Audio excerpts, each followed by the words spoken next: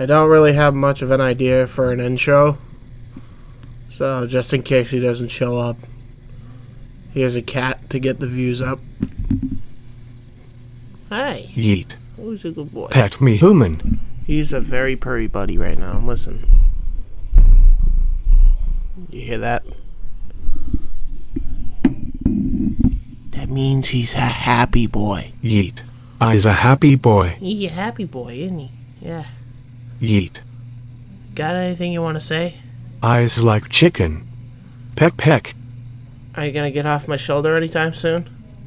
If it fits, I sits. No, it's my shoulder. It does not fit if you sit.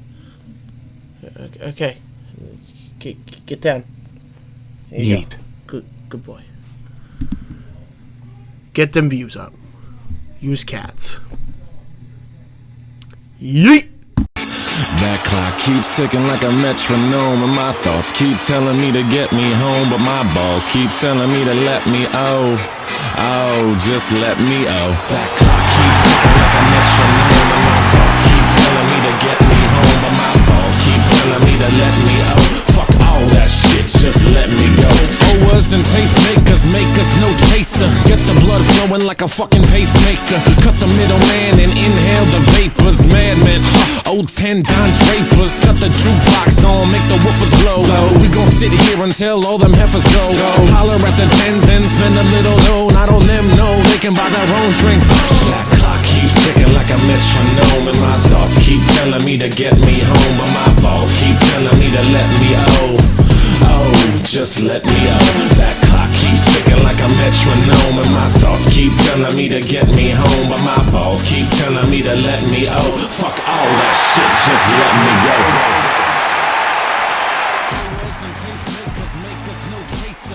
go. You fucked it up. Cut the middleman and inhale the vapors. Madman, old 10 Don Drapers. Cut the jukebox on, make the woofers blow. We gon' sit here until all them heifers go. Yep. Holler at the tens and spend a Hey, boys and girls, ladies and gentlemen of all ages. I'm mad because I just saw a $60 title get released, and it's as bad as the Holocaust and 3 bee stings. It's fucking terrible. I would rather have a moose shit in my face. I would rather be stuck in a goddamn cable car with the Russian mafia. This game is terrible. I watched about 20 minutes of footage and I went, nah, the glitches can't be that bad. Oh my god, I had Big Show disappear. I'm not shitting. I made the 7-foot-tall giant not exist anymore. He walked out to the ring and then he was gone. I went, what the fuck am I looking at? And I went, no. This can't be as bad as they say. There is no way. Maybe it's just a small glitch. We'll wait a couple minutes and see if there's like an update that's going to come up. There was no update. Still no update. Still no update. Right now, if you happen to have bought the game and you happen to have bought the digital copy of the game, the company is going to refund you all of your fucking money, including if you bought all the DLC and season passes. So go right ahead. Fuck 2K. Yeah. This is the fact that I am playing. Before you continue, Mike, do we want to talk about how people paid for these commemorative plaques along with the game? And on the plaques, you were supposed to get a signature of either Edge. Who are the other two? I know Edge was one of them. Undertaker and Triple H. Was it Taker and Triple H? I believe so. I'm not 100% sure, but that sounds like the three that makes the most sense. Well, either way, Edge was one of them, and some fan on Twitter actually contacted him personally, and Edge's response was lame. This happened to a lot of people, I heard. Send me your follow me on here. Tweet me if you did not get my signature. I will DM you my PO box, and then you can send it to me, and I will sign it and send it right back. Which you shouldn't have. Yep. but leave it to WWE to fuck it up and 2K. Yeah, that was So, I'm going to do a quick comparison. We're going to start here on the timeline. James, since you're editing the video, here's the timeline. We're going to start from SmackDown versus Raw 2007, and we're going to make our way to 2K20. I mean, how about this? This is the picture I'll use. Here is the fucking shit show of the ratings of the WWE. These ratings represent the best time ever, and every single year is when the game was released. There you go. Hey, here's one better. Here's a picture of Stone Cold's face in 2007. Here's what he looks like now. What the fuck is up with his neck? Oh my god. Why does he look inhumanly proportioned? Why are his pectoral muscles, his biceps and his triceps so big that I could physically do this? Walk down to the ring and just go, cool, dude, look, I'm Stone Cold. Look at how fucking large my arms are. How about the fact that Shawn Michaels has a fucking part in his hair? When? Oh. Why? How? Well, he was the Ultra Boy. Well, here's the problem with that. He never had a part in his hair. Hey, here's a better question for you. How come the main roster looks fine, like they were taken from a previous game, had a model switch, and they look okay now? But none of the The past NXT guys, guys- none of the NXT guys look good at all. Where the NXT guys are like a comparison to, ready? Here's your nowadays regular superstar who wears a mask. We'll do El Generico, fuck it. And here's 1943 Batman. How about the fact that even if you put a mask on your character, Not only does it the glitch out, face glitches into the mask, and then you are infused with your own goddamn attire. How about that one? So that can't be real. That cannot be real. Oh, it's 100% real. It's 100% real. I have it's seen real. this. Oh, it's real. It's damn real. It's bad. One clip I saw is it was a Money in the Bank ladder match, and Kevin Owens won it via pinfall. Oh, that's not the stupidest thing. You ready? I had a steel cage match. I got interfered before the first 4 seconds. I walked into the ring. The cage didn't even close. I walked out and I won the fucking match. That easy? The bell didn't even ring. I did this. I went, oh, cool.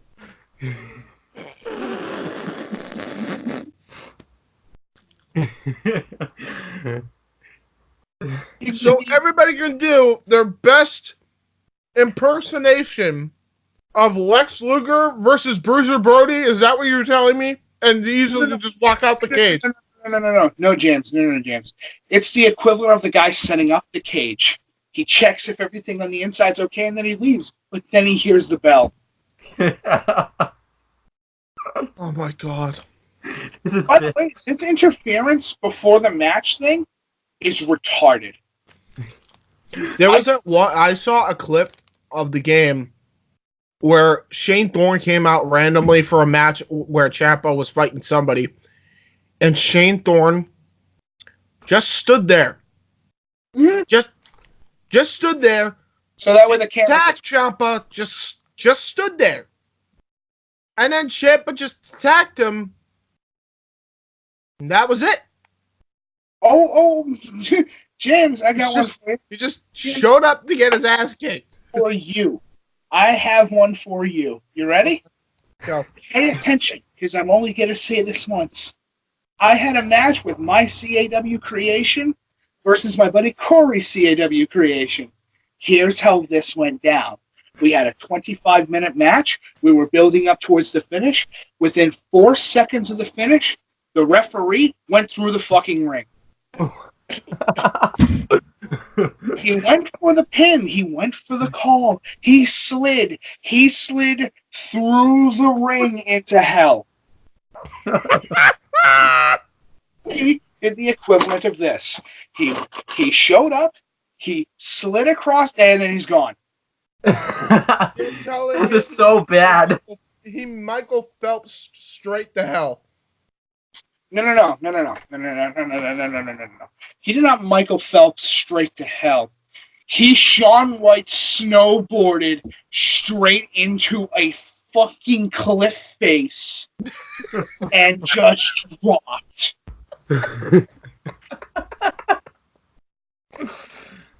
He just disappeared. Dude, we went from, I'm going to go through a quick thing. We went from WCW, NWO World Tour, WWF No Mercy, SmackDown, Here Comes the Pain, Day of Reckoning, WrestleMania 19. We keep scrolling through this fucking list. We make our way past the SmackDown versus Raw games, WWE All-Stars, 2K14, and that's where the timeline of the good games stops. Yep. Well, 2K14. At 2K14, which should just be called THQ 14, because they just bought the license, the game was already done, and they just said, that is mine now. But no. This here is mine. You don't get to have some. But we worked on the engine for like more than 15 years. I have a response to this. Fuck you. Mine now. And by the way, everyone's like, oh, well, because THQ went out of business. Don't give me that shit. No fucking excuse. Every time anybody wants to bring that up to me, it's like the reason why 2K15 was so god-awful was because they were not able to get anybody or even attempted to hire anybody from THQ. Yeah. Which is stupid. They didn't even attempt. Why not just push the game off for a year? Yeah. This is the problem with a yearly title. At least Madden you can get away with it's the same game. You want to know why it's the same game? Football hasn't changed in 60 fucking years. Yep. Well, you know something? How about that? How about this? You know why they're successful? Because they don't change shit. They add on. Yep. They add on. Now they like to change everything every year. Now, which is part of the effing problem. Now here's the one thing I can say. If anybody goes, Mike, what the fuck are you talking about? How do you know anything about professional wrestling? I wonder how I know anything about professional wrestling and how the gaming industry works. Hold on 1 second. You want me to prove the fact that I know what I'm talking about when it comes to the gaming industry? Give me about like a second. I'm going to go into my fucking closet. Mike, you probably should have chose your words better on that one. Jesus Christ. Owen, get out of your closet. Oh, fat. We should probably talk. Okay. So if anybody ever says I don't know what the fuck I'm talking about, this is how nerdy I am. He can feel it coming over him. He feels it all around him. He's been waiting for this moment. It's his destiny. So we're playing the game. We're going through the 2K20 system. We're figuring out some moves. And then we stumble into a problem. James, you know I'm a huge fighting game nerd, so when it comes to frame data, it's important to me. Oh, shit. Here we go. I told you I was going to talk about this. And Owen, if you don't know what I'm talking about, here's how this works in most video games. When you have a game where you have an opponent versus another opponent, there's this thing called frame data. Here's how it works. If I throw a punch, and then you see the second frame of the punch, and then the third frame of the punch, and then the reel back, that's 3 frames of animation. 2K has 7 frames of animation. What? One punch. Which isn't terrible, but remember that's 1 punch. So let's take that 7 frames, We'll times that by 4. We get 28 frames. It takes 10 frames to do a fucking grapple. I'm on 38 frames for the first combo. If we go back to 2K14 or THQ14, it takes about 24 frames of animation. How did we go from 24 to way too much? Yep. Here's the thing. You're not saying anything that's new. The frame delay on 2K has gotten worse as the years have gone by, and everyone wants to tell me it's gotten better. No, it hasn't. It's the slowest. If anything, it's gotten worse. James, a match in 2K20, if you play on legendary difficulty, you may not ever win. Where you and I on legendary status in 2K14, which is how you and I practiced for WIW, was to go up against the AI on high difficulty, so we had to we won matches just by reversing shit.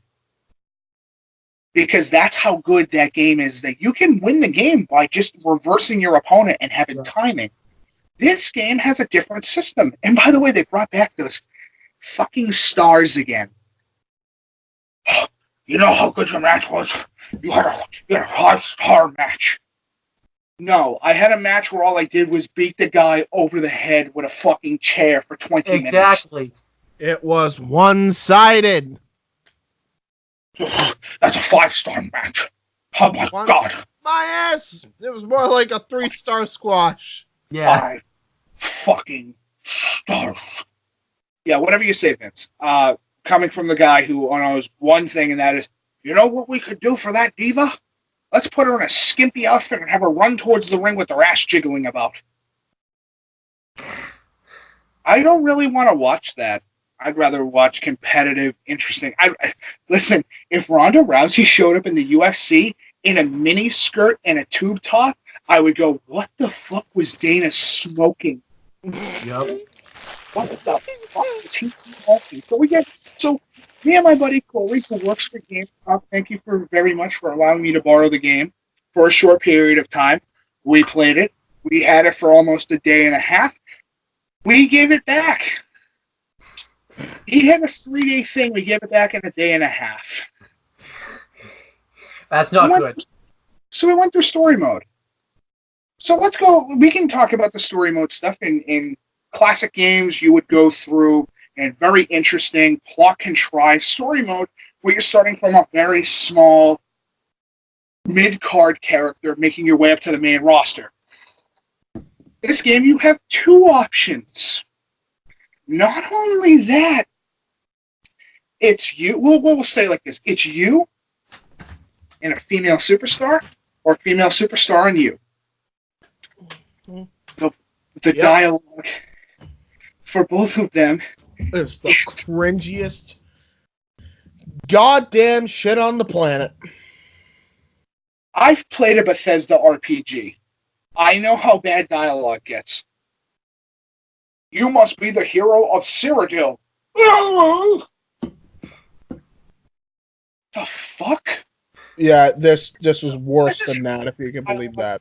How most of the dialogue and cutscenes look. And I'm going to give you a 100% reenaction. So I'm going to move the camera just a little bit so I'm in a better frame. And here's how it is. Your character walks on the screen. What? I would like to have a match with you. What the fuck did I just watch? Does he really walk? RoboCop? Does he really walk like that too? Does he really walk like that? Yeah, he walks something close to that. Oh, remember the jogging animation? This fucking jogging animation from 2009? Oh, it's back! And it's even slower. How come Grandpa on the fucking Little Rascal is speeding by my character? Jogging like this. What the?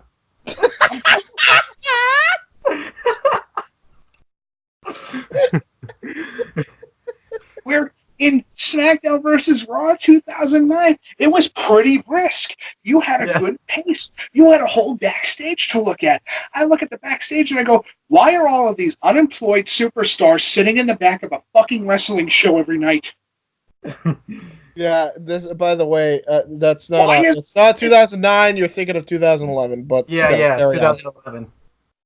Does it really matter? Well, yeah, because SmackDown was the day of tag team maneuvers. 2009. That was it. That's all they had. Yeah. Sorry. Oh shit! I totally forgot about that. Sorry, I haven't played a lot of the SmackDown versus Raw games in a long time. The last one I played was 2007. You're talking to. Trust me, you're talking to an encyclopedia of like half good, half garbage. You mean wrestling shit? Yeah. So in any case, to give an example of how you're supposed to do a story mode, if you want to do cutscenes, do interesting animations and shit like that, here are a couple concepts. You either go, let's do the WWF No Mercy style, where you get to take your character, depending on your win-loss record, you'll either go for the main title or you're going to get fucked over at Royal Rumble, and then you're going to have to go fight the boss's big thing and to unlock a new character. That's a good idea.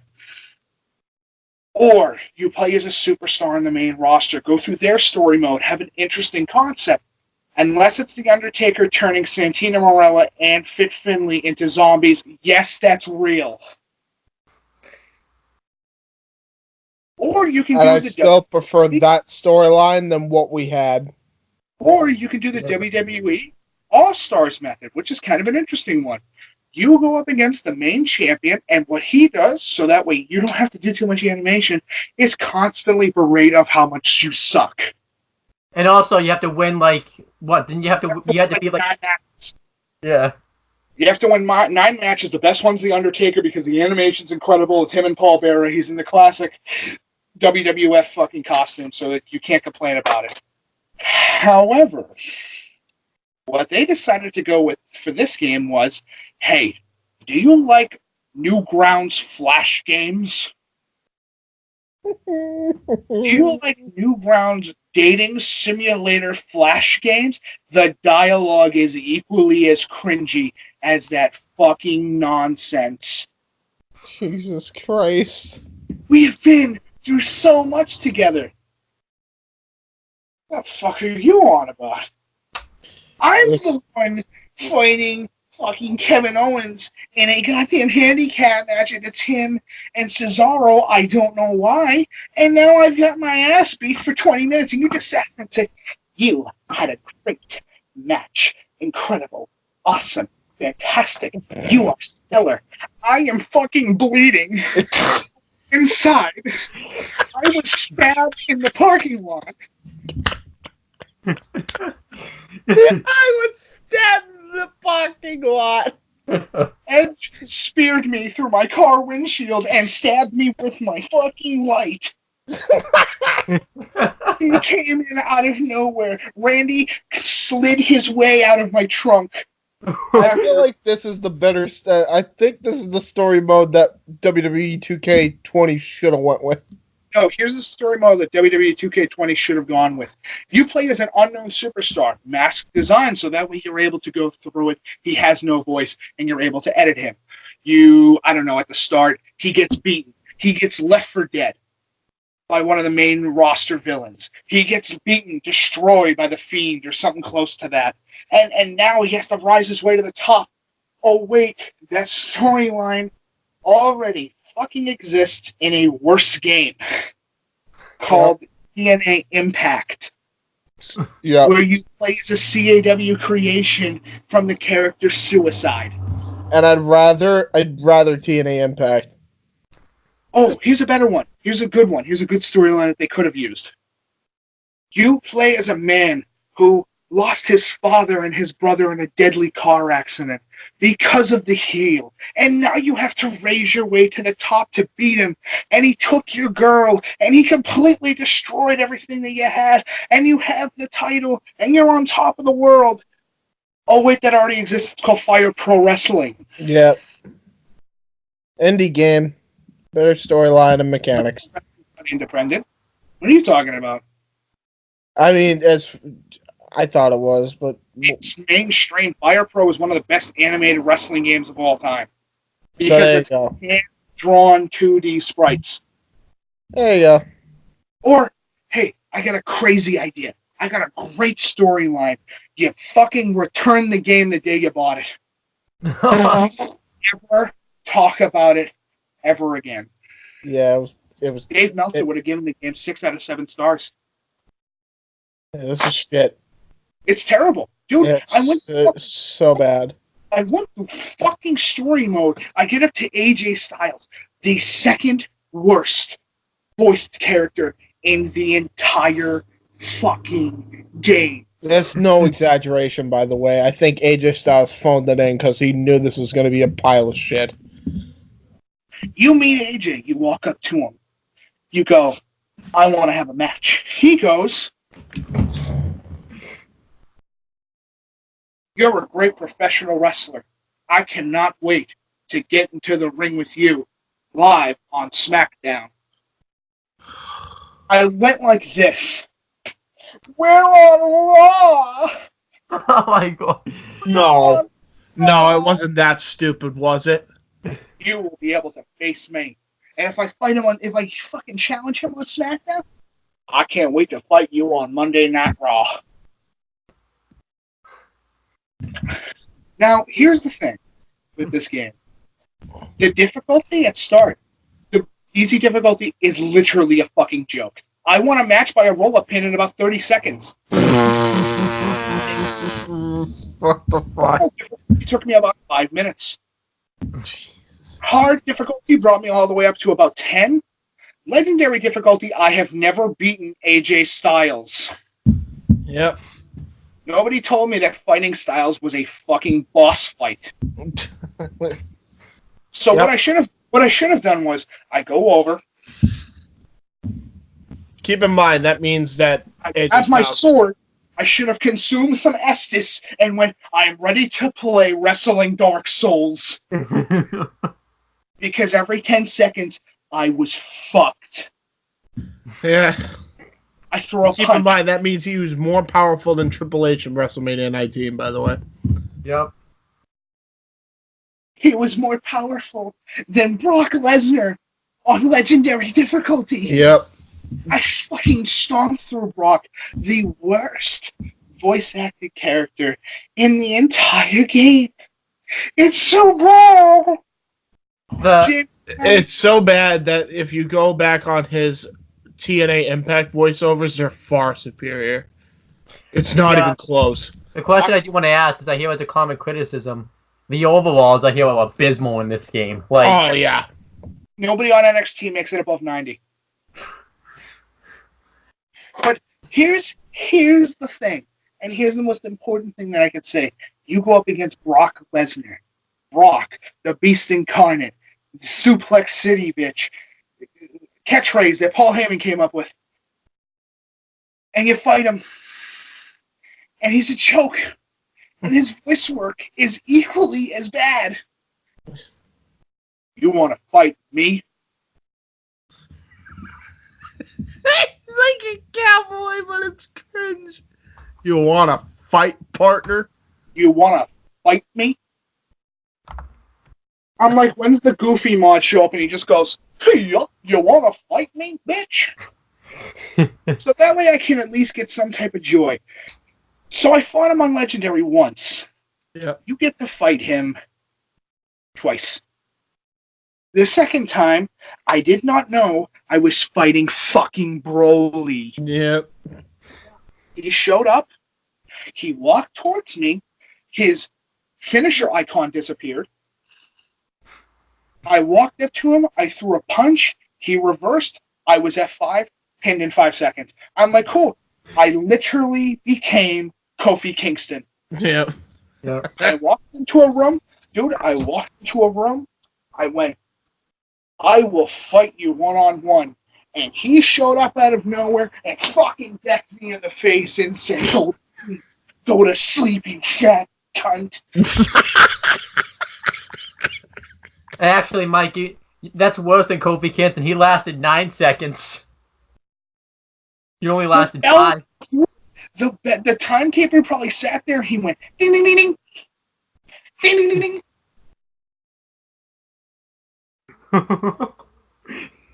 The commentators didn't even start. That's how I put my ass. How's the commentary in the game? Wow! Can you believe that he did a power bomb? Oh, shut the fuck up, Corey Graves. Michael Cole. Oh my! No, here's Michael Cole. What an incredible match we are going to be seeing here tonight. In the WWE. Notice So how you he pronounces WWE too. WWE. You must subscribe to the WWE Network. No, it's And WWE Network. Dude, I got to the point playing Vintage! I got to the point playing this where I didn't have one, not two, not three, 5 crashes. The game fucking crashed hard. I'm talking about had to unplug the fucking console from the wall, wait about 2 minutes so that way we can make sure that nothing bad happened, plugged it back in. Guess what happened to all that save file when we made our way up to Styles? Corrupted. Oh my. So then we made our way back to AJ Styles. We fight him in the middle of his fucking retarded voice acting. I can't wait till the game fucking crashed. Oh my god. I was doing this for about a minute. We can't see what you're doing. I fucking rammed my head into a drywall going Mach 2. I wanted to run into traffic. I went, this is fucking retarded. So we get to the third time. I hold my little remote in my hand. I go, this time, your ass is mine.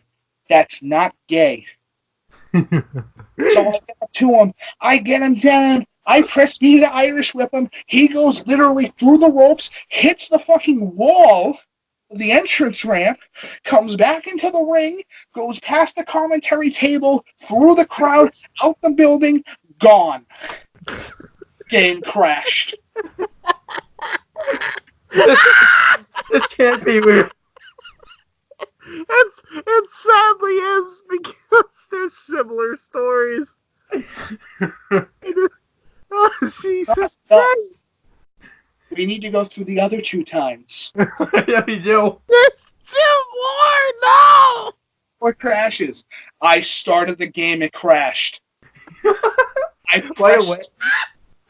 Now, hold on. Ready? Want me to show you how far I got? The main menu's up. I pressed the start button.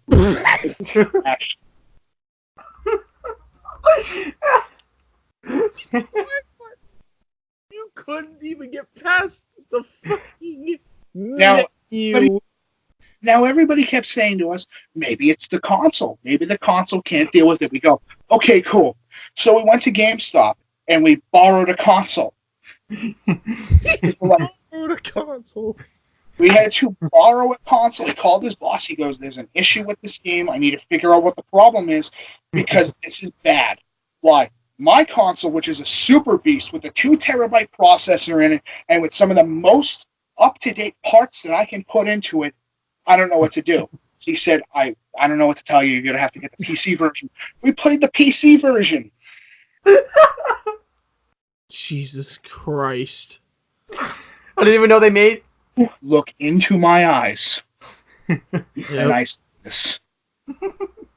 This fucking game crashed. Not on the title screen. Not on the loading screen. On the fucking install screen. It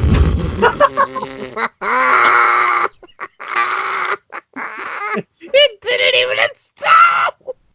He didn't even get to install it. The disc was corrupted. He brought it back to his boss and said, I don't know what happened. He goes, what could possibly happen? He goes, the game crashed when I was fucking installing it. I go, did your computer develop white blood cells and said, get this bullshit away from me? But you would think that we were done. Oh, for fuck's sake, there's more? There's one more. That's very important. Oh, God. Move your camera up so we can at least see your eyes, the anger in your eyes. The PC edition of this game destroyed his $3,000 computer. Oh, that's not even funny. No. It corrupted his entire hard drive, and his CPU took a gun and shot itself in the head. Oh, This gave the fuck up. oh. Virus so bad on his processor that his computer made a noise that sounded like a cat taking its claws down a wall on a church.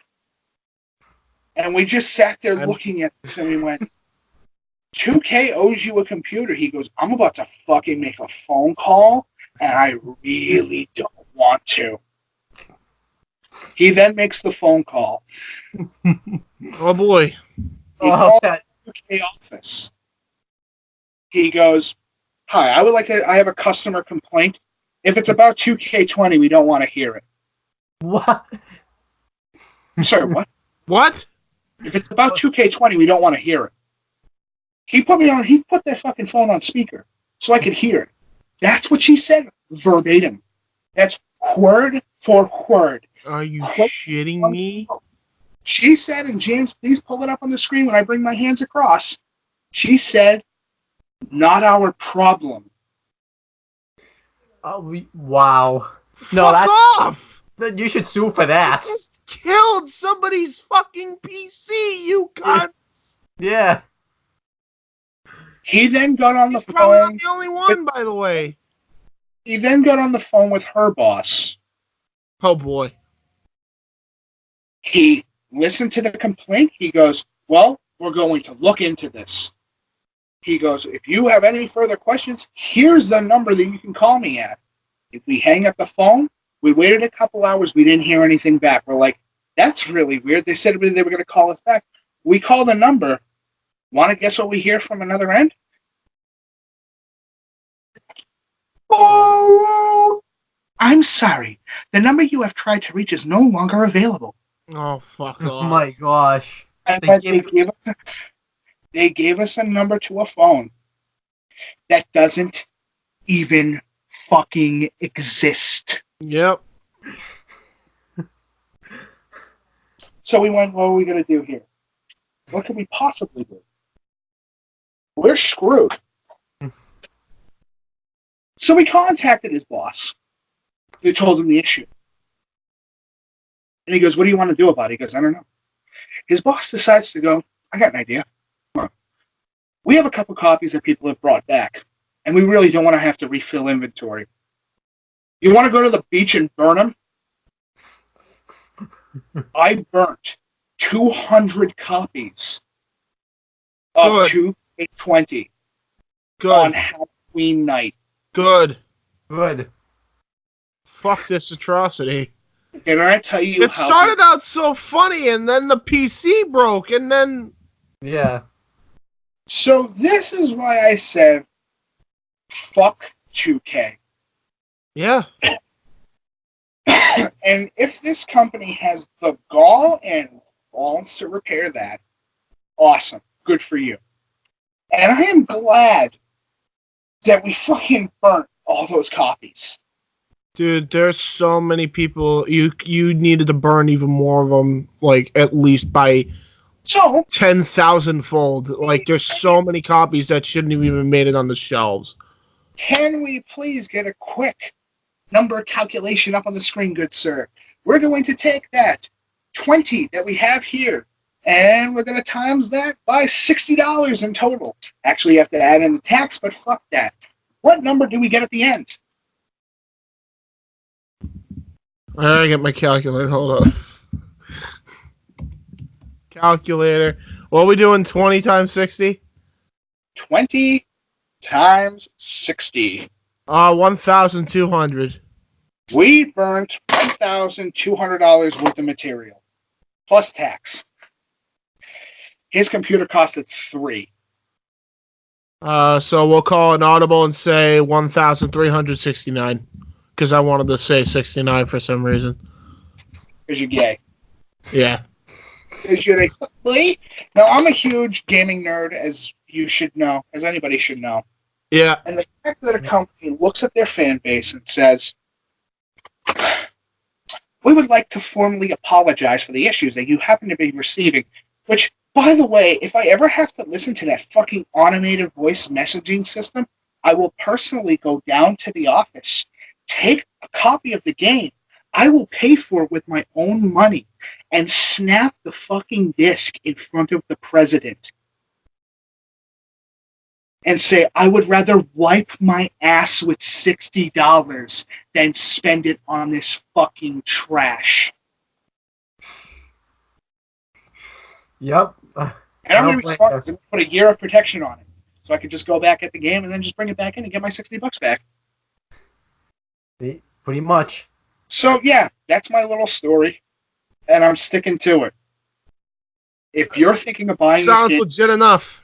if you have the gall to defend this and say, it's the most graphically superior game. No, because my ass. Because Rey Mysterio's face is poking out of every orifice that his mask can hold. Tell that to Ronda Rousey, who can't stop having a fucking seizure every time she's in the ring. Ronda, are you okay? Absolutely. Ronda, are you sure you're okay? I'm fine.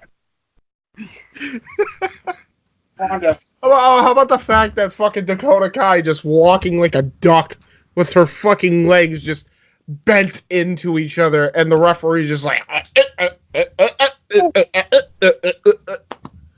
in the match. To give an example, to give a very important example, they had the gall to say this. This will become the next SmackDown. Here comes the pain. Yeah, that's why Yuke's left, right? And I said this specifically. I went, so hold on. Let's take a look at the features that SmackDown Here Comes the Pain has. You have the ability to fight in the ring. You have the ability to fight in the backstage, to fight on the ramp, to fight on the staging itself, to fight on the streets, fight in the subways, fight outside. Fuck, go fight in New York Central. Climb the top of a helicopter and drop elbows. Here's what 2K20 gives you. Absolutely fucking nothing. Yep. I would rather have a cactus stab me in the eyes than play this shit again. I would rather fall down a stairwell of glass than play this nonsense again. I would rather get fist fucked by Andre the Giant and become a Jeff Dunham puppet than deal with this horse shit again. I would rather take a shotgun blast to the dick and have to eat my scrotum than deal with this horse shit again. I would rather have to deal with the room. Listen to Tommy Wiseau talk about how much of a critical fucking genius he is, and then agree with him and say, now can I kill myself like you do at the end? Oh, fuck's sake. I would rather watch the end of Hell in the Cell all over again. Is that bad? I would 100% rather than play this nonsense. Marry my ex, have several children, and then at the end of it, die an old man saying one thing. What the fuck is wrong with me? I would rather have an Xbox drop from orbit onto the base of my skull, so that way I can wipe the memory of this terrible tragedy upon the gaming industry. I would rather spend $100 on Fallout 70. No, fuck that. Even this game isn't that bad. I would rather go up a down escalator while fucking King Kong Bundy is sliding towards me going Mach 1. And then having my head go up his ass. These are the things I would rather do than play this terrible garbage. You know what? I'd rather eat garbage. I would rather have my eyelids sewed into my skull and have to play Ghouls and Ghosts with a perfect no-hit run, which is physically fucking impossible. I would rather fall from an airplane, dick first onto a sword, and live.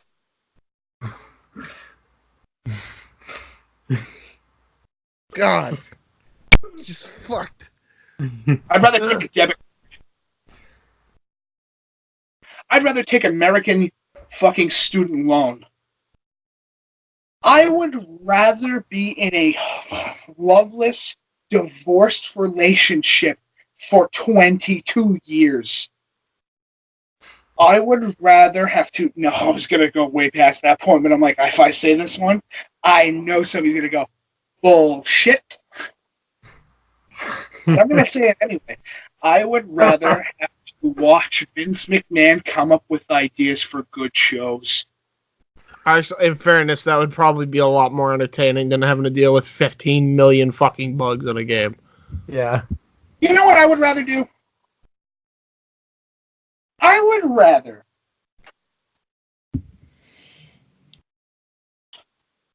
buy a bookshelf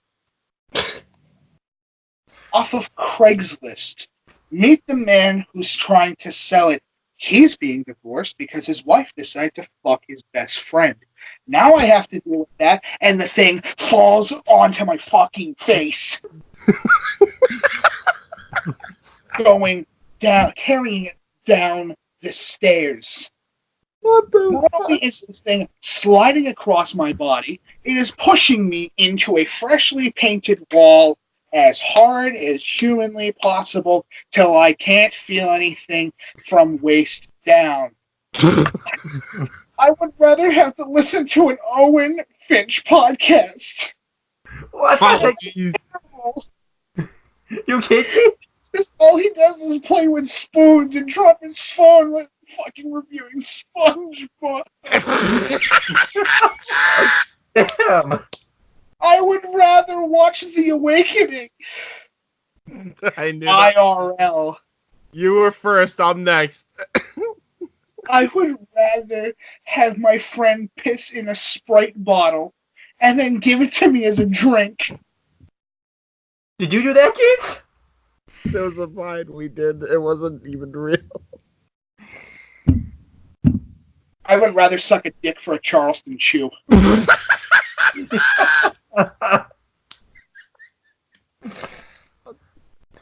I would rather have my cock taped to the top of a helicopter fan blade as it goes up. My gosh. This game's so bad. This game is terrible. This is the equivalent of the plagues hitting fucking Egypt. This is the game where you know that the CEO killed his firstborn son. I think I have enough. I think I said enough that I have to say. You now have a rant at the end, and I hope you supercut it so that way my face just gets bigger and bigger on the frame. So, At this point, I think I'm just gonna save my rant on WMG for just a separate video on its own. yeah. I don't know how the hell I'm gonna top that. So I gotta ask the question then. We do letter grades on here. What's your letter grade? Your percentage of that letter grade is? What percentage? What would you give a percentage within that letter grade? What did he even throw? I threw a pen. What's the percentage? Percentage of buy to sell rate? 0%. If you have to sit there and you have to look at this and go, but it's graphically great, it looks incredible, the gameplay looks like two old people fucking in a corridor in a goddamn mental hospital. But I don't want to play this title dumb piece of shit. If you still want to pick up this game because of the fact that you want to play the infinite number of glitches, please don't. For God's sakes, I'd rather watch you play Daikatana. I would rather watch you play the fucking Flash game of The Room. I would rather watch somebody play Jekyll and Hyde blindfolded before playing this toxic pile of human excrement. Excrement? I would rather watch somebody being raped by midgets. Game again. Hell, I'd rather be raped by the midgets.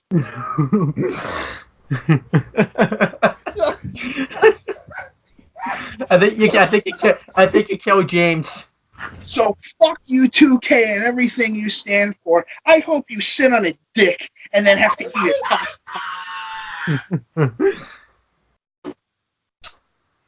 I don't know how we're topping that. I don't know how we're gonna top that video. So that might be like one of the greatest rants that's ever happened on the show. I don't think anything's ever topping that ever. No. It was. We can't even. It's so bad. I think he's gone. I think he left. Uh-oh. It just ended with them sitting on a dick! Uh-oh. No, don't do it! He did it!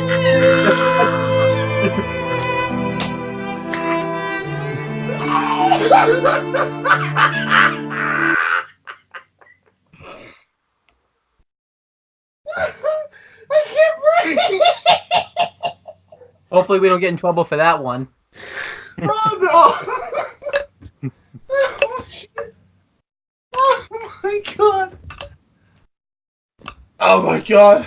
Hey, did you want to see a dead body? Shut up! Hopefully we Oh don't my get. god! Hopefully we don't get pulled for that one. No, we'll be fine. Listen, if Logan Paul can do the Suicide Force, you're okay.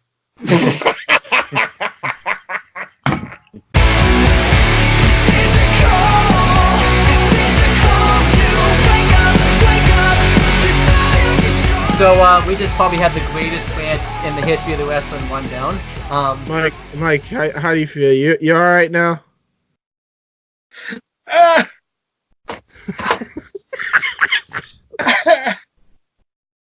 It's so bad. But we gotta move on. We gotta. Hey, listen, it's okay, Mike. We got good shit to talk about. I'm so upset. It's also because I don't want to have the camera on because I look like a faggot. Well, turn the camera off. That's an incredible idea. I wish I came up with that one first. So we gotta move on though. We gotta get to the reviews. We gotta talk about good stuff. This fucking kid. That is 90 minutes of somebody's life that is never going to come back. Yeah, just like WWE2K20. Oh, no, wait. That was a day and a half of somebody's life that will never come back. Anyway. So, this is the good shit now. We got over negative shit, but I don't even know if it was negative just because of the fucking... I'm just not going to bring it up again. Anyway. Yeah. Yeetus and deletus. Yes. So, let's get to the reviews. We're going to start with AEW because AEW is always a great place to start. Yes. I always think we like to start with All Elite Wrestling because we're more energized when we start the reviews with an AEW. Makes the most sense to start. So we're gonna start with AEW Dark that aired. This was episode 4 of AEW Dark, which is called Pittsburgh, Pennsylvania. And obviously you should know why it's called Pittsburgh, Pennsylvania if you watch episode 3 of Dynamite. But if you didn't watch episode 3 of Dynamite, that's where Dynamite took place, so that's why it's called that. Regular Dynamite or Black Dynamite? Hopefully regular Dynamite, hopefully. What do you mean, hopefully? You racist? Black Dynamite's an incredible series, and you can go play with a spoon, you fuck. But we had the host, Tony Schiavone. I think he's going to host it pretty much, he just runs his contract out. He's going to be the host of AEW Dark forever. So not a bad gig. And we had the commentary team of Excalibur and Jim Ross. And we had the first match on the show. It was QT Marshall, who was having his first match on the show, and Peter Avalon with Leva Bates ringside versus Dustin and Sonny Kiss. Before the match even starts, Peter Avalon comes out and he basically cuts his promo. It's basically, the same promo that he's probably going to cut every time, where he gets the sports heat going. And this time the crowd actually booed more, considering the fact that it was in Pittsburgh.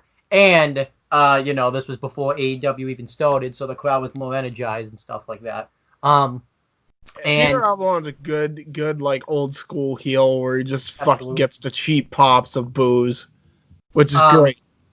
Yeah, I love it.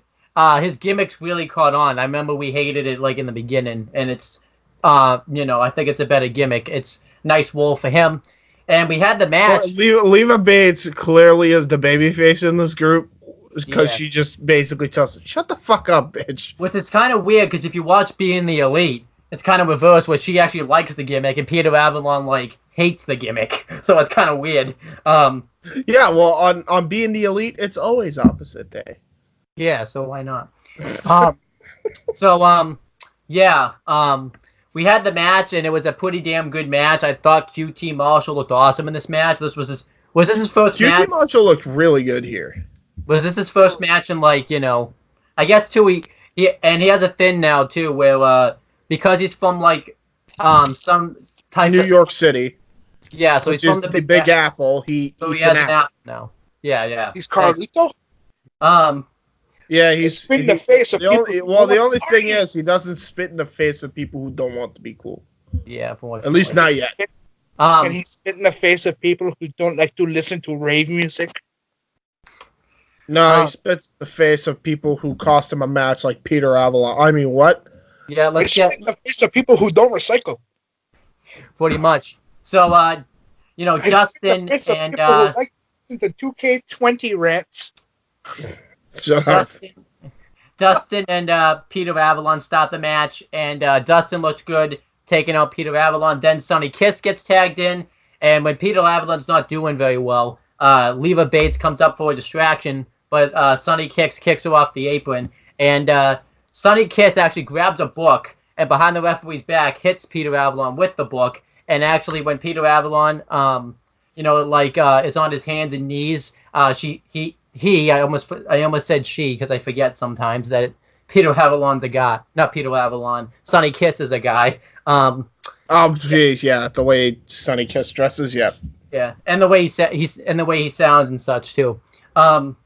Sonny Kiss though, I could say I'm going to get a lot of heat, but we're already getting a lot of heat because with the beginning portion of the video, so I got nothing to worry about right now. So, Sonny Kiss, And I've already gotten a lot of heat the past day or so I'm not really worried right now. Sonny Kiss sits on Peter Avalon and actually reads the book. It was quite funny.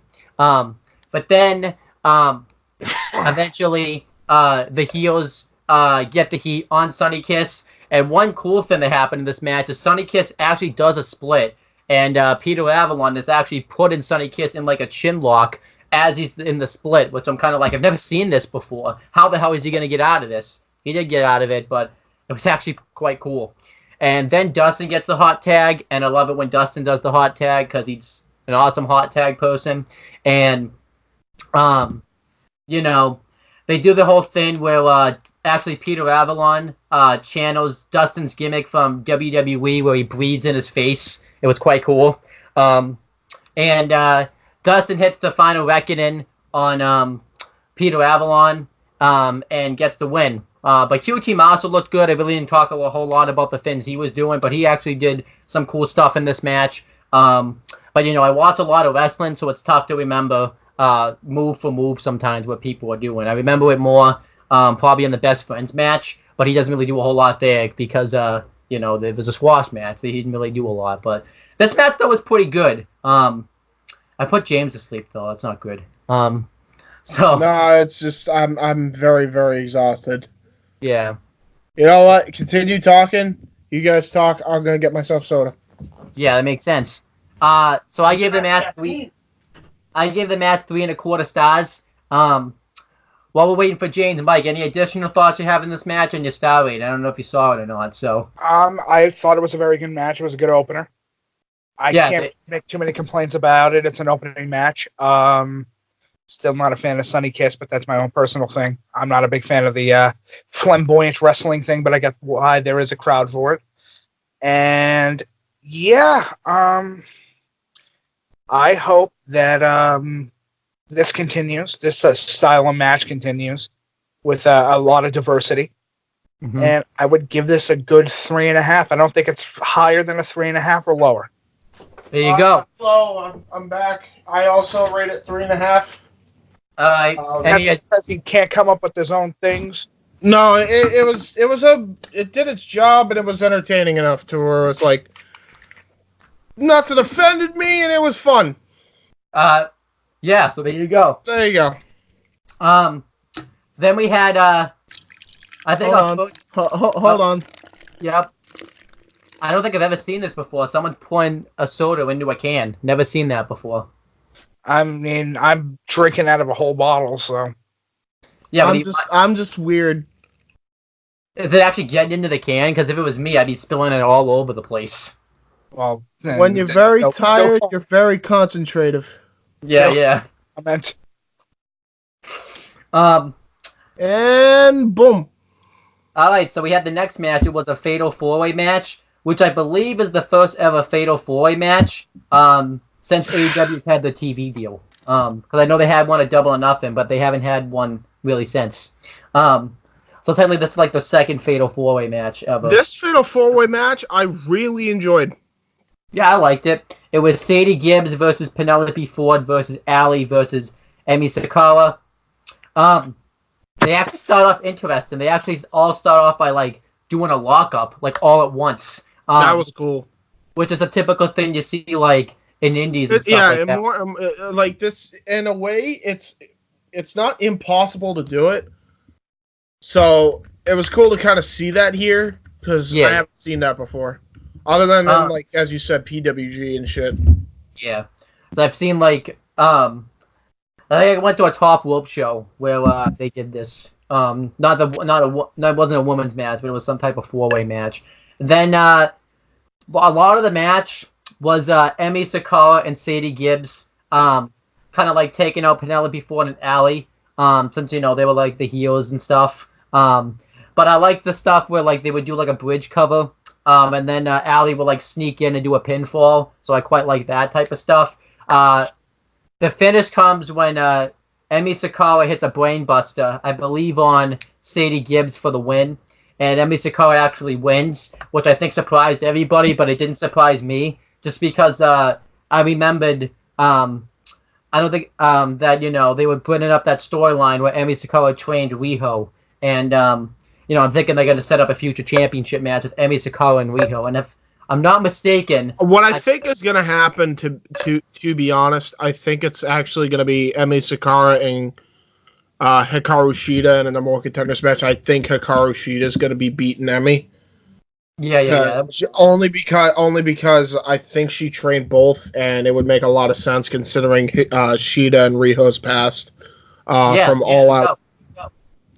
And plus, just between everybody here, I actually really like Hikaru Shida more than I like Riho. Just saying. You cunt. Why do you say just between? Well, I mean, I don't hate Riho.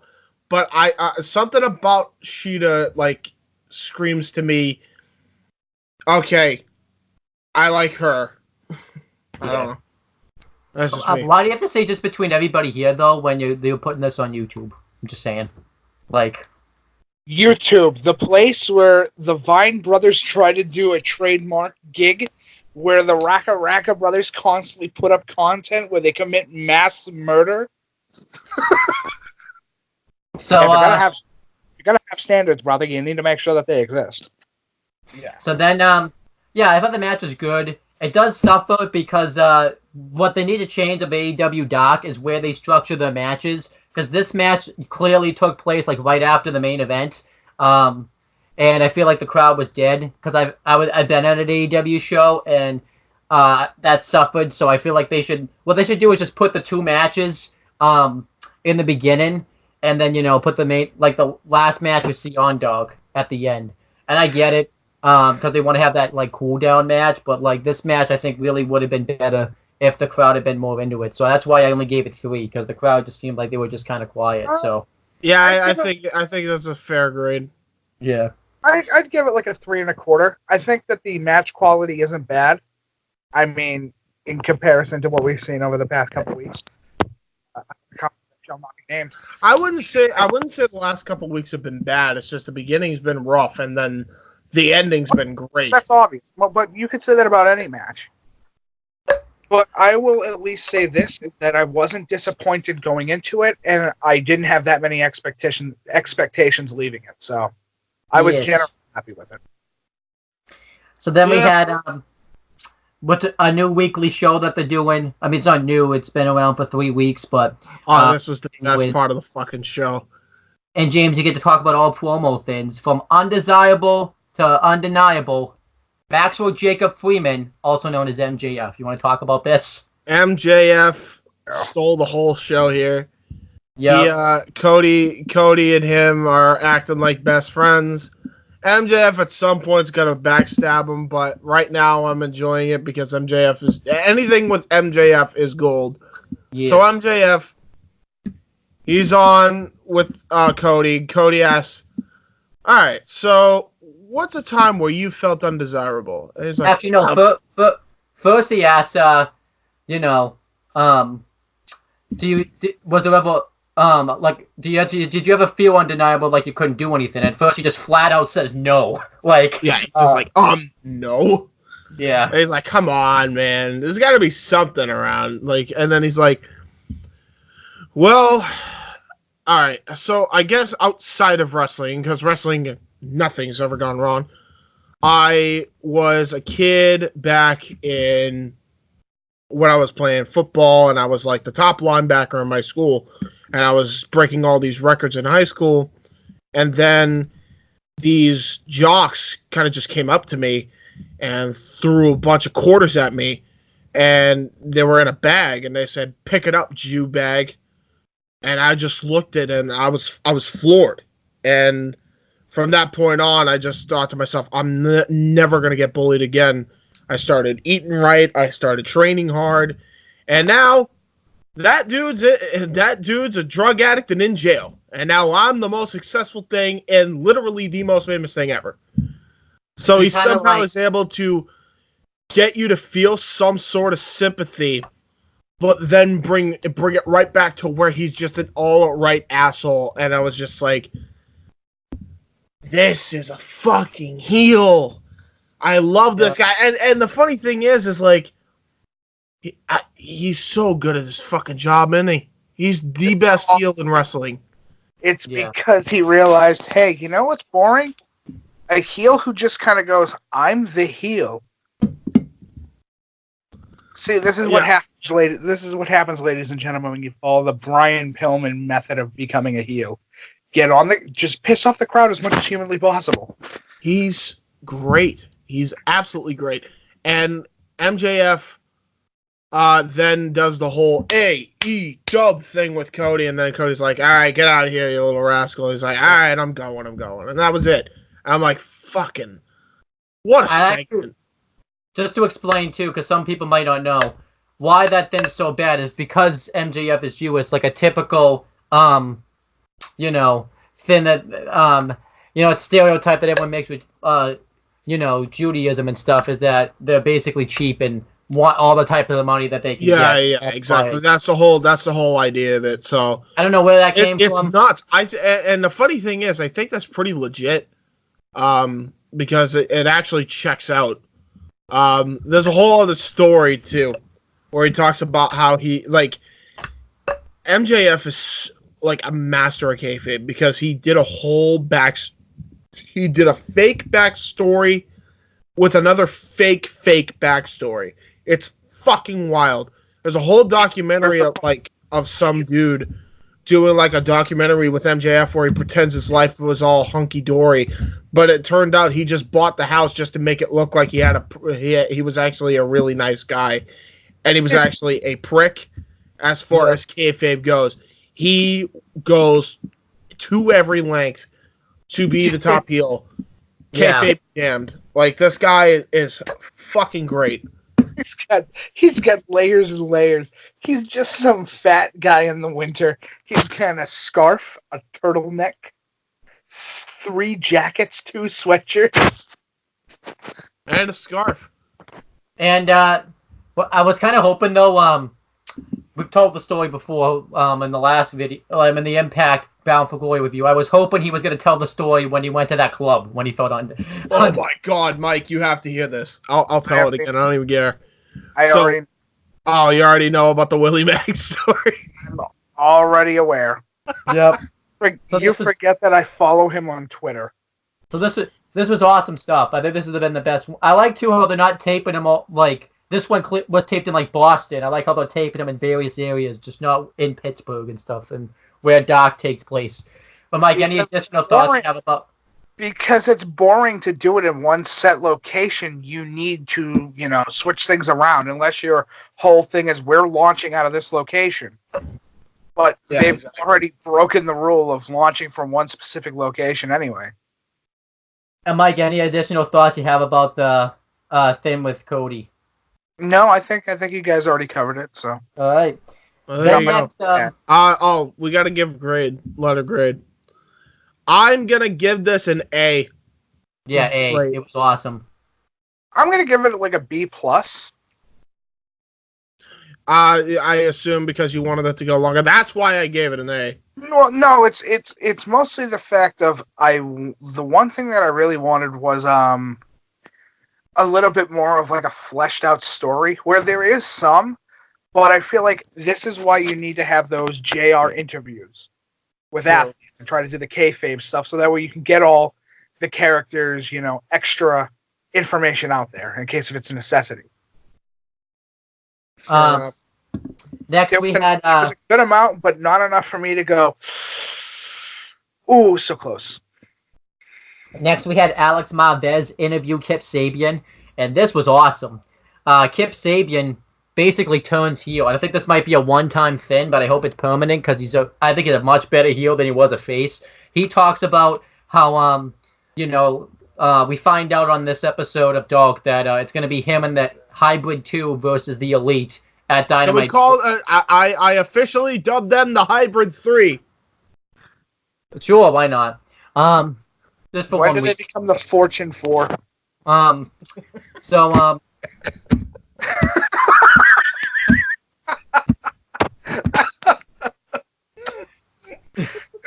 but then that was perfect. Kip Sabian basically, brags that he was in the first ever one-on-one match in AEW and how he won it, and basically he's done nothing. He hasn't been on Dynamite or anything like that. Meanwhile, the Elite have just been taking over AEW and taking over Dynamite, and he wants to make a statement. He wants to prove himself. So beating the Elite would get him more matches, and it would get him noticed more. He actually cut a hell of a promo. I really enjoyed it, and if he's a heel, it makes sense for him to be a heel because he's basically. I honestly, I don't just say it to be to be a meme. I honestly think they should go from the Hybrid 2 to the Hybrid 3. I really would like to see these guys as a trio, and we'll get to why as we get into Dynamite. But yeah, as far as a heel, Kip Sabian did a hell of a job there. Mike, a lot of great heels on AEW. What did you think of this interview? I thought it was interesting. I'm not gonna give it a letter grade because I feel like it doesn't really need it. It stands alone. Yeah. We don't. Its own. But I will say that it added a little bit of light. There you go. Then we had Oh, You could say it was. You could say it was neon light, like the hybrid too. Yeah, there you go. You can also say, James, no, stop. No, stop. No, stop. No. Then we have the main event. It was a Falls Count Anywhere match. Jimmy Havoc versus Darby Allin versus Jack Evans.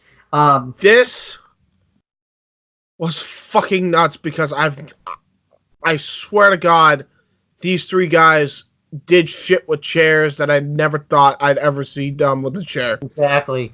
This was fucking ridiculous. And this was on Dark. Go for Hedge. This was on Dark. So, Darby Allin and Jimmy Havoc have a face-off since they have a history with each other. Since Darby Allin beat Jimmy Havoc to become #1 contender for the AEW World Championship, it made sense. And Jack Evans, because he feels like he's being overlooked, just takes out I think it's Jimmy Havoc right off the bat. It was pretty damn cool, and he starts hitting a sequence of moves on everybody, and he gets a suicide dive on Darby Allin. He does 1-2. Jimmy Havoc. Jimmy Havoc starts to tug at the fingers of Darby Allin, which I always love when he does that because it just makes him look crazy, and it makes me continuously want to see a match between him and Pete Dunne to see who would break whose finger first. You're sadistic. Jesus Christ. Then he hits a Falcon Arrow on Jimmy Havoc, and then that joke continuously gets brought up by the no one ever kicks out of that move. Jesus. That. Yeah. All right. All right. One thing I'm gonna say. I have to bring this up. Stop with it. Look. I liked it when it was once a month in PWG. You do this every week on Dynamite and Dark, it's gonna get old really fucking quick. Stop doing it. Then Jimmy Havoc just immediately decides, not for this wrestling right here. That's a hardcore match. We're supposed to be doing that type of stuff. He grabs a chair. He hits, Jack Evans with it. Darby Allin hits a wicked suicide dive through the ropes. And Jack Evans attacks him. He throws him over the guardrail. And then Jimmy Havoc ends up diving off the guardrail into the crowd. And it was quite awesome. And, they try to win the match on the outside. They all fight. We see, some type of equipment box get used, which was quite cool. They fight over to the stage. And they suplex each other on the stage. Jimmy Havoc dives off the stage on everybody. This was all happening on Dark, by the way. That's all. It's quite awesome, and you can clearly see that the Young Bucks, Cash was still there because I think they just had a match previous to this or something. Yeah. And then they were just like, "What the fuck am I watching?" Yeah.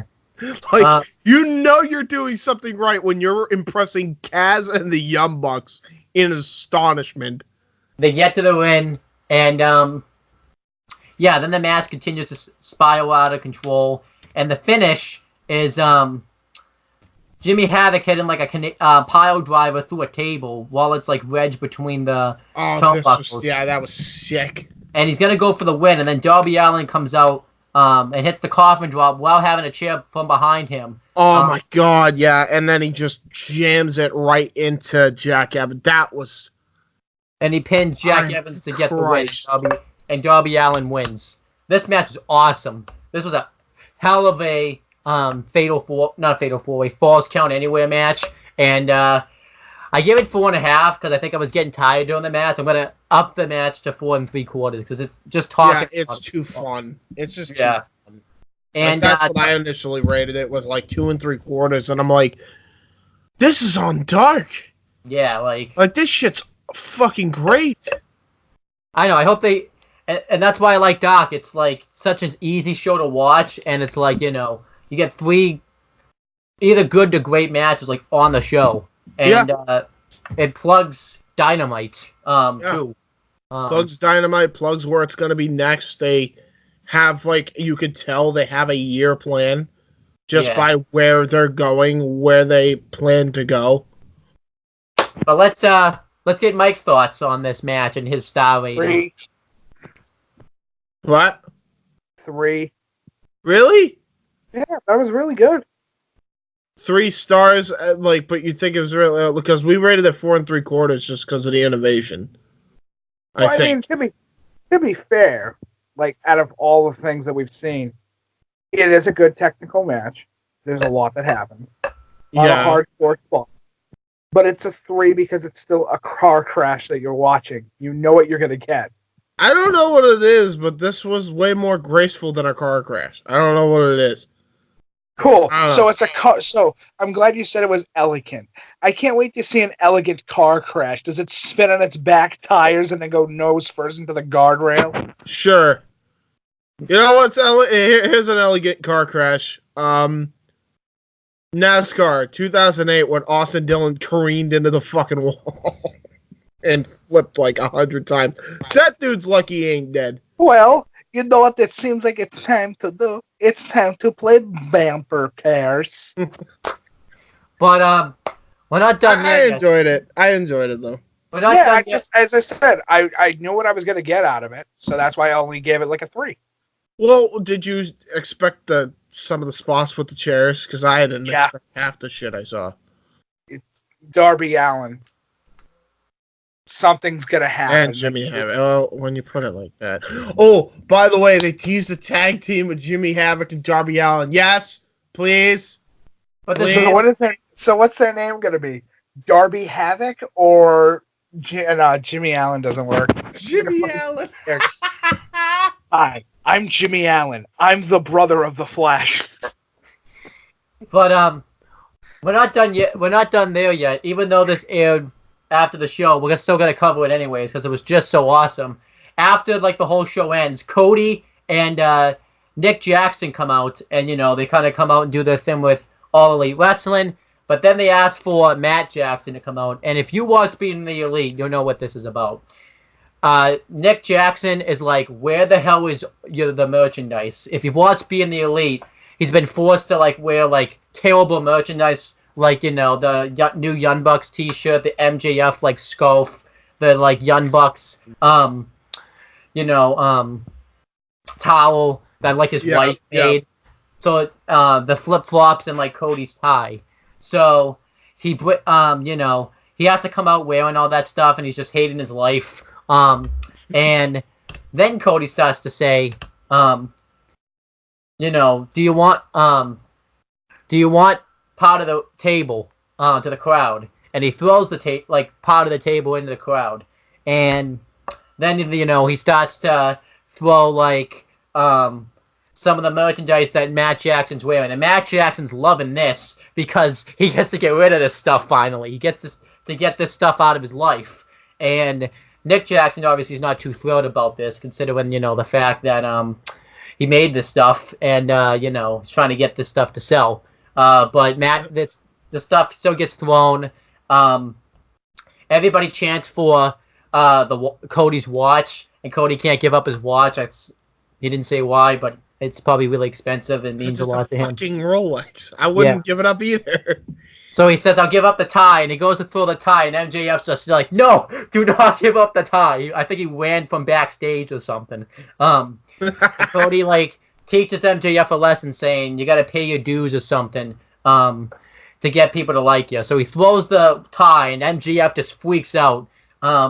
They give up the steel chair that they were using in the Falls Count Anywhere match, and they even give up Justin Roberts.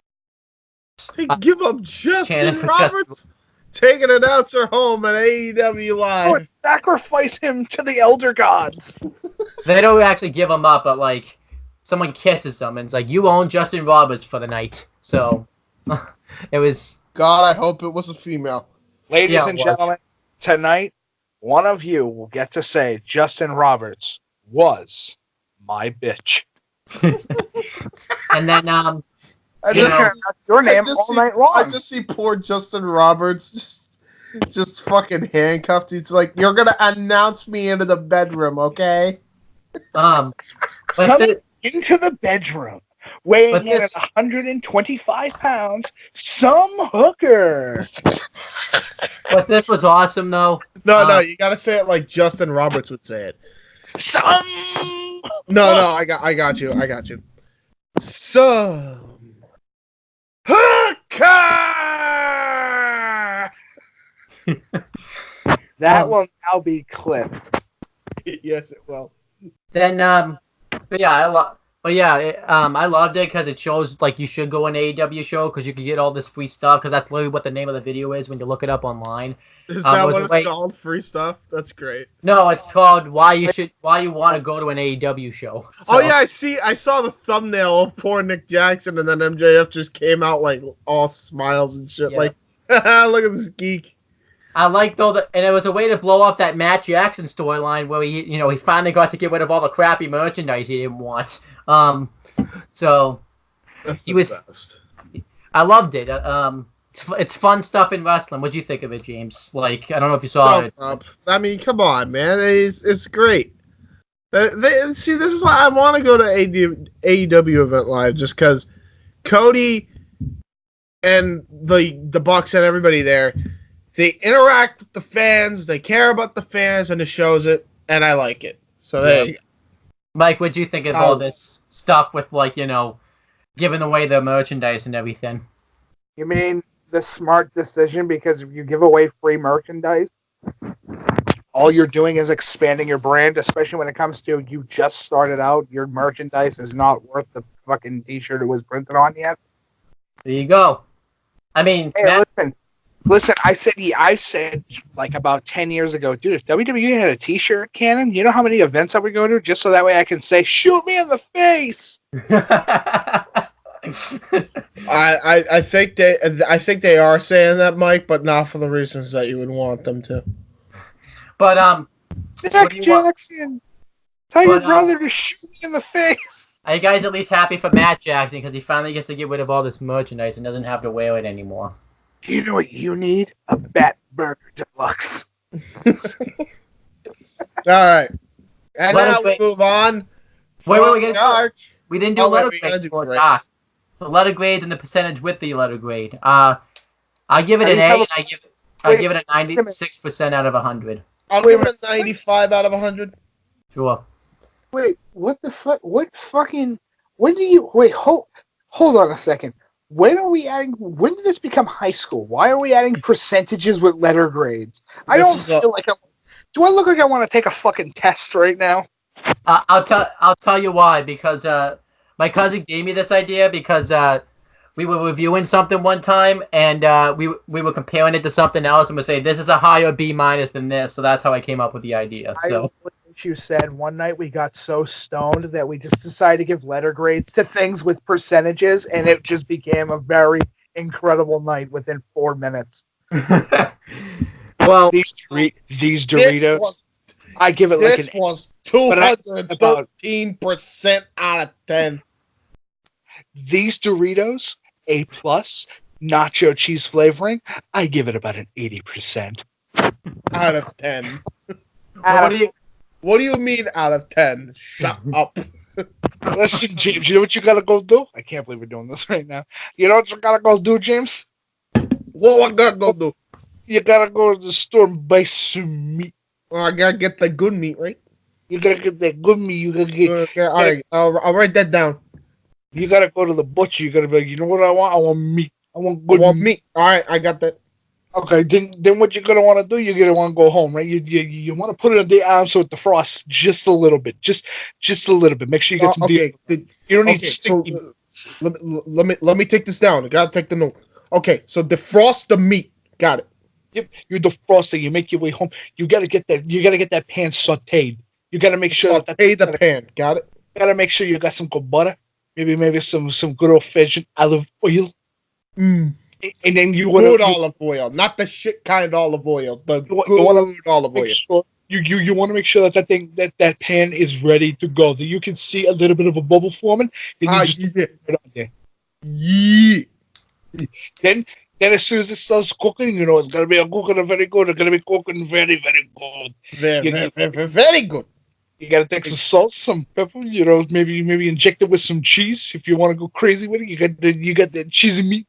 And then what you want to do cheesy meat is always a good meat. What you gotta want to do is before you get it all cooked, you gotta want to you're gonna want to hit it. You're gonna want to stretch it, maybe even caress it. You make sure that you love your meat. Yep. And then as soon as it's on the plate, and you're like, you know, this is gonna be a good day. You start eating that shit. You know what you say as soon as you're done? You look at that, it's all sauteed. You got your appetizers, you got your side dishes, you got dessert ready to go. You're looking at that meat, you go, you know how good it is? Damn.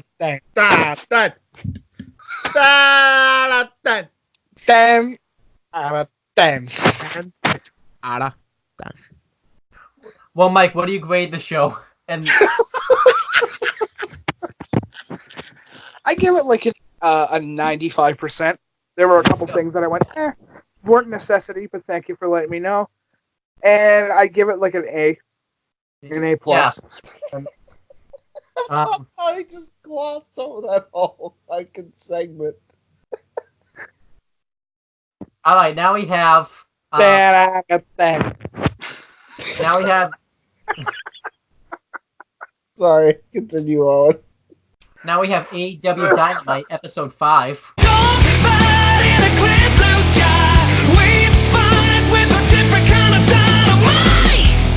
AEW Dynamite. AEW me. And I think this is when we get the part where you hear that song just a little bit of Dynamite and all that type of stuff. So that's sort of already happened by now. So just play the fucking Black Dynamite intro. Dynamite. Well, I figured I'd just go with the PWR retro song. Different kind of dynamite. Plus, at least it's YouTube safe. So yes, hopefully. Speaking of which, James, in the last episode, you were yelling at someone was yelling at you in the cold open. Is that all situated now? Or I just gotta make sure. I don't know who the fuck he is. He just sits in the fucking closet and doesn't come out. He's kind of weird. Okay, I just had to ask. Who did you kidnap? I don't know, man. I didn't even kidnap him. He kidnapped himself. He kidnapped himself. How the fuck do you I just discovered him one day, and I don't know how he got in there. He just stood there. All right, so now on to AEW Dynamite. It kicks off. Well, first we have the commentary team. It was Tony Schiavone, Jim Ross, and Excalibur. Jim Ross and Excalibur were on commentary. Well, the only ones on commentary for like the first probably hour of the show because apparently Tony Schiavone was on assignment, riding with Cody and Dustin to the arena. I guess that's the assignment. I feel like that was a rib. I feel like that was a rib on WWE because anytime we don't see someone on commentary, they always say they're on assignment. So, well, I like this assignment because it just felt. I even said it like. Something about this felt pretty real. Yeah. A lot more real than WWE would do it because it's like if you did a segment like this, it would be completely fully scripted. It would be dramatized beyond belief. Yep. Nope. It was just two guys having a conversation about a wrestling match that they're going to have a full gear and Tony Schiavone's pulling for Cody. So, simple, straight to the point, and it felt real. What? Thumbs up. Let's talk about one thing first, because a lot of people have been, we'll just say OTOS Central has been complaining that there's no variety on AEW. He hasn't reviewed the show yet from what I've seen, but he can't not look at this show and tell me that there was no variety, because there was definitely variety on this show. Yeah, 100%. 100%. Because, you cover all promo segments on the show. I cover all matches. We're basically going to be going back and forth, James, because it's all over the place. Yeah. All right, so why don't you start us off with Tony Schiavone outside. This was the opening of the show. I mean, you kind of... Tony Schiavone is basically being Tony Schiavone, like, hello, we are outside the airport of... I don't even remember where they were. Oh, yeah. We're outside Pittsburgh National Airport. We are heading to the Pittsburgh Arena. Right now, here comes Cody. And now Cody's coming out, and he, shakes his hand. Good to see you, Cody. And Cody's like, good to see you. He gives the good old brotherhood handshake to Dustin. Dustin goes out, and then they, again, as I said, I can't remember it, not because it's not necessarily hard to decipher, but it was more of a real conversation as opposed to a scripted, dramatic segment. It felt real. It felt like what's the proper word I could use? Mike, help me out here. What's the proper Authentic. word? Yeah, well, besides authentic, I'm like trying to. What's the best word to describe this segment as far as like real besides authentic? Because it was like it's to a point. It's not your same needless garbage. It has some type of flow. It's a natural, non-binary promo. yeah, it's not robotic. That's the word I'm looking for. It's not WWE. Yeah. Yes. I got a question though. Why did Dustin go by himself and Cody not go with Cody and Tony Schiavone? Then what happens later in the show would have been avoided. I'm just being a troll on that one, by the way. But like, I don't think he expected to get fucking attacked by Jake Hager kneeing him in the nuts. Yeah. Well, we'll get to that. There's an easy question. Are you saying you want Goldust on your plane? I don't think so. Maybe you answered all the questions. Then we had a video pack. Just when you think you have the answers, I answer the question. And the funny thing is, he's wearing his I'm wearing my Roddy Piper shirt. Also, it's fucking freezing in my room. Give me a minute. We had a video package though. It showed the end of the main event. This video package was fucking great. I'll basically start it off. So it kind of starts off with the whole time limit draw, showing the highlights of the match, and Jon Moxley going time limit my ass, and then it shows you what you didn't see from last week's Dynamite if you didn't watch the Friday after, which was great. Which, by the way, everyone's like, they had shitty time management there in that episode. They weren't even able to do the ending that they promised. Why did they save with TV time remaining then? Yeah. Jackass. This was by design. And like I said, the need to bitch and moan about something that they obviously said. Yeah, so we can run a little bit longer with a couple segments here and there, but you know what? Hey, it's gonna happen once in a while. Well, at least we're not giving you 90 billion advertisement placements that completely disconnect you from what you're watching every couple minutes. Yeah, not just... Well, anyway, that's beside the point. So, the point is, it was by design anyway, because they were showing you what happened with what you missed. And what they did was, they showed Pac get up and start attacking Moxley again, and it looks like he's about to Pillmanize Moxley. Then Kenny Omega comes out to save Moxley because he wants him at 100%, like a real warrior in the ring should, which is a very good sign of respect by Omega. And Omega and Moxley kind of just stare at each other, me and you one-on-one. And then Adam Page shows up from behind on Pac and starts beating him down until Pac retreats, and then he grabs a microphone and he said, Pac, I'm not just asking for a match, I'm demanding it. You and I are going one-on-one at Full Gear, and trust me when I tell you, I'm gonna buckshot lariat the hell out of you.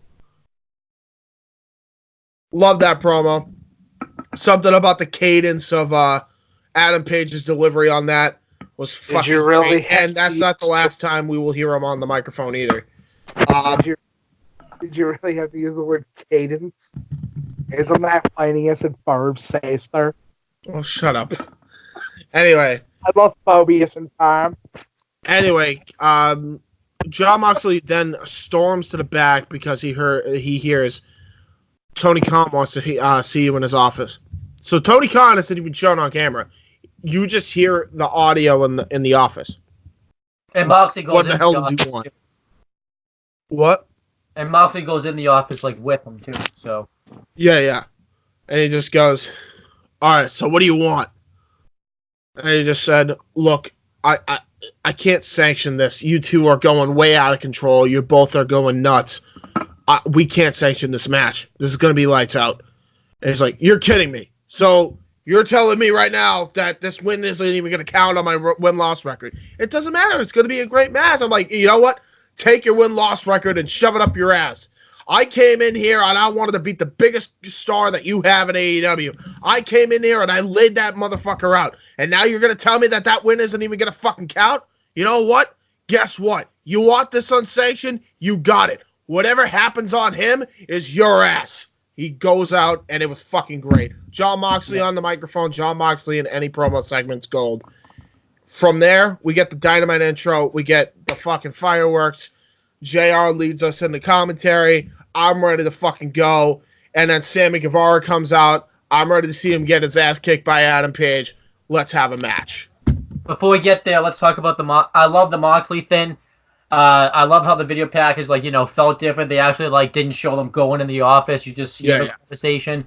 And like I said, a lot of people said, when the Shield broke up, that, Jon Moxley proved to be the weak link. But when you watch him on this show, it just really shows how WWE dropped the ball with Jon Moxley. Holy shit. And everyone's saying it wasn't until the end of his career. No, it was the whole time. Wouldn't the weakest link be Roman for the fact that nobody remembers any segment that he was in besides Suckering Succotash? Yeah, pretty much. And what was it? I forget now what it was. It was something else that he said that was corny, but I forget what it was. Tater Tots. That's probably what it was. Yeah, Jon. I'm gonna say when we get into later on in the show, Jon Moxley's alive. He's alive. It really showed it on this show. We've seen it before, but it really shows on this show how alive this dude is now since he's left WWE. It's crazy. Oh yeah, 100%. But yeah, then we have Sammy Guevara. Oh wait, Mike, you got to give your thoughts on the Jon Moxley stuff. I thought it was good. I can't really give a complaint. I just hope we see more. That's all I can really say about the situation. Thumbs up all around. I want to give this a grade because I think it deserves a grade. A+. A+ for me. I enjoyed this immensely. It was a hell of a way to hype up a show, I think. Oh. What about you, Mike? What do you give a grade? Hold on.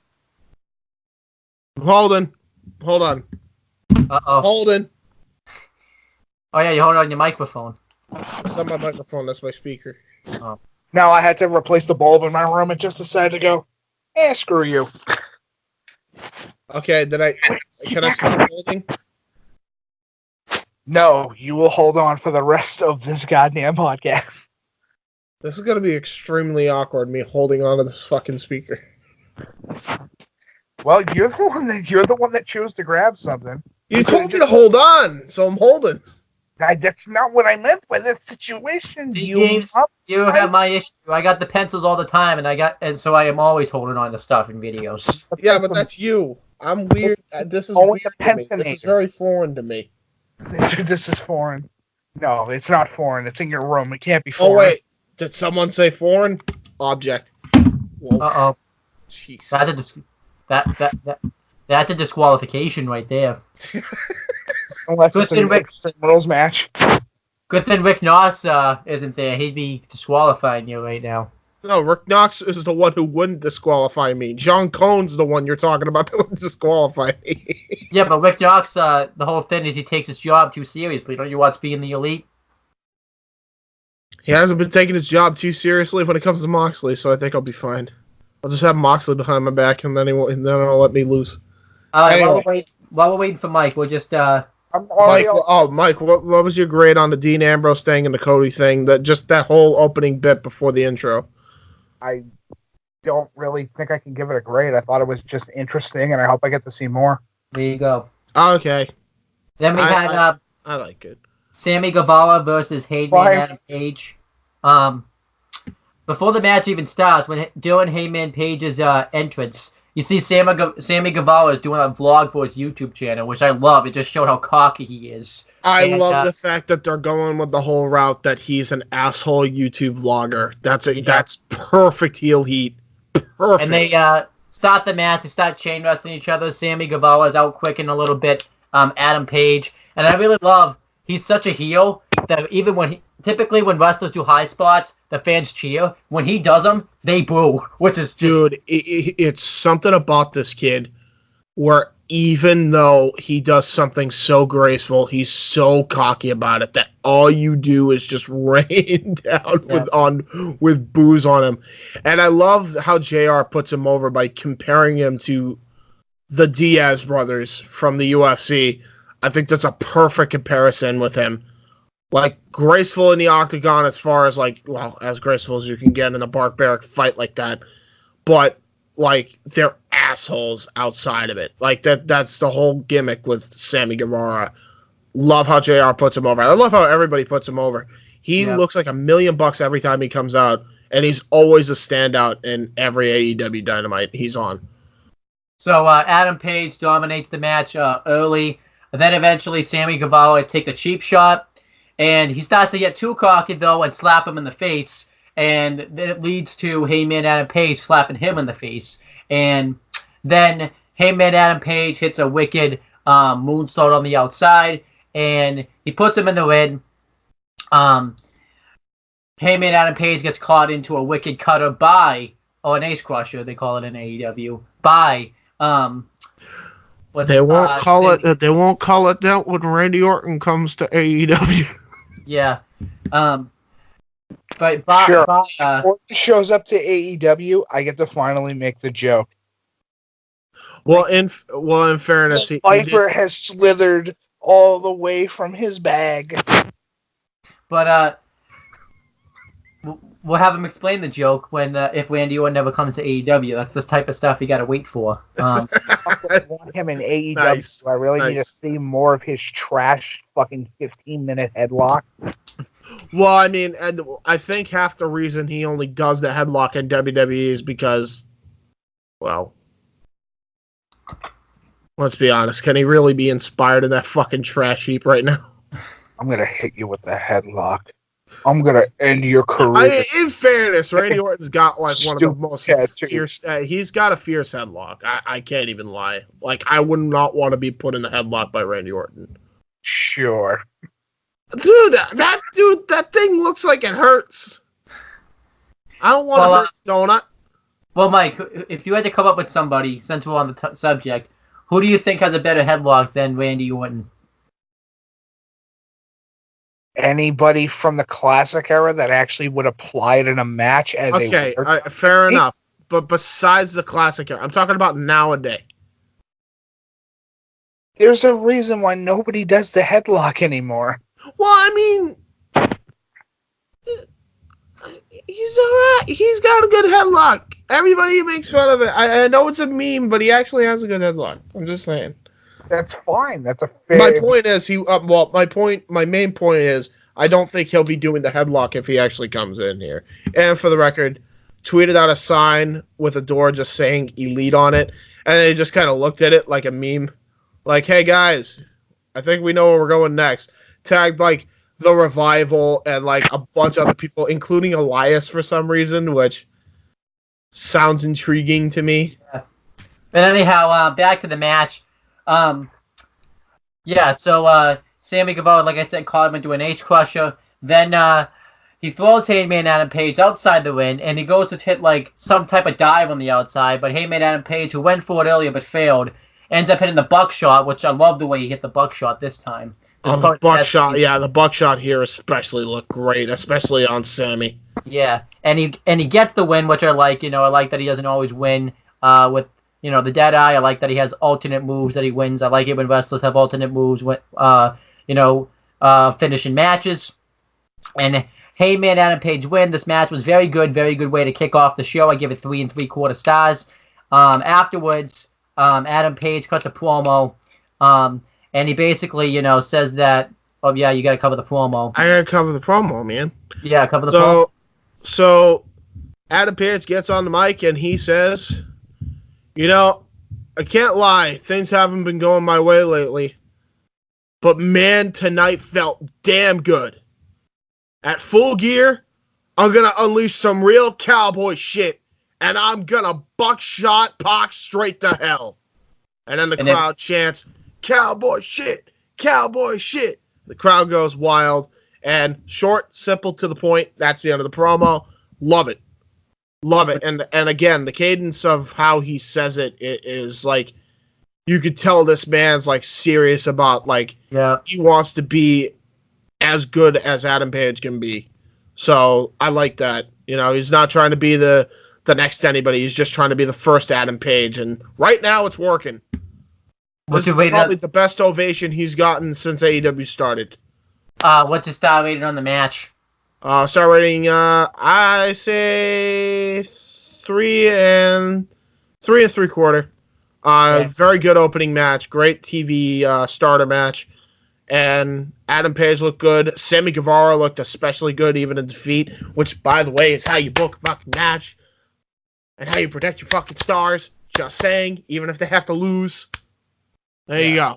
And it's fine for Adam Page too. And it's fine for this because Adam Page kind of needed to win so he can build momentum going into this match with Pac. So there you go. They just can't do this too much with Sammy Guevara because then, you know, we get worried in that he's kind of like the geek of the Inner Circle. I do think he should get some wins eventually, and I think he will. But like, this is fine for now. But Mike, what did you think of what's your star rating on the match, and any additional thoughts you have about all of this stuff, including the Heyman Adam Page promo? I give it like a 3.5. It's a good opener, good solid opener. There you go. And then what about Adam Page's promo? Did we kind of cover that for you? So you could if you don't want to give a grade, just be like thumbs up, thumbs down. I'll give it like a thumbs up. There you go. Then, which we had the next match. After I think they had showed some advertisements and stuff, and probably showed like backstage like Chris Jericho or something. It was Shayna, who we just found out today recently is now signed with AEW, so that's good for her, versus Hikaru Shida. This match was really good. I was thinking about upping the star rating, but considering how the main event ended, it's probably staying right where it is, and I'll get to why in a second. But this match... Yeah, there should have been time a little bit shaved off here. Yeah, but this match, though, was really good. Hikaru Shida starts off the matchup, wicked aggressive, taking out... Cheyenne or Shayna, I have no clue how to say her name. And I love though, and this is what I like about AEW and NXT. I think now is incorporated in this. Let me ask you a question. How do you spell it? SHNNA. Hold on. SHNNA. Yeah. Shanna. Well, what's her nationality? What's her France. nationality? I think she's French. You said Shanna, SHANNA? Yeah, SHANNA, yeah. Okay, thank you. And I will give that to you in just a second. All right. I'll keep you breaking down the match. But like I said, what I like about AEW is they're finding innovative ways to utilize the weapons, even though they can't do it in the match. You had Hikaru Shida grab up the chair and, just use it as a catapult for her knee strike. Yeah, and since she didn't use the chair, it's not a disqualification. So it's like, if we saw this more... In a way, Nyla Rose was like the first who did that, except it backfired on her because she swanted. Actually, no. Pac was the first one to do it because he did it at All Out because he bounced Omega's head on the chair. So, but then the match continues over commercial break. We had like a split screen, which they had a problem with. Maybe it was just with that tonight. Like, it seemed like, they would do split screens occasionally, and, like, they just cut it right off of that. It's like, I don't know if they were having the technical issues. It was weird. Cheyenne or Shayna, I can get back. I have the answer. Oh, what's the answer? Oh, by the way, she's not French. She's Portuguese. Oh, well, retard. No, well, her real name is Alexa. So, Shannon's the gimmick that she came up with. She's actually... she's from Portugal. Portugal. But it is Shana or Shayna. Yeah. All right, so Shana. Okay. I think it's Shana. She actually looked very strong in this match. She hit a double knees from the corner, and I believe she did some other move in this match. I think she did like a power slam or something that looked really cool. Yeah, it was I think it was like a power bomb. I think. Yeah. But then eventually we had the finish. And Hikaru Shida hits up hitting the brain buster, but when she doesn't get the win that way, And I love this too about AEW. Typically, in the main roster, we see they get all frustrated. They don't know what to do with themselves. She just hit like a freaking shining wizard and just won anyway. Like they don't get all mad. I know what it is. It wasn't a brain buster. It was she did the deal. Again, stop. Yeah. Saying that every week. But yeah, she hit a Falcon Arrow. That got a very, very close near fall, but then she hit the running knee strike 1, 2, 3. Yeah. That ended it. But like I said, I really wish she went with her actual name because her real name is badass. We talked about Shayna. Shana? Yeah. Shayna.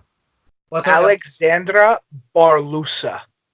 That's actually a pretty damn badass name. Like, sorry, Alexandra Barulas.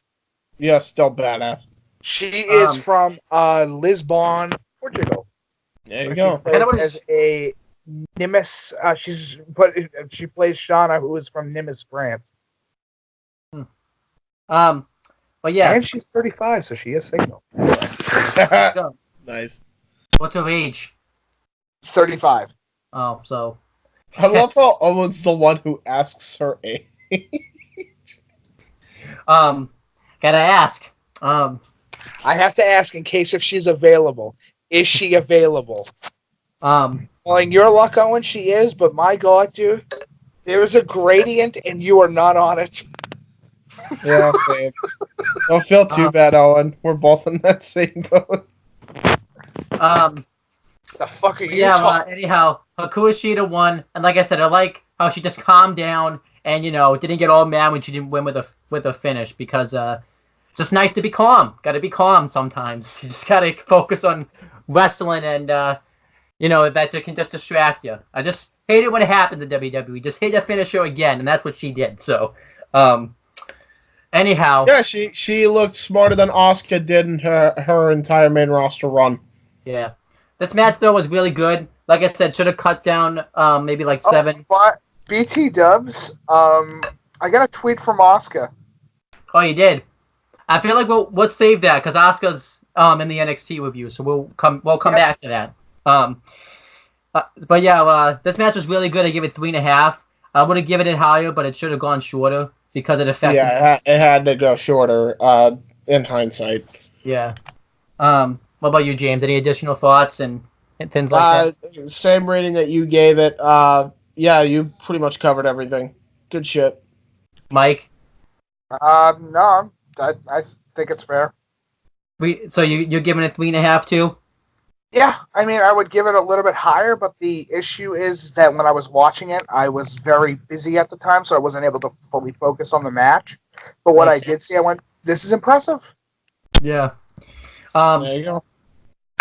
And James, I'm glad you cover promos now because you can cover what the hell is this Brandy Rhodes thing because I still have no idea, and maybe you have a better answer than me. So. Apparently, she's gone full on psycho. Wait, let's actually let's have Mike cover it then because he has the answer. I have the answer. So Mike, why don't you cover the? No, here's the answer.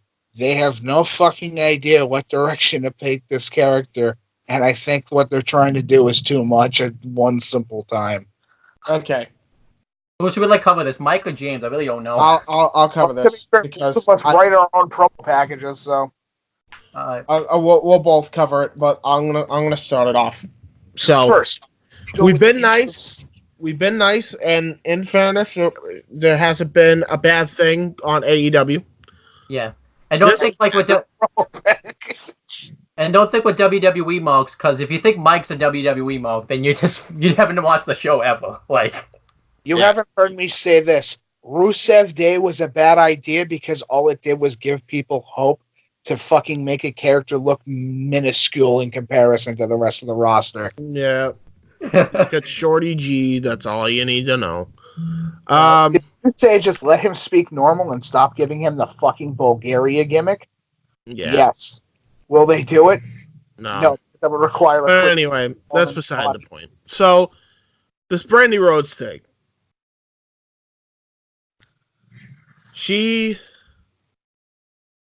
It doesn't work. And this is a bad idea. It's just all it is. It's a bad idea. they need to go a route where Awesome Kong turns heel maybe 3 or 4 months down the line and just finally snaps after losing a series of matches in tag teams. Then like one of those losses comes in as like she got knocked for a loop really, really bad to the point where it's like she got like hit with a finisher like brainbuster or something, and you know Cody's trying to check on her and all this, and all of a sudden Awesome Kong just attacks and puts her on the shelf for God knows how long. And then she comes back as a babyface, and then the fans are ready to accept her because I don't know if you noticed this, but we were ready to accept her as a babyface. Yeah, and then you turned her heel for no reason. Why? I'm sorry, that's WWE level booking shit. Like, I'd rather her just been a face, like her promo at Fight for the Fallen when she looked like she was just turning babyface was. Like, I don't know, like, I felt for her, I felt like, and not to mention the fact that even if she wasn't, she should be a babyface, because that's clearly the more natural role for her, but even if she was, even if this, the problem is, this is the case, she's married to the fucking guy who's the biggest babyface in AEW right now. And that's the main reason this doesn't make any sense. Why is she a heel, but Cody's a babyface? Especially considering the fact that in Cody's first match with Sammy Guevara on TNT for Dynamite, Brandy was in the corner of her husband, which made them both de facto babyfaces. Now, I don't know. Maybe the whole idea is she is a face, and she just went crazy because of what Chris Jericho did. And the fact that, like, I don't know, like, just a whole bunch of shit, but it's like, I guess we'll have to see where it goes, but to me, this looks like a heel turn, and I don't know why.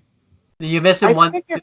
I think it's more the fact that we are seeing something that's not usual, and what I mean by that is, we're looking at a storyline that doesn't look like it has an end point. And that's kind of scary. Yes. Because I don't need a never-ending story. Listen, I've already seen that fucking stupid movie. I don't need a goddamn real-life version of the never-ending story. Okay? I don't need it in my life. But all I can really say about the situation is this. They are trying to polarize Brandy, and it's just not working. I don't know if it's the fact that there's not enough female heels. So they're trying to figure out, like, how do we do this with the correct amount of heels and faces so that I mean, it's easy. As I said, it's easy. You turn Britt Baker heel, and then you turn Brandy Rhodes face. As I said, it's a weird situation, and it's kind of hard to really describe.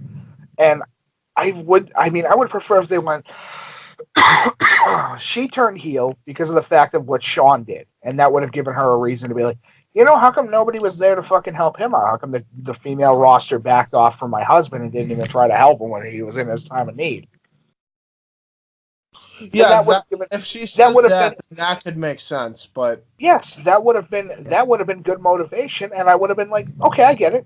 Hell, I would have even had her turn fucking Kong face in that moment.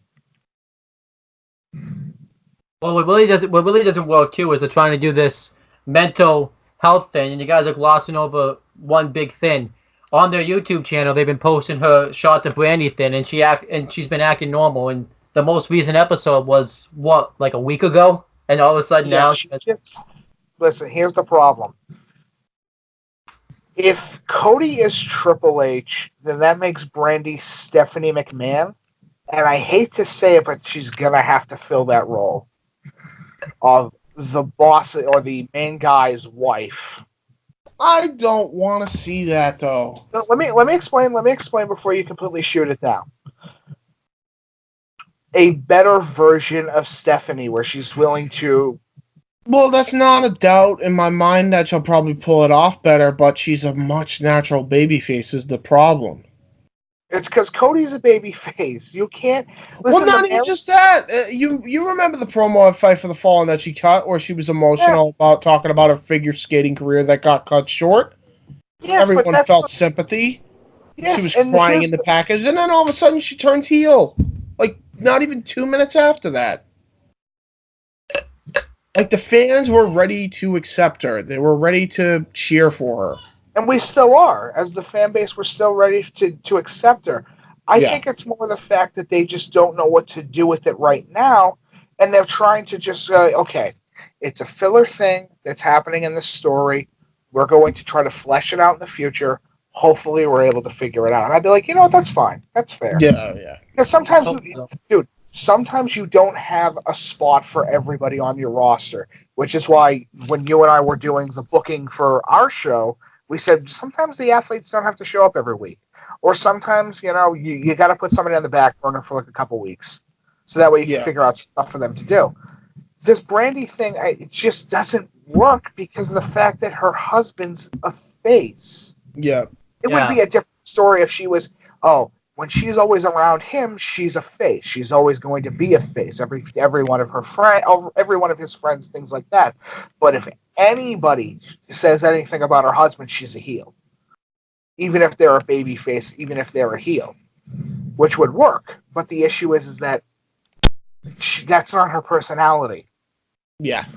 There are just some people that you just can't turn heel. You can't turn Colt Cabana heel because it just doesn't work. His personality doesn't mix with a heel gimmick. You can make John Moxley heel because of the fact that you can do anything with him because he's sculpted into a heel without a problem because his personality goes for either end. You can't turn Kenny Omega heel because he's too popular to become a heel. Yeah. Very true. These are some examples. Yeah. And we could go on all day with this, this segment should have been cut. It would have saved time on the main event. Dude, as a fucking promo package writer and watching it, I went, I don't know what's going on here. Yeah, no. And I don't see anybody in. And I'm very confused. I mean, I'm interested, but I'm really confused of what directions they're attempting to go. Yeah. I could see if they went with the whole mental health thing. She's very distraught after what happened. But the problem is that Cody won that match, and it meant nothing in the end of it. And Cody's still alive. Yes. And let's be honest, if it was you and I, we would have booked the shit out of that. We were like, he's out for like 2 months.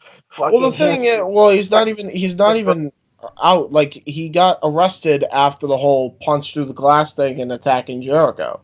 Yes. So I don't know. It's weird. That's the problem about reviewing that little segment is it's really weird. Yeah. Normal. Like, this is not something that you see in professional wrestling, which isn't a bad thing. But storyline-wise, it's very strange. Yeah, because we don't know her motive. I mean, I would love to know what exactly it is, but we don't have a clear-cut case of what the hell it is. Yeah. We just know she's heel, her husband's face. She says face things a lot for some fucking reason, and that's about it. She's teaming with Awesome Kong. Yeah, she does like shot the Brandy thins here and there. Yeah, which makes it even worse. But anyway, we could stick on this all day long. But bottom line is, this really shouldn't exist. She should turn babyface. Hopefully, it's sooner rather than later. We get on to the next thing. It was awesome. Chris Van Vliet interviews. Chris Van Vliet. Oh, Chris Van Vliet interviews The Rock and Roll Express. You want to talk about? Awesome. And people were like, they could have shaved time off this. No, we already told you what needed to be shaved off. So no, this never take the segment off ever. This is a legendary tag team. If you ever say again, we need to shave time off from these fucking legends, get out of my professional wrestling. Yeah, exactly. Not even just that, but the fact is that they were there to put over a team. Without even having to do a match. Yep. They're the fucking NWA Tag Team Champions. Suck my nut if they're not worth your time. Yep. Yeah.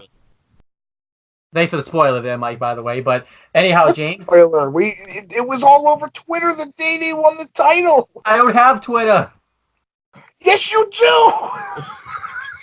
I'm banned from Twitter. I wonder why. He Anyhow, watched too much porn. anyhow, James, to cover the I segment. really like this account. It makes me This feel segment very was great. fluttery. I mean, there's not much to say, which is great. So, Ricky Morton and I always remember Ricky Morton name. What's his partner? Hold on. This is where we have the internet. I just know them collectively as the Rock and Roll Express. The I know Rock- Ricky Morton also does the Canadian Destroyer at his fucking age because he's a Hey. psychopath and also found the Fountain of Youth. Except it didn't. You know, can we just call it the Lazarus Pit? Because the Fountain of Yeah, Youth there you go. There you go. Lazarus Pit, okay? He fucking found Ra's al Ghul and he said, listen, I just want to look the same age, but I want to be faster. So it's Robert Gibson. Yeah, Robert Gibson. That's Top who he is. Gibby. Robert Gibson. And, Gibby. yeah, they come out and then And there was they were supposed to like present. They come out with the. they come out with the AEW tag team titles. Yeah, Gibson and Morton. They're hyping up the crowd like, "What's up here in Virginia?" And then the crowd goes nuts. They have not lost a step on the microphone. Holy shit! For the few words that they spoke here, which was, we wanted to present the last time we were out here. We defeated Tully and Arn Anderson right in the middle of this very arena. And then all of a sudden, proud and powerful, Santana and Ortiz come out and start laying waste to the Rock and Roll Express. They just start laying waste to these guys and beat the fucking shit out of them. Did you just say Tito Santana? I almost went, what? No, Santana and Ortiz just beat the shit out of them. And then Tito Santana, I went, that fucking jobber beat out the Rock and Roll Express. No. The Tito Santana's old as fuck. No, the Rock and Roll Express, okay? But yeah, they come out and then they to really put the seal of approval, they take Ricky Morton and they powerbomb him through a piece of the fucking stage and just start trash talking him while he's down. Out come the Young Bucks to check on Ricky Morton and Robert Gibson, who just got laid out, and they're checking on them, and then they have to go to commercial. During the commercial break, they're just making sure they're out of harm's way and getting them to safety. Fucking chaotic, great segment here. Thumbs up. I give it an A. That was awesome. Yeah, awesome segment. Do it again. I really like, it puts over Proud and Powerful. And yeah, just did the job it needed to do. So I really enjoyed it. And I mean, obviously, James, you said they haven't lost a step. You forget they're still wrestling. Like, yeah, they haven't lost a step, and in fact, I'm pretty sure they gained 10. Yeah. So this was awesome stuff. But yeah, Mike, any additional thoughts you have about the segment and all that type of stuff? It's the Rock and Roll Express. They're the most legendary. You can know when you're talking about legendary classic era fucking tag teams. You go the Rock and Roll Express, the Midnight Express, the fucking Fabulous Freebirds, the Legion of Doom, Demolition. Von Erich.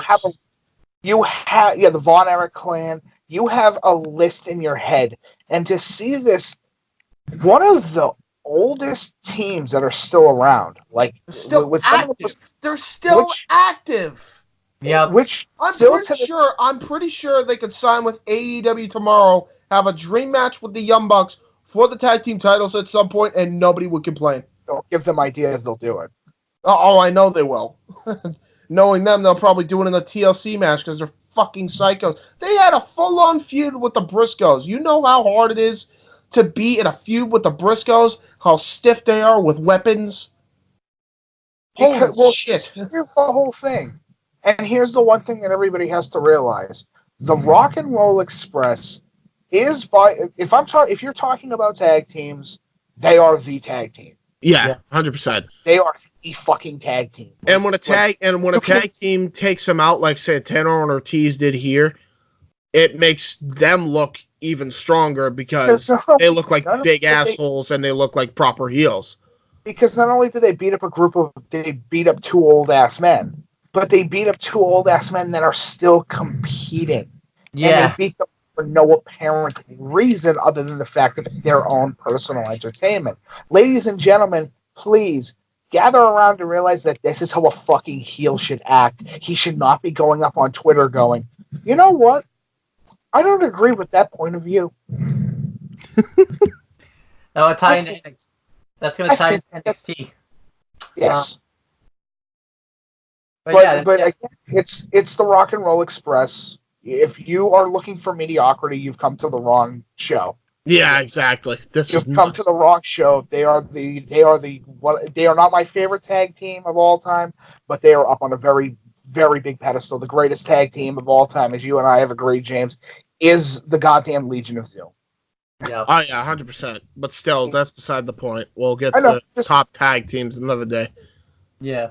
All right. So. Right? No, we got reviews. I know. Tony Schiavone and Cody are in a limousine. James, you can cover this.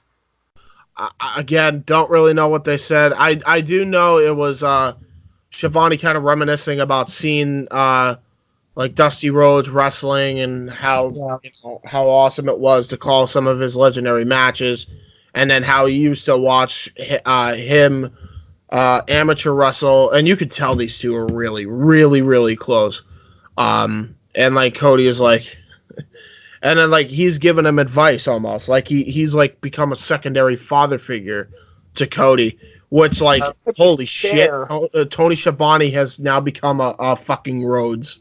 Now, to be fair, Tony Schiavone, if nobody knows, was hired by Dusty Rhodes when Dusty was running fucking WCW. Yeah, he's the one that gave him a shot.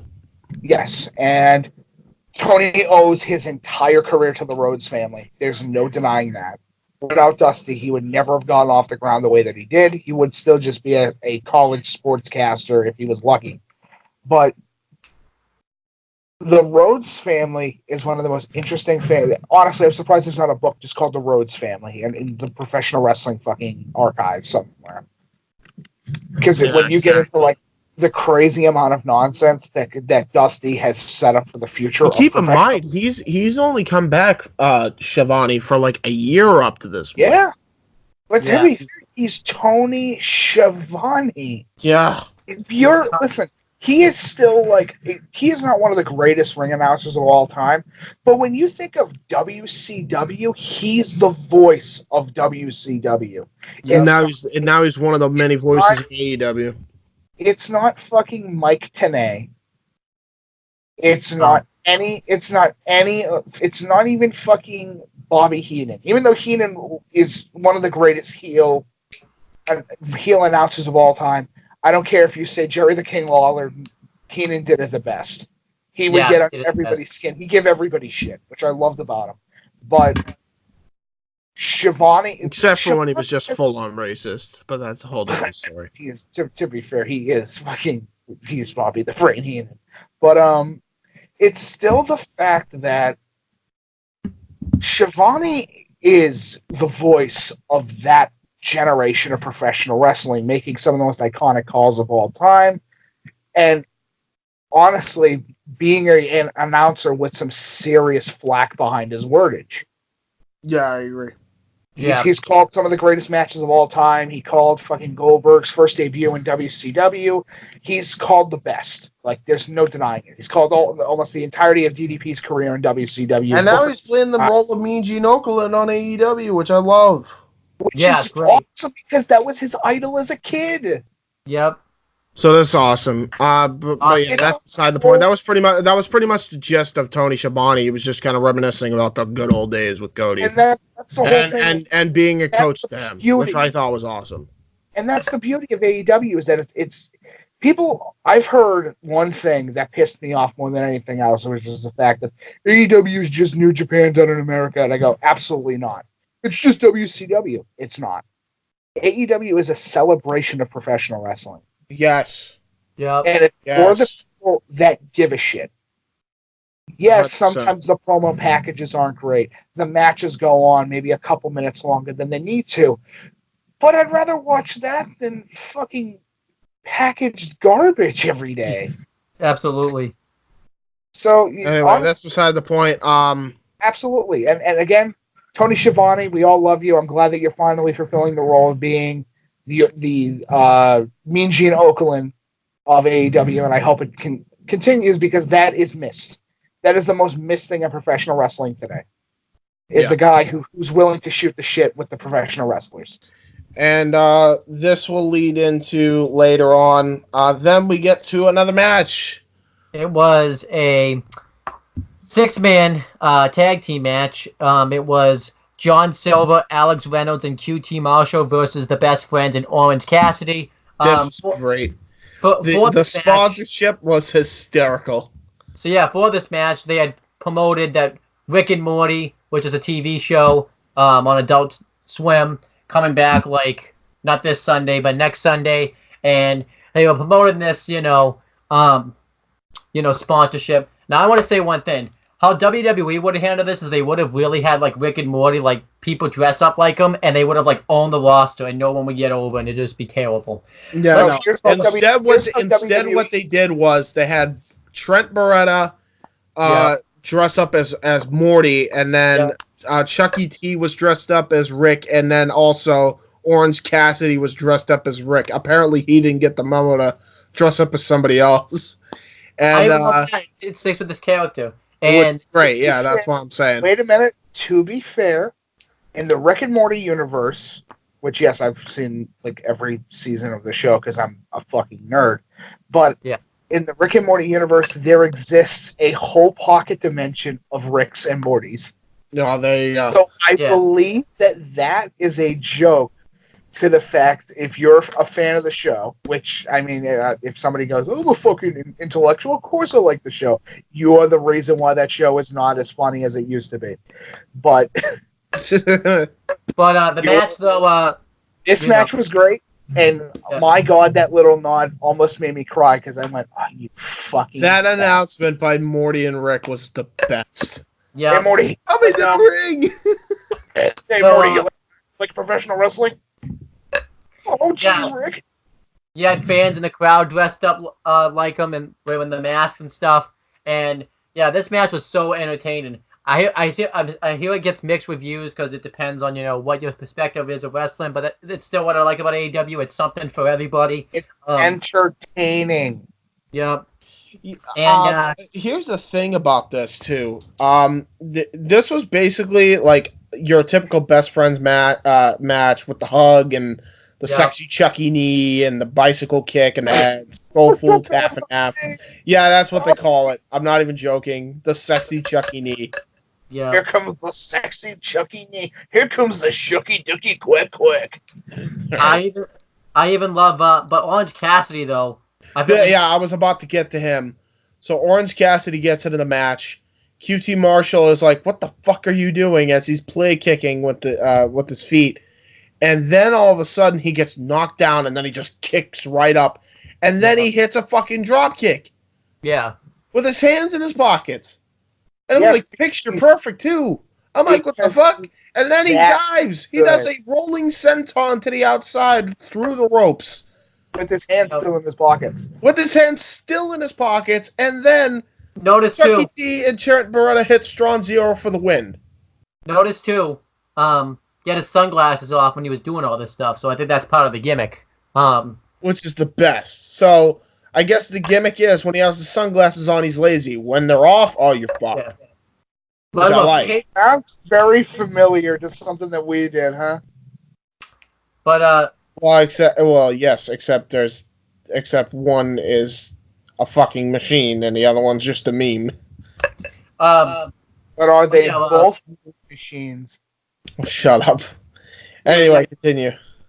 Yeah, the match I thought was good. It was entertaining. I gave it 3 stars. It was just an entertaining match. 3 stars. Fair enough. Great. And it was fun. I give it a 3.5. There you go. I was very entertained.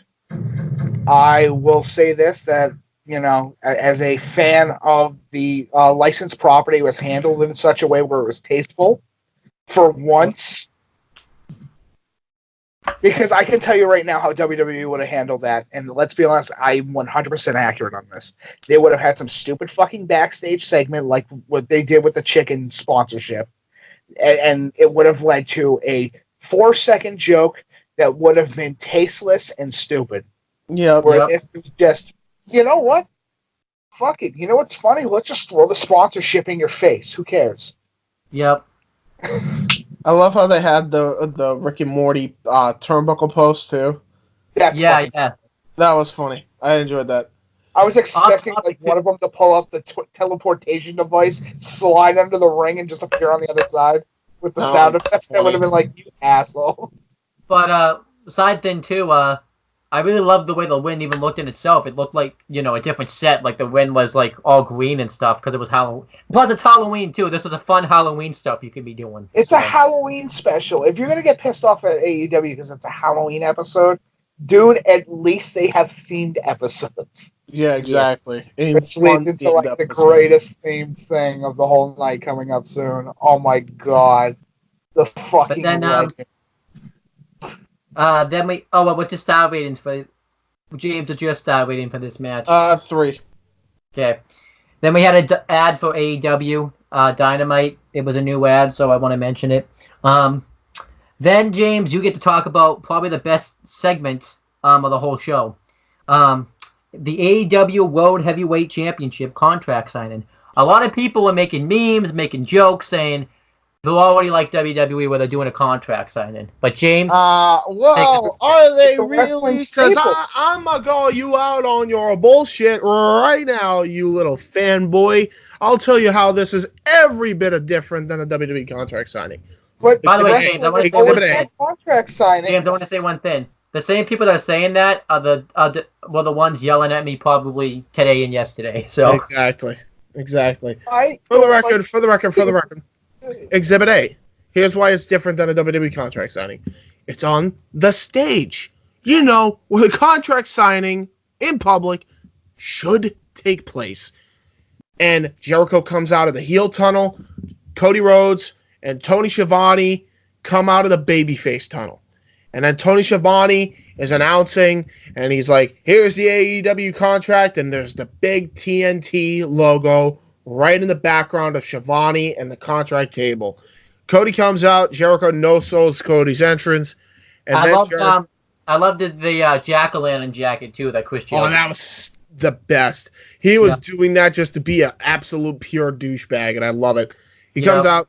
And you forgot one thing. Cody and Tony Schiavone actually was shown a ride into the arena before they even came out and stuff. Yeah, exactly. Yeah. They came in and they're ready to go, and Cody's he's pumped up because the crowd's all fucking hyped for him. Tony Schiavone gives him the contract, and by the way, I want to point out the extra little details. They actually had a full-on contract. It wasn't some fake contract. This was a legitimate contract from the fucking athletic commission from the place they're going to for Full Gear. Yep. Highlighted areas in pink and yellow highlighter. Every little piece of detail I loved about this. And there was a lawyer that gave the contract. A real lawyer that handed out the contract. Well, wait a minute, James. I thought professional wrestling contracts was a sheet of paper. Just a single sheet of paper. Nope. Wait, you're telling me that there's a whole fucking actual process that needs to be done? It's a due and process. By the way, and also, I love this lawyer. little touch. Here, and really quick, there's so much different about this. First off, it's a lawn table. It's not one of these flimsy tables. It's a lawn-ass table. One guy's separated, the other guy's separated, far enough away.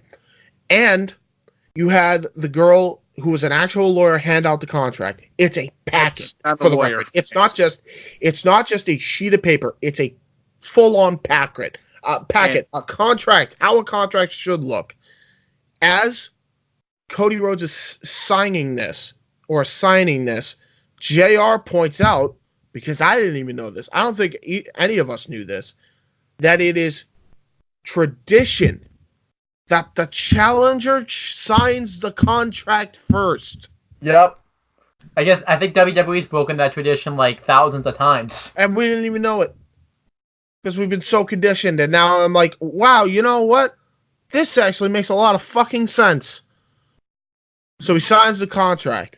And then he passes it over to the lawyer. The lawyer then hands over the contract to Jericho. Again, love the fact that they have a real, legitimate lawyer there. I think it was the same lawyer, too. Not a lawyer. It's a magistrate. No, it's a legitimate lawyer. It's not a lawyer. It's not a lawyer. It's a magistrate. It's completely different. A lawyer's primary goal is to try to make sure that a client is 100% knowledgeable about the law that they're going into, where a magistrate is a court official that goes in specifically for these types of things in order for this. Regardless of what it is, it was a legitimate official. It wasn't some fucking hack. It was a legitimate court official to watch this go down. I think it was the same official that did the All Out contract signing for Cody's match at All Out too. This was great. Jericho gets on the mic and he's about to speak, and he's like, and then he's teasing that he's gonna flip the table over, and he's like, ha ha ha ha ha, gotcha, Cody. And then everyone's chanting, "You suck, you suck, you suck." And then he just sits in a chair, nonchalant. You guys can keep chanting this all day. I got all night. Let's go. This was the first time I've heard Jericho booed in a long time, too. Yeah, like the crowd does not like Jericho, which was shocking. I don't know if it was out of respect because he said it once that he's trying to get booed, or if they're legitimately booing him just because they're invested in the show. But, like, yeah, he's getting booed and all this shit. He's getting "you suck" chants, pro wrestling. And Jericho then goes, I can't even remember everything he's going to say. So, Owen, you're going to have to help me out here because I don't take good notes. But I do know a lot of the one-liners he says. Where he says, Cody, this is the biggest match of your career. If you win this match against me, you become everything that you wanted to be, and that's a world champion in the major promotion. But if I beat you, I remain the champion. And you have to look at yourself in the mirror and realize maybe you weren't as good as you thought you were, Cody. Which I love that he's just getting under his skin and just being a prick heel. And the crowd's booing him, and I'm like, this is pro wrestling right here. Everything about this is just pro wrestling, and I love it. Anything else I'm missing out on? Because I'm going to get to the ending spot later, but I feel like I'm missing a ton. They go up face to face with each other, but other than that, nothing else. I highly advise you watch this promo with Jericho, because and at one point Jericho just straight up says, "Settle down, hillbillies," and the crowd goes nuclear. Because of course, in West Virginia, call them hillbillies. Perfect GP. And then he's like, "You know what, Cody? This is a big match. I wish you good luck. I want to shake your hand." And Cody's like, okay. He shakes his hand, and then he pulls him close, and there you just get this epic face-off. The TNT logo right in the fucking background. Keep that in mind, because then Jericho says, Cody, as I said before, we could stay out here all night if you want to, but I think you're needed elsewhere. At first, I thought Sammy Guevara appears on the Titantron. Hey, yo, is this thing on? Hey, Cody, you might want to get out here, man. I think your brother could use a little help. Shows Jake Hager brutalizing Dustin. And when I mean brutalizing, I mean he's brutalizing him. Like, he gives no fucks. He shoulder thrusts him into the car. He hits like 2 haymakers to the gut. He then knees him twice in the nuts. I think it was a reference to his his MMA fight where he kept accidentally kneeing the guy. So they're making a whole gimmick out of it. Not an accident. I saw that. It is not an accident. He just kept hitting him in the balls the entire. I think they did that by design. To be honest, I think Jericho told him, "Hey, are you gonna give a fuck if you win this or not?"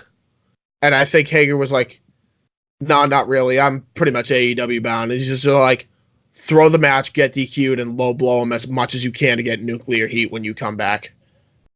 That's what I think he did, and I think it's genius for the record. It's just Jericho's looking at him, going, "Jack, go for the dick." Jake, it's Jake. Yeah, exactly. But no, so he's doing that, and then Dustin is like trying to get up, and he's got his hand on the seat to try to pull himself up.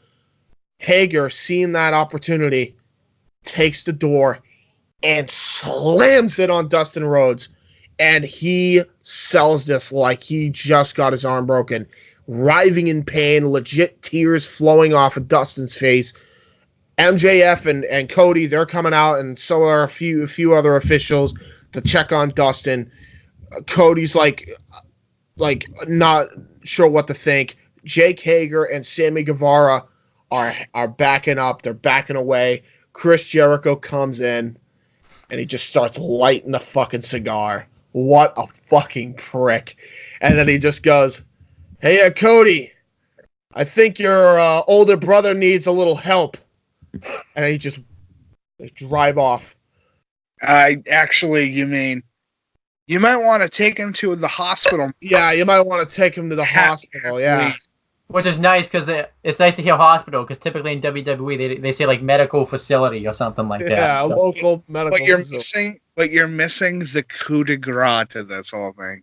Yeah, you might want to take him to the hospital, man. Happy Halloween. Yep. Oh, yeah, he's such a prick, man. He's such a prick, and I love it. This is pro wrestling. This whole segment, I don't give a fuck. 2 weeks in a row, they have pulled this off. S-rank segment. From the fucking start of this to the end of this segment, S-rank. Even during the commercial bit, until it fucking ended, S-rank. I was enthralled by this point with the show. This was fantastic. Like, I loved every second of it, and it heights me up even more to want to see the match at Full Gear. Really can't. Yeah, 100%. Like, if this did not pump your blood up for the main event of Full Gear, I don't know what the fuck planet you're on, but you need to get your pulse checked. You need to come back to You need to come back on the planet, I think. I think they're on Uranus. And not my anus. Or anybody else's anus, just Uranus. Yeah. Mike, what did you think of this segment? I give it a good solid A+. I wouldn't overhype it because it's just a contract signing. It would be a different. I probably wouldn't overhype it because they're gonna have more of these, I'm sure. But the reason why I gave it an S rank, and here's why: this specific segment was because it was so different than what you see a contract signing be from the presentation and everything, and every little detail, Mike. Well, you have to remember one important thing. Cody's been around the block more than once, and now that he has an MMA fighter, he's able to fucking go, so how did UFC do it? Well, this is how the format would usually go. Okay, cool. That's what we're gonna do. Well, the funny thing is, you're forgetting the list, Mike. You're forgetting the list. Oh my God, there is one part. The list. He actually teases the whole list because he does the whole click of the pen and then signs the contract. How did I forget about that? Yeah. God damn it. So one thing I gotta ask you guys, because there's been a stipulation now added to this match, and a lot of people don't really like this stipulation. So now the match. Oh yeah, the judges. Right. Yep. So everyone hates this because they think they're going to go to a 60-minute. I don't think they're going 60-minute. No. And if they do, I wouldn't complain. But the reason they do it is because when they do eventually have that match where it goes 60 minutes, there is a reason to have a tiebreaker. It's not like for the World Championship and probably for the World Tag Team Championship and really any World Champion, any title that has a world. Let me ask you a question: Is this Jericho's first title defense? Yeah, this is Jericho's first title defense. 100%. Okay, so everybody needs to shut the fuck up and stop complaining. Well, here's what it is. So everyone's thinking they're going to go to a draw, and then they're going to make a decision on who won later because of the judges. So they brought in judges. System, or is this going to be a fucking Iron No. match? It's a full-on match, and it's going to have a 60-minute time limit. And okay. That's the stipulation going forward. They have 3 judges, and if it somehow goes the distance with those 60 minutes, then the judges take a day and reflect until the next Dynamite, or take a few days until the next Dynamite, and then they determine a winner from there. And then whoever wins is the new AEW World Champion. That's the idea of the judges. It's not like the Impact Grand Championship where it was just like, oh, they're gonna have round systems, and we saw how that fucking failed. Now, to be fair, the round system is not a terrible concept if it's done correctly, but the round system should be over the course of like 3 weeks. It should be. I don't think there should be a round system at all. In the next. That's just me. I'm okay with the round system if it's if you go for it's 3 rounds. We're fighting for 3. It's going to be over the course of 3 weeks. We have a match once for that 3-week time. So we have 1 match on 1 week, 1 match the next week, 1 match the final week. If I beat you on 2, I don't even have to go for the 3rd week. I wouldn't have an issue with it. I love that they put the judges in. I don't hate it, and everyone hates it. And I'm like, no, I don't. I think it's fucking great. They wanted to go with the sports-centric concept. This is great. What they're trying to do is eliminate the bullshit. They're trying to get rid of the whole, fucking, the champion won by timeout. The champion won by fucking DQing himself. The champion. This now gives the champion the fact of, I need to prove I'm the best in this ring. Yep. Yeah. And I love it. I love every bit of it, and I can't wait for this main event. Not going to go 60 minutes. I like it too. It's not going to go 60 minutes. I like it too, though. And one thing is now it makes the Moxley, Pac. It actually ties into the Moxley Paxton finish, because now they don't want that happen in the World Championship match. So yeah, exactly. And I think whoever wins is going to be next in line. And I happen to think it's either going to be. I think it's going to be Moxley next. Well, technically the win won't count, so we're gonna have to. Even if the win doesn't count, I see him beating another top guy right after that match where he beat Kenny Omega. He goes on to fight Adam Page, and then he becomes #1 contender. Yeah, because I'd love to see a reborn Moxley fight a reborn Jericho for that fucking belt, please. And everyone's like, well, they're 2 WWE guys. Nah. Jericho has been the most original he's ever been in his entire career. And same thing with Moxley. These are 2 completely different characters than what we saw on WWE television last. But yeah, then moving on to the next thing, we had a 6-man tag. It was the Hybrid 2 and Kip Sabian versus the Elite. God. Mike, this match was great. We had a great entrance too, and Mike loved this, I know. So yeah, Mike, you can educate us on the entrance since you're obviously, as you said in the beginning of the video, since you're the gamer here. Y'all motherfuckers need to play Undertale. Yes. So okay, let me explain it like this as I explained it to James, because I did get a question from a couple of people. Why would he go with Sans from the Undertale series? I'm like, not only is it easy to get the music, because it's fucking easy to get the music, because the creator of it has had that theme in a fucking Earthbound mod that he made. Yes, Undertale is just an Earthbound modification. But here's the important bit to it. He decided to pick a character that is a skeleton, which is a Halloween staple. When you think of Halloween, you think of skeletons, vampires, werewolves, fucking jack-o'-lanterns, the whole deal. And he decided to pick a character that is right now, maybe not the hottest thing in the world, but is a character that's going to last into infinity. Because that is, and I'm telling you right now, the hardest fucking boss fight I've done in a long time. Yeah, Sans. It is a night. Okay, so I want to ask you a question, Alan. Okay. What's the hardest fight you've ever done in a video game? An actual fight? Not in a wrestling match, none of that nonsense. I want to know what the hardest boss fight you've ever done. Well, I gotta think about that. You're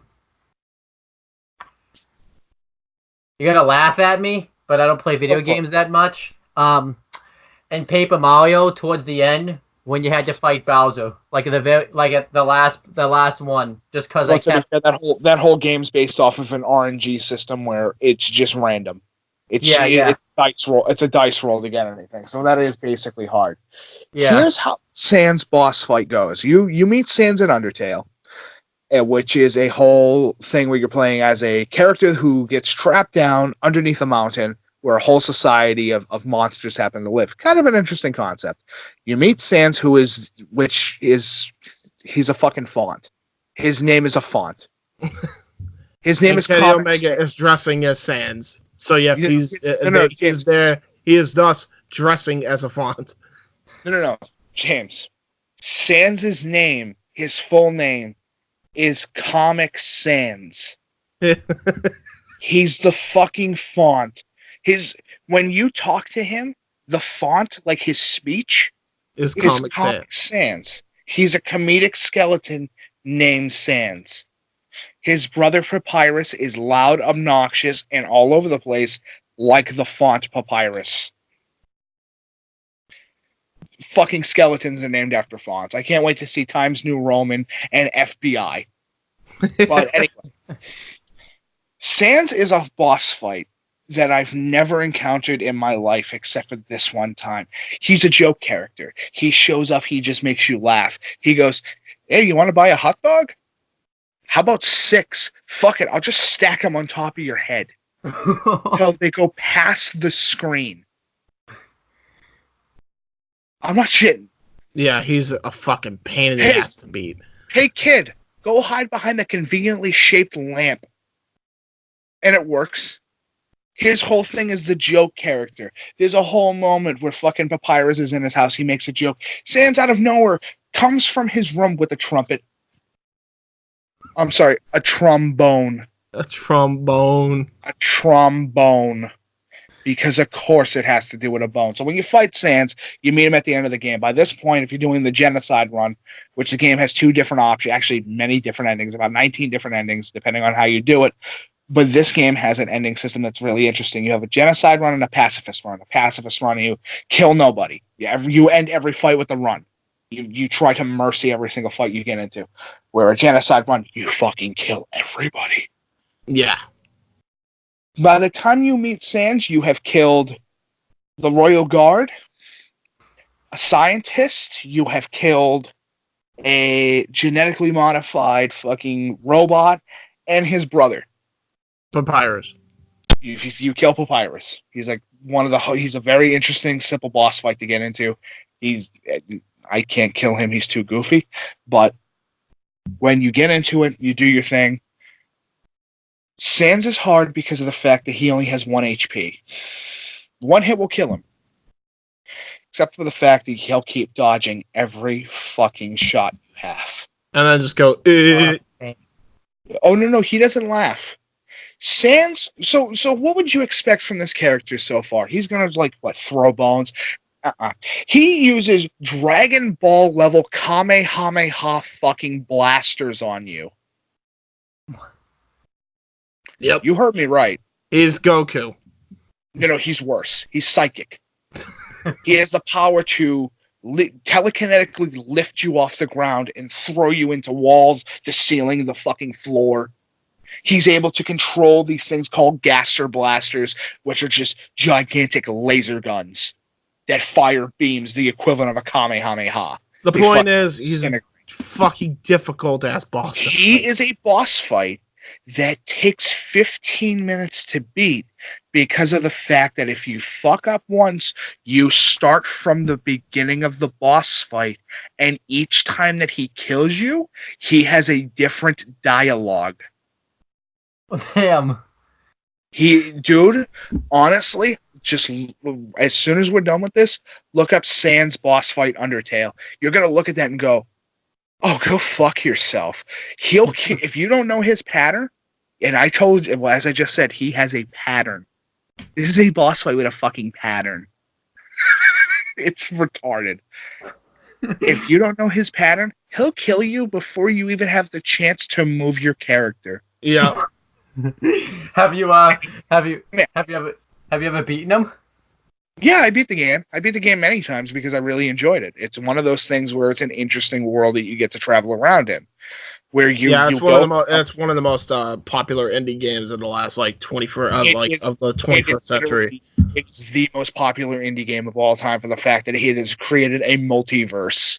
Yeah, a fan fiction fucking multiverse. We could talk about this all day long, but that's basically the meat and potatoes. Kenny coming down as, I mean, he's already come down as fucking Kirito from Sword Art Online. He's come down as Akuma. He's now coming down as Sans. The dude loves anime and video games. Why would he not want to dress as one of the hardest independent boss fights ever made? And then after that, and now knowing the backstory, poor Matt and Nick Jackson are forced to dress up as Ryu and Ken again. To be fair, I mean, which one of them is going to be Papyrus? It's impossible. Which one of them is going to dress, like, what the fuck do you dress them as? Because the dogs? No, it just wouldn't work. It just wouldn't work. Well, anyway, they come out, and they're ready to go. His intro Titantron is a 100% fucking parody. Of the fucking Undertale. Both New Japan Pro Wrestling and of Undertale. Specifically, the logo that you see in the center of the screen, that's the last thing that gets destroyed, is actually the Gaster Blaster that Sans uses, which is fucking hilarious to me. Mm-hmm. Yeah, so it's just an interesting. But yeah, we had the match. The Hybrid 2 and Kip Sabian attacked the Elite. 3. 3, there you go. The Hybrid 3, sure, why not? I'll let it slide this time. It is the Hybrid 2. I just looked it up. No, I'm calling them the Hybrid 3 because Kip Sabian's in it. It's just the Hybrid 2 with Kip Sabian. I just looked at it. You're wrong. You're fucking wrong. I'm calling them. It's a fucking joke. Nope. You have a 2-1 loss. I'm siding with Mike on this one. It's a joke. And anyhow, the Hybrid 2 and Kip Sabian. It's the Hybrid 3. Attack the Elite before the match really could even get started. Eventually, when the match gets started, they start dominating Nick Jackson and really getting the heat on him. And basically, I think they wanted to get the crowd's excitement level up because that, Dustin Rhodes angle happened. And I really like how the commentators, and this is at the point when Tony Schiavone is now back on commentary, are getting back into it, except maybe JO because he doesn't like this type of wrestling. But basically, this match was just all moves. You saw a triple super kick, by the Elite on on Jack Evans. Kip Sabian hits a wicked suicide dive, just taking everybody out. And basically, it's just go watch the match. That's all I can say. It's basically a car crash. This match is there just. There was at one point where Jack Evans literally jumped off the shoulders of one of the Young Bucks and did a freaking moonsault to the other one. Yeah. Fucking insane. But the finish comes when, Kenny Omega hits the V trigger and, the one-wing angel on Jack Evans, and he ends up. And Jack Evans sold this like he literally broke his neck. Holy shit. And, Kenny Omega and the Elite win. Afterwards, the Young Bucks go to high-five the crowd, and we see a couple of guys dressed up in the Rick and Morty masks, and, when they high-five them, they were kind of standing there for a while, so I'm like, something's wrong here. And we find out that it's Pride and Power, and they attack the Young Bucks and beat the crap out of them. And, Kenny Omega chases them off. I thought at this point Moxley was going to come out, but it didn't happen. We'll get to that in a second. But I really like this. I love the post angle afterwards. And this was the perfect match to, I think, follow that contract signing just as it got the crowd back into it. And it was just very enjoyable. Yeah, 100%. This is great. This is great placement on the card. Yeah, but I gave it 4.5. It was great. Yeah, 4.5. There's no way it could go any less than that. I think it's too fucking good. It's Angelico, Jack Evans, who have always been fucking great team. It's Kip Sabian. Orders. Yeah, fair enough. I'll give it 4 3/4. I agree with that. Fucking I'll great stick with match. my star rating, but I won't argue against yours. So, you know why? Because it's like Kip Sabian's like one of the hottest stars, and he showed why here. Kip Sabian and Angelico has always been a fucking great team, and the Young Bucks and Kenny Omega are the Young Bucks and Kenny Omega. I mean, come on, fucking great. What more can you want? And the post-match angle with Proud and Powerful setting up for a Full Gear again. Like, they have the inner circle happen all over the fucking show, wrecking everything, and I love it. Yep. Then we had James, even though it's a match, it technically isn't, but you're covering it. Peter Avalon with Liver Bates Peter Avalon was supposed to have a match with someone. We don't know who we're supposed to face, but it's technically a promo segment. So Peter Avalon comes out, and the crowd keeps booing, and they're booing him hard. Excuse me, I said. And then he goes down to the ring. I forgot the specific insult he said while he was on the ramp. I remember the one he said in the ring, where he said, "Me and Levo were studying at the University of Pittsburgh, and we did our research, and boy, no wonder wrestling has not come over here in over 15 years. You guys are lousy, huh?"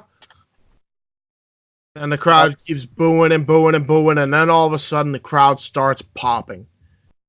And why? Because who should come out from the freaking crowd but Jon Moxley? Gets in the ring, immediately lays out Avalon with the paradigm shift. Thank you. And then he grabs... I'm sorry, it's going to always be the Dirty Deeds because I'm an AC/DC fan. Well, I mean...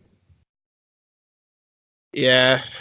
I won't correct Mike. No, the Dirty Deeds is more the headlock driver, in my opinion. That's what the original one was. See, I would have preferred if they gave him the whole thing if he hits like a combo called the Dirty Deeds Done Dirt Cheap. Oh, that would have been cool. Yeah, if he does a top rope version, fuck yeah. Oh, shit, yeah. But anyway, he grabs the microphone, he holds the microphone up for a few seconds, then he puts it to his lips, and then he just starts going off. And... yeah, basically what I said in the beginning, he says again, and with a lot more intensity. Like, we could pull Noah Foster's clip where he says Control-C, Control-V, haha, but no. This was delivery. Like, even though it was the same promo, he delivers this so well where it doesn't even feel it. It doesn't even feel it. Yeah, it was like, the way he said it, it was like the crowd went. That crowd, I do not exaggerate this. I was with them every single second of this. They were on the edge of their seat with every word Moxley was fucking saying. Every single word. Yeah. This was the second best part of the fucking show.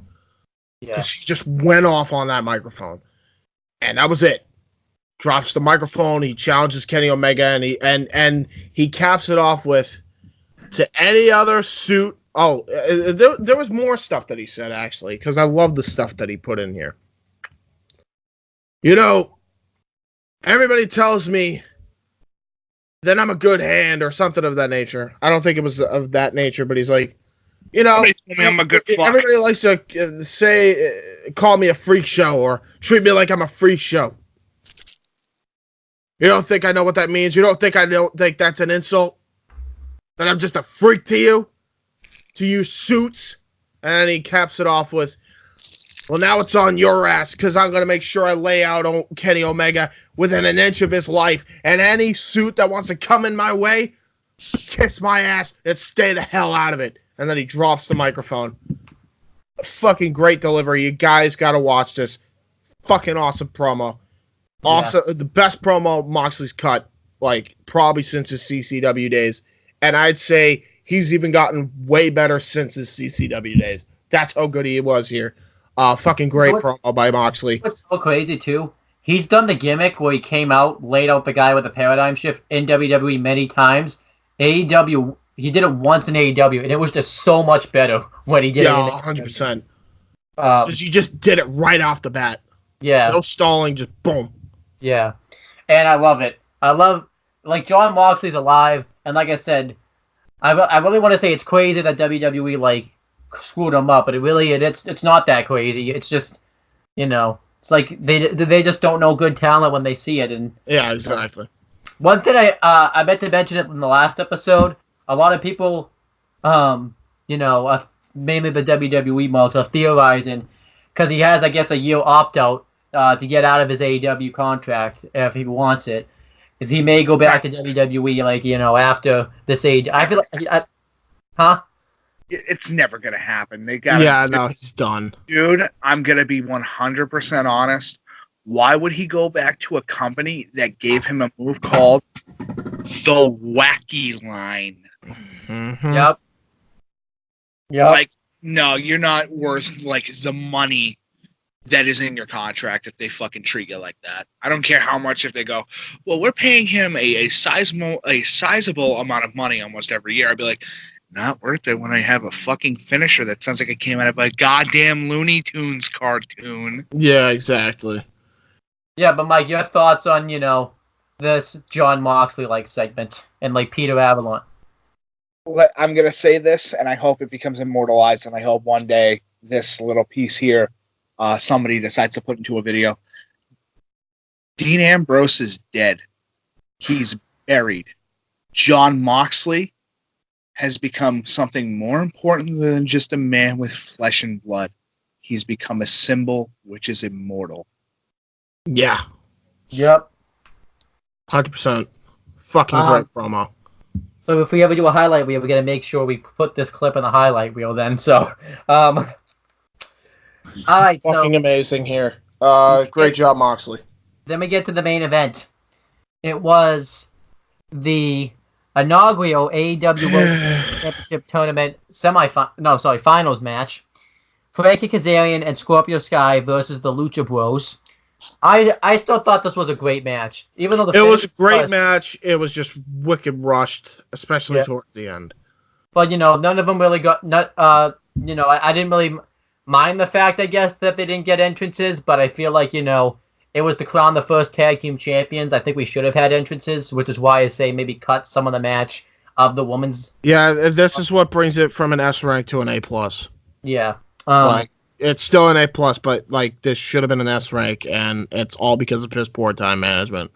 There's no need for it, To be fair, though, they were covering a lot. They had the contract signed, and they had Jon Moxley having his thing back. So you want to give those people the correct amount of time because that's what's going to be the future. Let's be honest. We know what type of match we're going to be getting when you have SCU and fucking the Lucha Bros going at it. Yeah. But I think if I know it should have been longer. It should have went like 20 minutes. Absolutely, but I will not say that it was not. I'm not going to dip my score below the S on this one. But this just because one match is a little or should have lasted a little bit longer does not mean that you need to dip that hard. I don't think I'm dipping that hard. I mean, it's still a 99%, but it's still a 99% for me. Or actually, no. A+ is 100%, correct? Yeah, 99. It's 97, 98, 99, or 100. Yeah, so I'll go with a 99%. I don't think that's too harsh, to be honest. So then, the match, basically what I liked is no one was really in control of the other. It was just,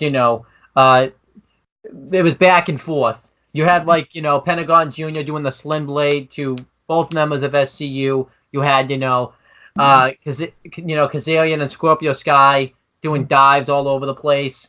And it was just an out of control match. The finish comes though when Kazarian gets powerbombed by Pentagon Jr. through a table, and they're going for the reverse power driver into the double stomp combination on Scorpio Sky. Well, then Scorpio Sky, he hits a roll up, and then Kazarian out of nowhere just comes in, like he flies in with a body press, keeps Phoenix down, and they get the win. And I marked out. I can't even lie. Yes. Shit. I don't really mind that they are the first tag team champions. It was a nice surprise, and I loved it. I love that. And absolutely, after the story they told, they should have been the first tag team champions. And I do believe we're going to get a rematch at All Out for these belts. Yeah. I want to see a proper, full-on match. And maybe that was a blessing in disguise, honestly, that they got cut short, because now we can get a proper match on pay-per-view with these with these two teams. And hell, maybe Daniels comes back and takes the place of Scorpio Sky, so we can get his vengeance on Pentagon Jr. Which, yes, please, let's go. I want to see that influence versus the Lucha Brothers. Let's go. Yeah, but yeah, this was still, an awesome match afterwards, Frankie Kazarian. You mean Mucha Lucha. It's a way of life. But afterwards, Frankie Kazarian and Scorpio Sky celebrate. They go backstage. They get, their nameplates on. They're so happy. They get interviewed. Frankie Kazarian talks about how he did this so long for Killer Kowalski, the guy who trained him. Now he's doing it for his family. Scorpio Sky talks about how he's been denied from all these different types of promotions over the years, and now he's happy that he got signed. They call Christopher Daniels to talk about it. They're so happy, and yeah, it's a nice feel-good moment. The match is still fantastic. I'll give it 4 3/4 stars. Just wish the match wasn't so rushed towards the end. Yeah, man. Well, when you put it like that, I don't know. Should I give this an S? Because they really did, you know what? I'm going to go by your logic, Owen. If I have to think about it, it's not an S. There you go. So, yeah, it's an A+. It would have been an S. They need...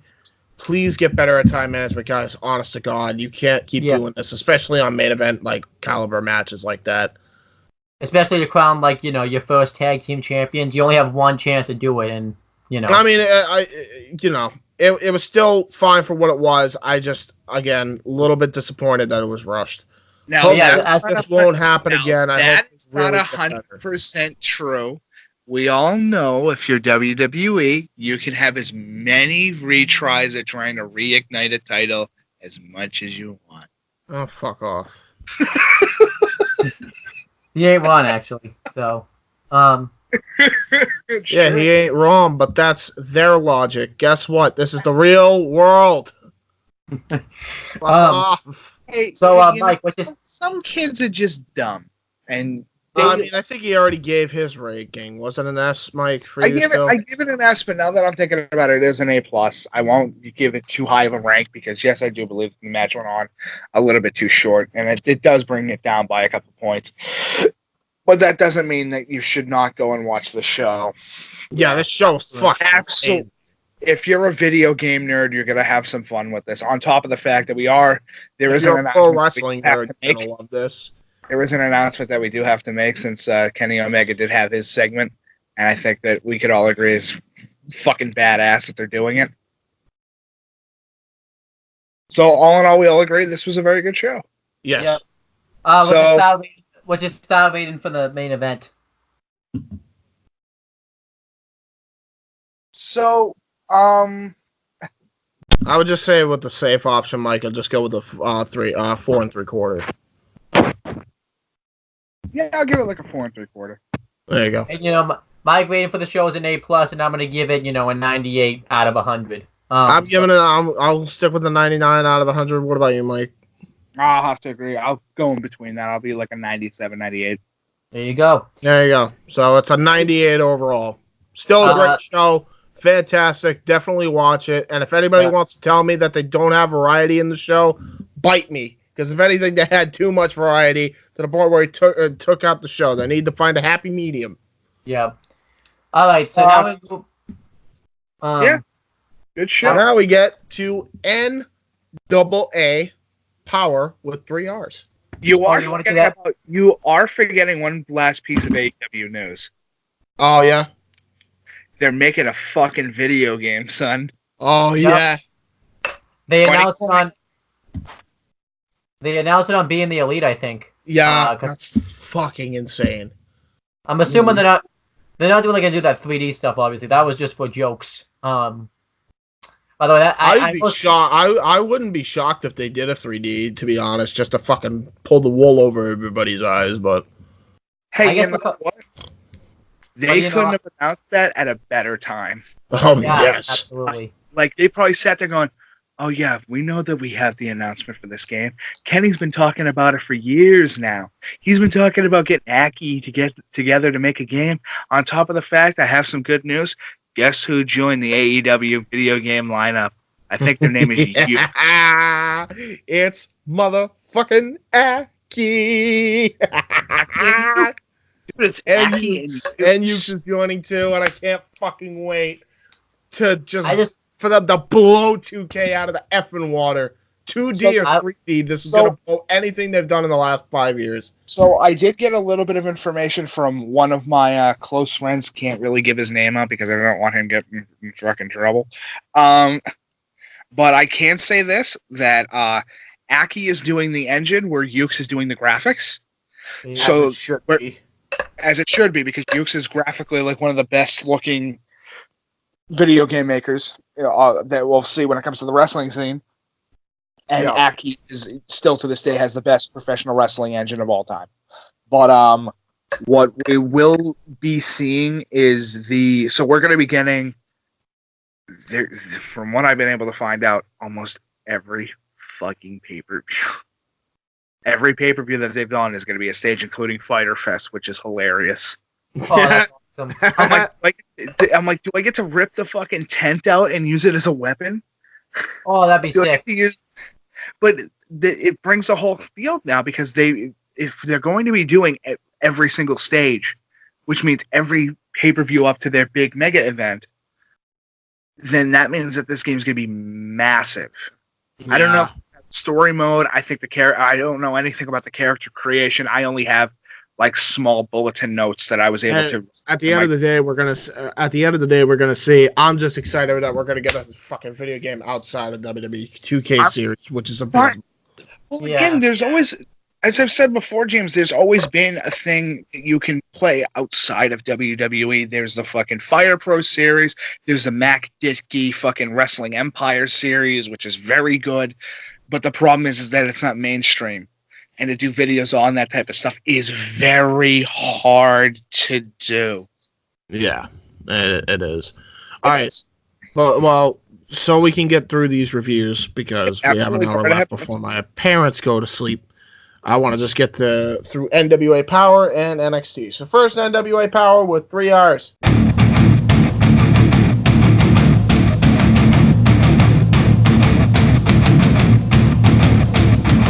Oh, you want to do NWA Powerrr first with 3 R's? Yeah, I'll just do that first. I forgot. I gotta update the win-loss record for AEW. All right, do it quick.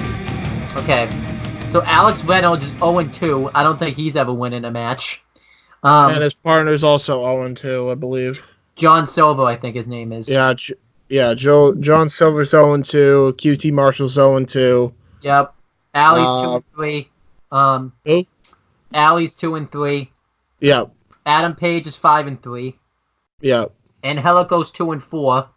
And Jack Evans is 2-5 because he's had a singles match. Chuck Taylor's 3-4. Darby Allin's 3-1. Dustin is 2-3. Frankie Kazarian 6-3, and so is Scorpio Sky. Hikaru Shida's 2-1. Where is Emi Sakura? Oh, she's 1-2. Jimmy Havoc's 1-5. He needs to get away. Yeah. He's getting into Travis Banks territory. We don't want him there. Kenny Omega is 5-3. Kip Sabian's 2-2. The Young Bucks, both of them, are 6-3. And I think Penelope Ford's 0-3. Pentagon Jr. and Ray Phoenix are 5-3. Peter Avalon's 0-3.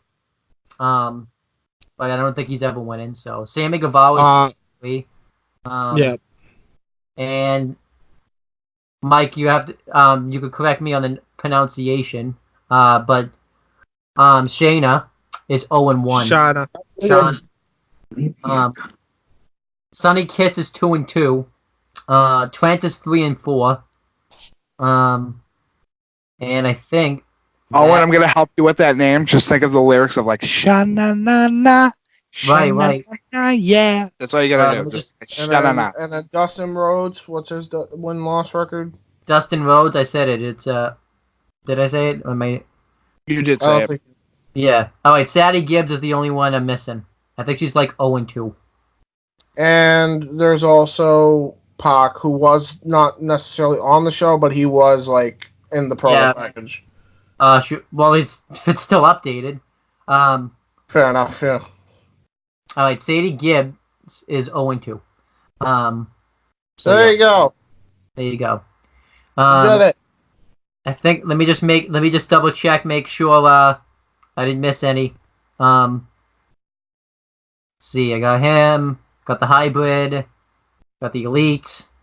Kip Sabian. I got Kip Sabian. Okay. Yeah, I got everyone. All right. Now on to NWA Powerrr with 3 O's. But do you want to do NXT next since they're the same day? I say we just do NWA Powerrr first and then NXT. So this was Power's kind of short.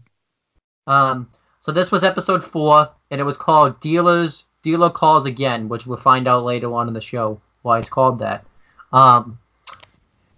We had the commentators of Jim Cornette and Joe Galley. Since Mike hasn't been on a NWA Powerrr with 3 O's review, what do you think of the commentary team? Let me ask you a fucking question, okay? Why are you asking me what I think about the fucking commentary, alright? Do you think that I have something fucking wrong with my goddamn brain? I thought it was alright. I think I've been watching NWA Powerrr, so it's not the first time I've seen it. But, how come you guys aren't talking about the titles? Well, we're gonna get there. No, can I explain what the little reference is? Oh, what, the Dealer Calls Again? So, okay, way back in the day, during like the 1950s and 60s, TV shows and serials used to have a title card, like the beginning episodes and things like that, which are still used today. And way back in the day, one of the old Batman storylines had that exact same title card. So it's just one of those things where you can see that they're taking a lot of their inspiration from classic things, because NWA Powerrr's whole thing is to bring back an older version of wrestling done now in an interesting light. Yeah, true. Are you guys going to be able to use Jim Cornette now since he's working with this?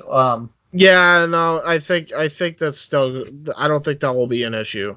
I know, because that's going to really that kind of screws you guys up if you can't use Jim Cornette. Well, our show's on Wednesday, and he's there on Tuesday, so we'll be fine. Yeah. Well, I wasn't sure because of contract issues and all that type of stuff. So, I think we'll be all right. Yeah, because ours is a CAW league and it's fantasy anyway. So yeah. All right, so it showed reactions to episode 2 or 3, anyways. Where they showed like various YouTubers and such reacting about it. We had the intro because we got to talk about the intro. We can't never not. So I think it's into the fire. And James is probably going to be doing most of the talking because there's a lot of promos on this show. James Storm comes out to do a promo. Want to talk about this, James? Basically, James Storm calls out Magnus. I'm sorry, why do I always refer to him as Magnus? Nick Aldis for basically ducking him because he is the national champion. He should be next in line for a future world title shot. But then Colt Cabana comes out and he's like, "Hey, what about me here? What about Chop Liver? Yeah. I was the former NWA national champion, and you stole that from me, and that's rightfully mine, and you know it." Because their feud spans all the way back to where they were partnering with Ring of Honor and even beyond that. So then Eli Drake comes out, and he's stirring the pot again. A little shit starter. I see what you're doing there. And he's basically stirring the pot to try and get to weasel his way into a world title shot. And then Nick Aldis comes out, and he's like, "All right, you know what, James? I'll have a team with me. You have a team with you. And in the main event, it's Team Aldis versus Team Storm. If you win, you get a world title shot. But if you lose, Colt Cabana gets his national title shot." You forgot one. James Storm said, "It's a deal." you forgot one thing. Nick Aldis brings up. Oh yeah, Nick Aldis said if you get the challenge for me, you're dropping the national championship. Yep. Because if you really want to fight me, you got to give all of it up. Yep. It's kind of weird though. I guess what one thing that I've noticed with NWA Powerrr with 3 R's, is when it comes. I do have to announce that it has 3 R's. It has 3 R's. Yeah, because it has 3 O's. Damn those rampaging rigatoni racists. They say it's a rib on something. They say it's a rib on something, but I don't know what that is yet. I just said it. Rampaging rigatoni racists. Please, somebody please put fucking James Storm in a goddamn beret with a mustache. That's so spicy. Anyway, continue. Yeah, you can't really go by based off who's face or heel. You definitely know, but I feel like it's going to change episode to episode because Nick Aldis will act like a heel sometimes, but when he's in matches and such, he'll be a babyface. But you forgot to mention one thing. They made it pretty clear that like Nick Aldis and Colt Cabana will be going to be on the same team, but we weren't really sure who Eli Drake's side, whose side he was on. If he was on James Storm, if he was on Nick Aldis and Colt Cabana. So I really like that, and I just like this segment. It really did a great job of setting up the main event, and everyone that was in this segment, it wasn't just they were just throwing out a random 6-man tag out of nowhere. I wonder where they do that. They actually gave a legitimate. Everyone that was in the 6-man tag actually were feuding with each other and such stuff like that. So I actually liked it a lot. So yeah, this is a thumbs up. What were your thoughts, Mike?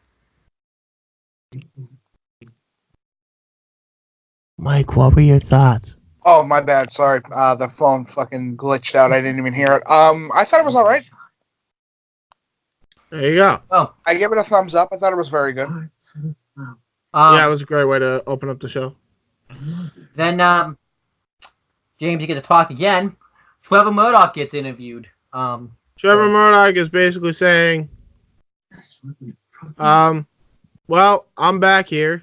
I honestly, this kind of slipped my mind, but I know it was about how he was just kind of, at one point he gave up, but then he came back to the NWA where real men are back, real wrestling's back or whatever.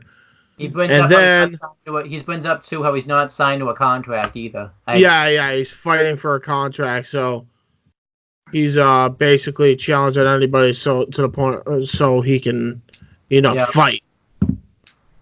And he talks about Josephus, and says he's despicable. Josephus comes out. You told me he cut a promo. I don't remember the promo at all. I'm gonna be honest. Promo was all I remember was this promo was fucking weird, and I don't get his gimmick. I from what I understand, he was supposed to be this weird, I guess Nostradamus gimmick, but he doesn't even have the robe, so he just looks like a jobber talking gibberish. Yeah. It looked so bad, even for old school. This dude's a fucking jobber. Get rid of him, please. He's so bad. In the ring, on the mic. He doesn't fit here. He doesn't fit anywhere. Fuck this dude. No. You need to keep the jobber. Can I tell you why? Well, alright, you can keep the jobber, but don't put him in major fucking feuds. No. Put him in major feuds to make the other person look great. You need jobbers in professional wrestling. God damn it. Yeah, you need jobbers. I'm fine with him being a jobber, but not in a major feud. He should be fucking squashed. Anyhow, though, they had a match. Before the match even starts, Josephus throws Trevor Murdoch into the post, and they proceed to have the match. It was a good match, mainly because I got to see the guy get squashed, so I was happy about it. So, he tries to pull out the powder, and Trevor Murdoch sees it, so he kicks the powder. Kicks it in his face, plants it with his finish. 1, 2, 3, wins! Yay! I didn't even know Josephus, you fucking jobber. I didn't even know the knee drop on the middle turnbuckle was his finish, because I've never actually seen him do his finish before. But I guess that's fucking great. His finisher? Apparently. Yeah. I tripped. I'm gonna be honest. I thought he tripped and oh fuck. The match was good though. I gave it 3 stars. Mainly like I said, I got to see Josephus get squashed, so my bias is showing. Anyhow, Mike, maybe you. What's up? What's up, James? I said, "Fuck this dude." He's. What do you give it, James? I'll give it a 3 just because he got squashed. I'll be on your side on that. Let's see what Mike gives it. I give it a 1 because he got squashed. Fuck you! He's a prick. Kidding. I'll give it like a 2.5. It was just it's a jobber versus somebody credible match, which Okay. we've seen like a billion times with the same concept and really Freedom Powder. We're doing that shit again. You mean that Trevor Murdoch's the better star? I wouldn't have thought it. We had a vignette for Thunder Rosa. I think it was the same one. Yes, James, it was. You don't really need to say anything, but let's let Mike talk. Thunder Rosa, like Noah's tweet. Shout out Thunder Rosa. You're cool beans. So, Mike, what do you think of Thunder Rosa's vignette? Because I thought it was all right. I mean, in comparison to other things, I mean, it could have been worse. Let's be 100% honest. Yeah. But it was okay. Like, it had a point, at least. Thank fucking God. But it wasn't something that I would sit there and go, the top 10 promo packages of 2019. I would have sat there and said, it was a promo package in 2019. Yeah. It was a weird promo package because all it was just really slow cuts to then medium cuts to then fast cuts to then like super fast cuts. So I wonder if she got her hair cut at Supercuts. Jesus Christ. While we're here, what a fucking George Lucas cut? Since we're on the subject, I'm just gonna ask Mike, what's the worst promo package you've seen this year? Okay, I want you to realize that I watch a lot of classic shit. Well, So I guess if maybe it should be in 2019, I should say. Yeah, because I was gonna say, like, I haven't watched a lot of Anything involving the Firefly Funhouse of recent memory. I have one better for you. Okay, what is it? Good sir. Yeah? What is it? What is it, sir? This is awkward. It's like having phone sex, but the fucking guy on the other end just doesn't understand what will like fucking. Do you like professional wrestling? What are you wearing? Bowler hat, tie, orange socks. Say something dirty. Gym socks. Crocs. Jesus. That's worse. We'll get to it. Anyway, speaking of cringe, we'll get to If you're the cringe talking on about the show. If you're talking about the worst promo package, right now it's the funniest promo package, and that's Seth losing his shit about nothing. Yep. Which time? Which time? The time where he compared bank accounts with Will Ospreay, or the time he attacked Sasha Banks for no reason? Oh wait, here's one. How about the time he just decided to call Kenny Omega a jobber for no reason? See, here's the joke. Seth Rollins. Ha ha ha ha ha. That is very funny. I am a WWE champion. Look at my licorice item. I'm falling, and he's proven he can't be a top guy in anywhere. So, listen, if you can't stand the heat, job out another wrestler in a Hell in a Cell. Josephus. Listen, if you can't stand the heat, job out another wrestler in a Hell in a Cell match. yep. Anyway, next. All right, so James, it doesn't sound. I'll have to kind of break it down in the beginning. So Joe Galli was supposed to interview someone, but we never found out who it was because Aaron Stevens comes out instead. You want to talk about this? Aaron Stevens comes out, and Joe Galli is respectful and not looking Aaron Stevens in the eye because he told everybody, don't gaze at him. Yeah, it's rude. He's a movie star. You're a peasant. That's basically what he's saying. Yep. Comes out of this fucking shit pirate outfit, which you totally know he's doing for the heat. Yep. and he's talking all this shit about how he's a movie star and blah blah blah, getting good heat with the crowd. It's a great Aaron Stevens promo. I mean, what can I say? And then out of nowhere comes Ricky Starks, and then he's like, "Who the hell are you? This is my time. Go." And then Ricky Starks with this right fucking palm slap just slaps the taste out of Aaron Stevens' mouth, and he's just like, "You talk too much," Yep. which is rich coming from Ricky Starks. I think too, he said he wanted to be like a tag team, and he didn't like Aaron Stevens. Didn't think like he was, he thought he was inferior to Ricky Starks, so that kind of led to the palm strike. Well, there you go. I really liked the segment though. It set up the match for later on, and it was just great. Like these two guys being like together. I thought they were going to become like a tag team, but to be honest, they should probably will, but it's going to start as a blood feud first, probably. Yeah. Mike, what do you think of this? I thought it was all right. I mean, I was kind of meh. I was also half asleep when I watched it, so I went, Yeah, fair enough, right? Fair enough. I mean, I don't blame you after just watching fucking Joseph. Yeah. yeah. I'm just, fuck it. I went, okay, sure, whatever. Yeah. What? Then we had Austin Idol commercial. I think this one was different. Jesus Christ, the cringe on this. Yeah. Mike, this woke me up. No, actually, I think this was the same one. Yeah. No, it wasn't. No, it wasn't. The Tony Funk one was the same one. Kayfabe cocktail. Yep. So, Mike, yeah, he talks about kayfabe cocktails, and yeah, I don't know what to say about it. The moment I fell asleep. There's always one or two ways. You either laugh at it or you just like, ugh. I just laughed at it. I just laughed. It was funny.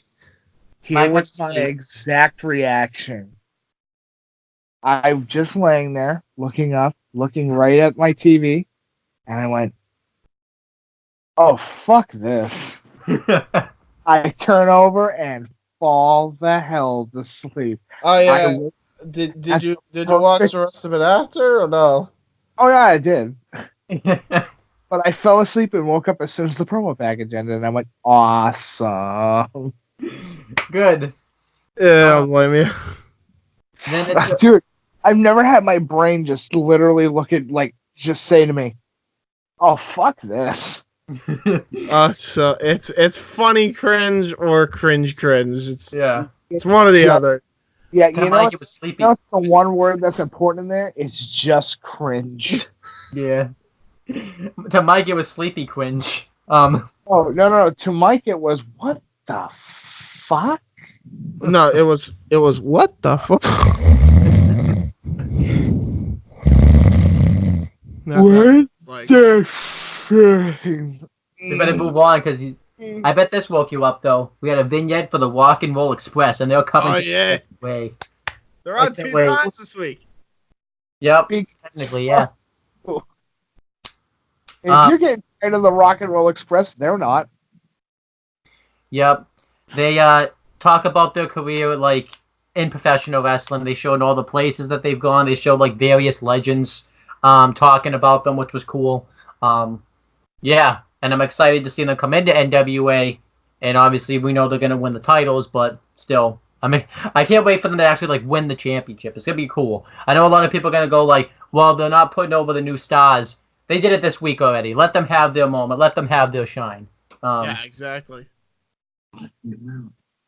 Anyhow, what did you guys think of this video packet or this vignette? Thumbs up because rock and roll. Yeah. Mike. Then we had Mike. Oh yeah. Hi. What's up? Thumbs up or thumbs down on the rock and roll? It was all right. I give it like a medium. What am I hearing in the background? That is my TV. Okay, turn the TV down because I was like confused. No, anyway, we'll listen to every little. Dude, if somebody can guess what the fuck that sound is in the background, they get a cookie in the comment section. Anyway, continue. We had a no disqualification match: the Dawsons versus Eddie Kingston and Homicide. More jobbers. Not Kingston and Homicide. They're great. Yeah. Fucking the Outlaws are great. The match was actually not bad, so I'll give it 3.5 stars because it was no DQ and the Outlaws pretty much carried them. Otherwise, wrong person went over. Fuck the jobbers. That's all we need to say. But before the match starts, the Outlaws attack the Dawsons. They all just stop brawling. Eventually, Eddie Kingston ends up injuring his hand in this match, so it kind of, ends up hurting the Outlaws kind of in the long run. They use chairs, and they were hitting each other like off the head with the steel chair. It was kind of weird. Then the wild cards come out, which actually made sense because these are like the two top contenders. And during the match, Isaac Royce comes in and he hits the fireman's carry into the steel chairs onto Eddie Kingston, and one of the Dawsons pins him and gets the win. I guess it makes sense. I really don't have like a big issue with it because it's like the wild card trying to do whatever they can to keep the Outlaws like out of title contention. But I really just don't like the Dawsons, so it's like I don't really want to. Are you helping the Dawsons? I guess because they realize the Dawsons are less of a threat. Because they really like the TV show Dawson's Creek. You know what? That's the first thing I thought of when I saw these fucking jobbers, and they're like, "Oh, hey, it's Dawson's Creek," except they got fatter. But I would give it 3.5. I think the fact that it was no DQ and Eddie Kingston and Homicide were in the match, it helped. I feel like it would have been just like a 3-star or like a 2 3/4 star match if it was not no DQ. But still, the fact that it was no DQ bumped it up to 3.5. Mike, what were your thoughts on the match and star rating? Open up the morning light, see yourself with careful eyes. You can back the door and stay the night. And again, the hand in here. Do, do, do, do, do. Yeah, fuck Dawson's Creek. Anyway. I give it dude, honestly, it was like a 3-star match, but that was because come on, it's LAX. What do you? Well, I mean, they're called the Outlaws here because they can't use LAX, but I get your point. Fuck the LAX. It's Eddie Kingston and Homicide. You can't go wrong with Eddie Kingston. Eddie Kingston's the best on the mic, by the way. Right? But yeah, fuck Dawson's Creek.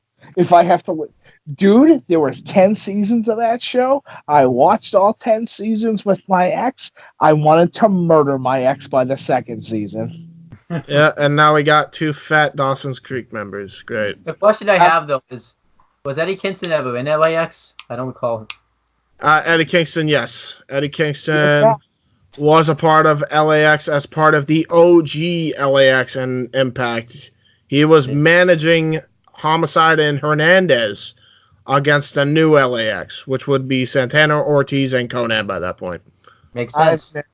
I miss Hernandez. I do miss Hernandez. I miss Mexican Superman, dude. He was fucking awesome. Super Max. Then we had especially the cool way he used to have the title. When he had that huge gold chain and used to wear it around his neck, it looked badass. Anyway, continue, Owen. We had Who is the Mark? It was the same thing. Mike, I don't know if you saw this. This is more cringe. Who is the Mark? I don't know who the Mark is. I think this is a promo package. I can't tell if this is a promo package or fucking commercial. I can't tell either. His name is Kerr. And then James, you get to talk. This was actually a different type of interview. Instead of doing it in the studio, they did it what? Check the red one. It smells like strawberries. But instead of doing the interview at the studio, they did it backstage. It was Marty Bell getting interviewed. Marty Bell is like, I'm a win. Yeah. And then we had the match. Well, no, then she talks about how she's best friends with Allison Kay now, too. So. Yeah, okay. I don't think Allison Kay is best friends with anybody, so I would chill with that. Well, there's a lot of pictures of them together on Instagram, so I think they are really best friends. I will say this. I take back what I said about Allison Kay from the prior episode because it turns out it was to book a future title match. Yep. So the fire emoji pay-per-view, which I'm very much looking forward to. So we had the next match. It was Marty Bell versus Ashley Vox. Good stuff. Ashley Vox won, and newsflash, Marty Bell didn't win. Allison Kay comes out and cuts a promo on both of them, wishing them the best of luck, but kind of putting them down at the same time. Yes, we all know about the cocksucking promo. Let's continue. And Allison Vox actually won too with the most devastating maneuver in all of professional wrestling. Surprise roll up. But we're not done there yet, though. After this, Thunder Rosa comes into the ring, and she surprise rolls up the ring. Just for no reason, just comes in, tries to shake hands with Marty Bell, and she's like, "Who the fuck are you? No, get away from me!" And then we had it was weird. It's like, what was the point of this? No, it was weird too because we had this distorted music playing when she got to the ring too. It was weird. I guess that's her theme. I don't know how this gimmick is gonna work though, because this doesn't seem like a gimmick that NWA would do. Yeah, this seems like a fucking tag team partner for Rosemary if they still had the Knockouts tag team titles over on Impact. What is happening? But anyhow, Mike, what did you think of the match? Well, and also the interview with Marty Bell, because I forgot to get your thoughts on that. To be 100% honest, the match, I sat there, I looked at it, didn't retain a fucking thing. Okay. The promo package, I heard it, didn't retain a fucking thing. So are you saying the biggest star of this fucking segment was Thunder Rosa, and it was because she was just weird?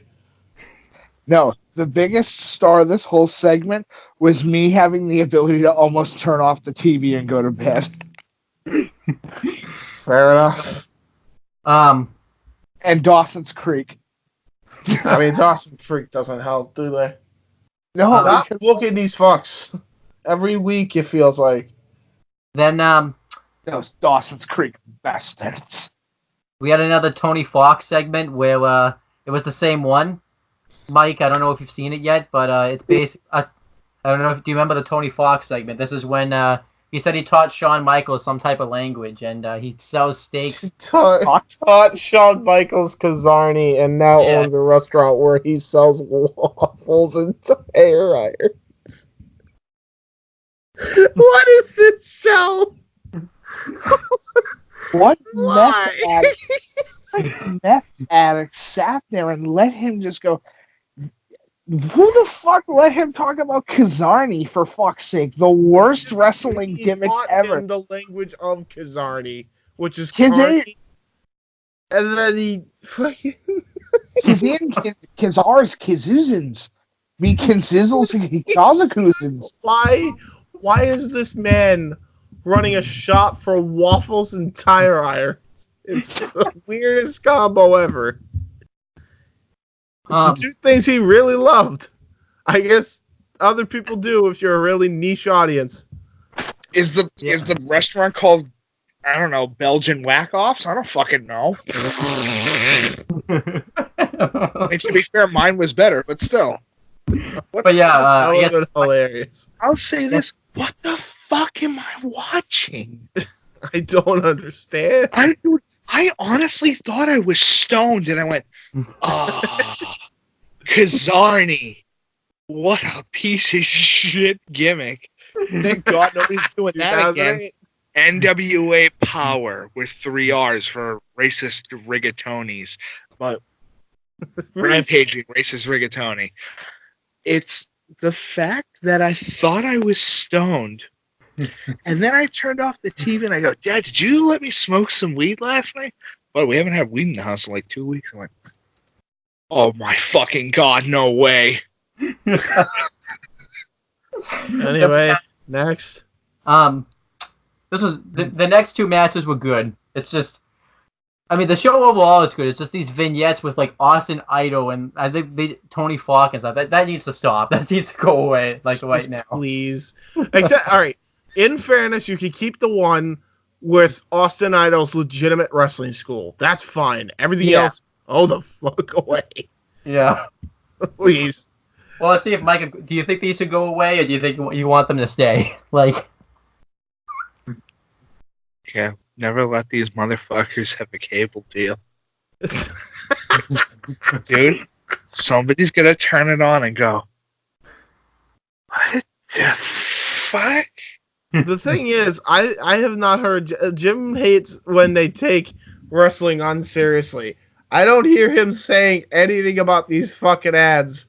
They're absolute cringe. I'm just saying. Waffles and tire irons. Who the fuck promotes waffles and tire irons as something you sell in a restaurant? And teaching. Listen. If it's in Alabama, it's 100% plausible. It probably is.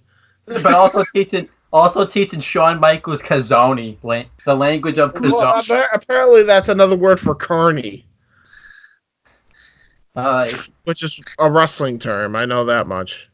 So I love, by the way, what the fuck is this show? It's so weird. It's so fucking weird, dude. It's the ads and the fucking jobbers and it's dude, this show was stoner fuel.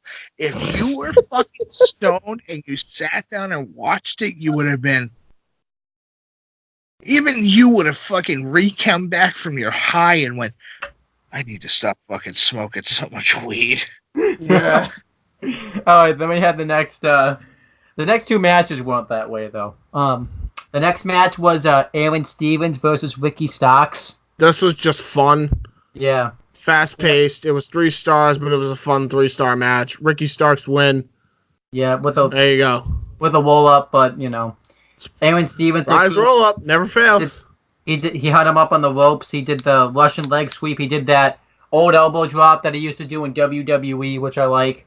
He did a cool neck breaker. It was good. Yeah, it was actually the old Terminus. Yep.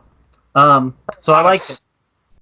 And I loved how he lost too because he was afraid to get palm strike again. So you can't blame him. Like this was good stuff. I like it. And then he just kept saying no because he lost, and everyone's like, yes, you lost. Oh, God, he moved his hand, run. He's gonna hit me, run. Mike, what do you think of the match, and what's your star rating for it? I give it like dude, this whole fucking thing was a 3-star event for me. Okay. Personally, I went, what? Dude? You know your show is weird if you have somebody like me who has read about maybe 230 books in his lifetime, plays more video games than anything else in the world, and smokes a little bit of the reefer whenever he gets the chance, and you're making me sit there and question if I'm fucking stoned, your show needs to cut your shit out. Then we had the main event. It was a huge stakes match. It was Team Storm versus Team Aldous. We found out that on Team Storm... What kind of steaks? Medium rare or extra rare? Oh, do you know what they say? Good meat down. But we find out on James Storm's teams the wild cards, which made sense to pick the tag team champions. I thought because they've like never lost and stuff like that. So all the belts are on the show for the first time ever. Yeah, and then Team the third member on their team was Ken Anderson, which made sense since he's kind of been forming a tag team with Colt Cabana. And this match was great. I actually really liked it. You really didn't know who was going to win the match. Wait. What? I'm sorry, could you run that one by me? I completely forgot that fucking main event even existed. Could you run that one by me again? Who's on the... James Storm Wildcard's got it. What's the other team? Ken Anderson, Colt Cabana, and Nick Aldis. Okay, somebody has to be fucking stoned. No, it was the main event. I think you're confused because of all the ads. It's so weird. Who wrote this? I don't know. It's not the fact of who wrote it. It's the fact of the layout of the ads. It's just what the fuck. Yeah. So weird. But yeah, I really enjoyed this match. You know, the fact that they had high stakes. You really didn't know like who was gonna win this match. It was kind of weird too, like to see James Storm play the heel role because I didn't expect him, you know, to be the heel role. But it was so cool because Nick Otis and Thomas, you know, Latama started the match, and it's cool. He was formerly known as Bram, so that makes sense. Yeah. Because they used to be a tag team in TNA, so I actually kind of like that. And you know, James Storm finally gets into the ring because basically he doesn't want the wild cards to screw this up for him, you know, because this is his one chance to get a world title match and a way to get out of defending his title. And eventually the heels get the heat for a long time on Colt Cabana, and then eventually Ken Anderson gets the hot tag, and the match spirals out of control. Not like, you know, the way you would see it in AEW, but just typical out of control. I'm going to be honest, I remember Team Otis winning, but I watched so much wrestling Tuesday and Wednesday. I know what it is. I know how it ended. Nick Aldis hit a fucking move, and then out of the... Oh, no, it was a mic check by Ken Anderson, and then, you know, Colt Cabana's Superman pin? Yep. Yeah, that's what he used to win. Do you remember who was on? I don't remember. I don't care. I know it was on one of the wild card. Yeah, I know it wasn't. Let's just say it was Isaac Royce, just because we'll get. It probably was Isaac Royce. He seems like a fall guy. Yeah, I mean, even though we're just making. Bottom line is, Colt Cabana gets a shot at the NWA National Championship. Probably at Into the Fire emoji, fire emoji, fire emoji. Yep. There you go. That's the end of the show. Gave the match 4 stars. It was great stuff. Yeah, this is probably the best match of the show. 4 stars. Yeah. I enjoyed it. And Mike, I don't know if we should ask you because you don't seem to remember the shit. Dude, I'm sorry if fucking my brain went. There is no way that any of this shit could possibly be real. You're either overtired or you're a stoned piece of shit. No, you were just overtired and also like confused by the ads. Now we're gonna do the letter grades. Let's do Mike's last because I'm actually curious to see what his will be. My grade, I actually really enjoyed this show. I'm gonna give it an A-. I'm gonna give it a 90 out of 100. You know, I'll give it a B+, 88 out of 100. Sure. All right, Mike. What's your letter grade to this show? Because you had the most interesting take on the show than any of us did. So I have a W for weed because that's what I felt like I was fucking smoking when watching this goddamn train wreck of a fucking show. What about, so what's percentage in that W? The percentage, 50% C, 50% weed. I think that's the first on this channel where we got a W letter grade. No, you want the actual letter grade. It was like a B. I was all right with it. I went, eh. There you go. Hey, at least it didn't... I know, like, it was weird, but at least it's not like the WWE. At least you weren't bored by it, so... I wasn't bored because the whole time I kept going, sitting there going, what the fuck am I watching? Next. Now on to our last review, at least of this timeline. I wish I could stay, brother, but I gotta go. Yeah, that's fine. How about this? Quick, very, very brief thoughts on NXT before you leave. And then you plug your stuff. I give it a B+. I thought it was very good. There you go. There you go. And where can they find you? In bed, where I will go to sleep. Okay, bye. Bye. Bye. There we go. Okay. All right, NXT. Let's get this done.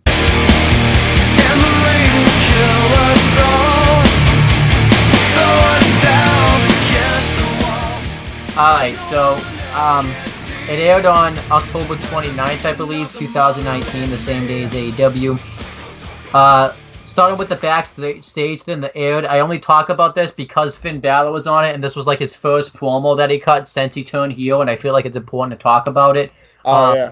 Because it was awesome.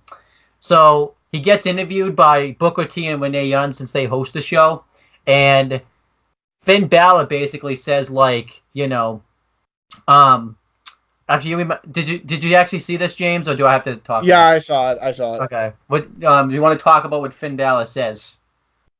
Balor says that he comes in. He's like, I feel great. Yeah. Everybody seems to want a piece of Finn lately. Yep. All smiles still, and Booker asks, "This seems like a different side of Finn." Balor replies, "I say this is the real Finn. Yeah. Let's just say the Prince is back." That's basically the gist of it. And I was like, the minute he mentioned the Prince Devitt, I was like, please change your name to Prince Devitt. I'd mark out. Just saying. And the best part is, people are tweeting. One of the tweets was from Luke. One of the tweets was from Luke Gallows, and Luke Gallows actually said it's good to see Prince Devitt back or something. Like basically a reference to Prince Devitt. So it was Prince Devitt. He talks about too like his frustrations. How I even like too how he actually put over NXT. He talked about how Raw and SmackDown is like, Hollywood or something like that, and like NXT, and you can hide in the. Basically, he says you get lost. He basically mentions he was lost in the shuffle. He was hidden everywhere. In NXT, you get to shine. So he really put that over. So I liked how he did that. Yeah, it was nice. Then we had the bump, where they had Tegan Nox and Dakota Kai, Team Kick get interviewed about the women's tag team title match later. We found out some things like Dakota Kai's like dream opponent was always Asuka, so it's kind of cool. Like in a sense, she gets to live her dream. And they talk about like winning the titles and going through adversity. And they found out a surprise. I don't know how they did this because this is via a Skype call, and how could they squeeze this in as a surprise if I guess they didn't know, but like she could just look at the Skype call and I don't know. But Tegan Nox is a huge Kane fan, and she got to talk to Kane, and it's nice when that type of stuff happens. So cool. She was speechless because she got to talk to Kane. So even though, spoiler alert, but you should have already seen the show, they lost the women's tag title match. Tegan Nox still wins because she got to talk to Kane. So there you go. I mean, who wouldn't want to talk to Kane? Kane is a nice guy. Yeah. Then we had the show. We had the commentary team. Like I said, the best commentary team in all of professional wrestling. Beth Phoenix, Marinello, and Nigel McGuinness. And right away, you get a takeover vibe because they did something they never do on an NXT. They had like a band, Poppy, perform this on I Disagree over like video package of the last week. Awesome, by the way. That was so cool. I have listened to the song too, like 16 times in a row. This song's so good. Yeah, and Poppy, the band, like the main singer that got interviewed, is like, I watched her interview like on WWE.com afterwards, and she's like so chill, just straight to the point. I don't watch like a lot of music artists do interviews, but like this is how you should be doing it. Just get right to the point. Yes, I agree. And then it's not done there though. They end up playing because Io Shirai is coming out for the first match on the show, and they play like that Scary Mask theme song for Io Shirai, and she went absolutely ape shit when this was playing, by the way, and she was going ape shit. The crowd went ape shit the minute it was over, and they cheered for Io. She never turned heel. I felt bad for Candice LeRae though, because like she had to come out right after that, and this isn't her fault, but she just didn't feel like as big of a star after that. You know what I mean? God, no. The match gets started right away too, and Io Shirai just hits a drop kick right off the bat, and she hits a wicked suicide dive right through the ropes, and then she puts Candice LeRae back in, and she does a suicide dive through the ropes, and they basically just have this awesome back and forth match. Candice LeRae, after being dominated for so long, goes for the swinging neck breaker off the top turnbuckle, her finish, but Io Shirai, holds onto the rope. She ends up hitting the moonsault, and when Candice LeRae kicks out, Io Shirai loses it. So she grabs a steel chair, and she's just going to use it, but the referee stops her, and Candice LeRae attacks her, and she has the chair on her. And like I said, I feel like NXT probably took this from AEW, and I could complain about it, but like I said, wrestling's a copycat business. Ain't gonna complain about that. Maybe yeah. I would if it was the main roster, and so that probably makes me sound like a main roster hater, but that's a different story.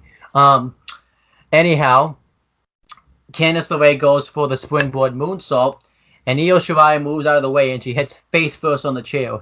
And this isn't a disqualification because she technically didn't really use the chair. So yes, exactly. And then Io went to the top rope moonsault. 1, 2, 3.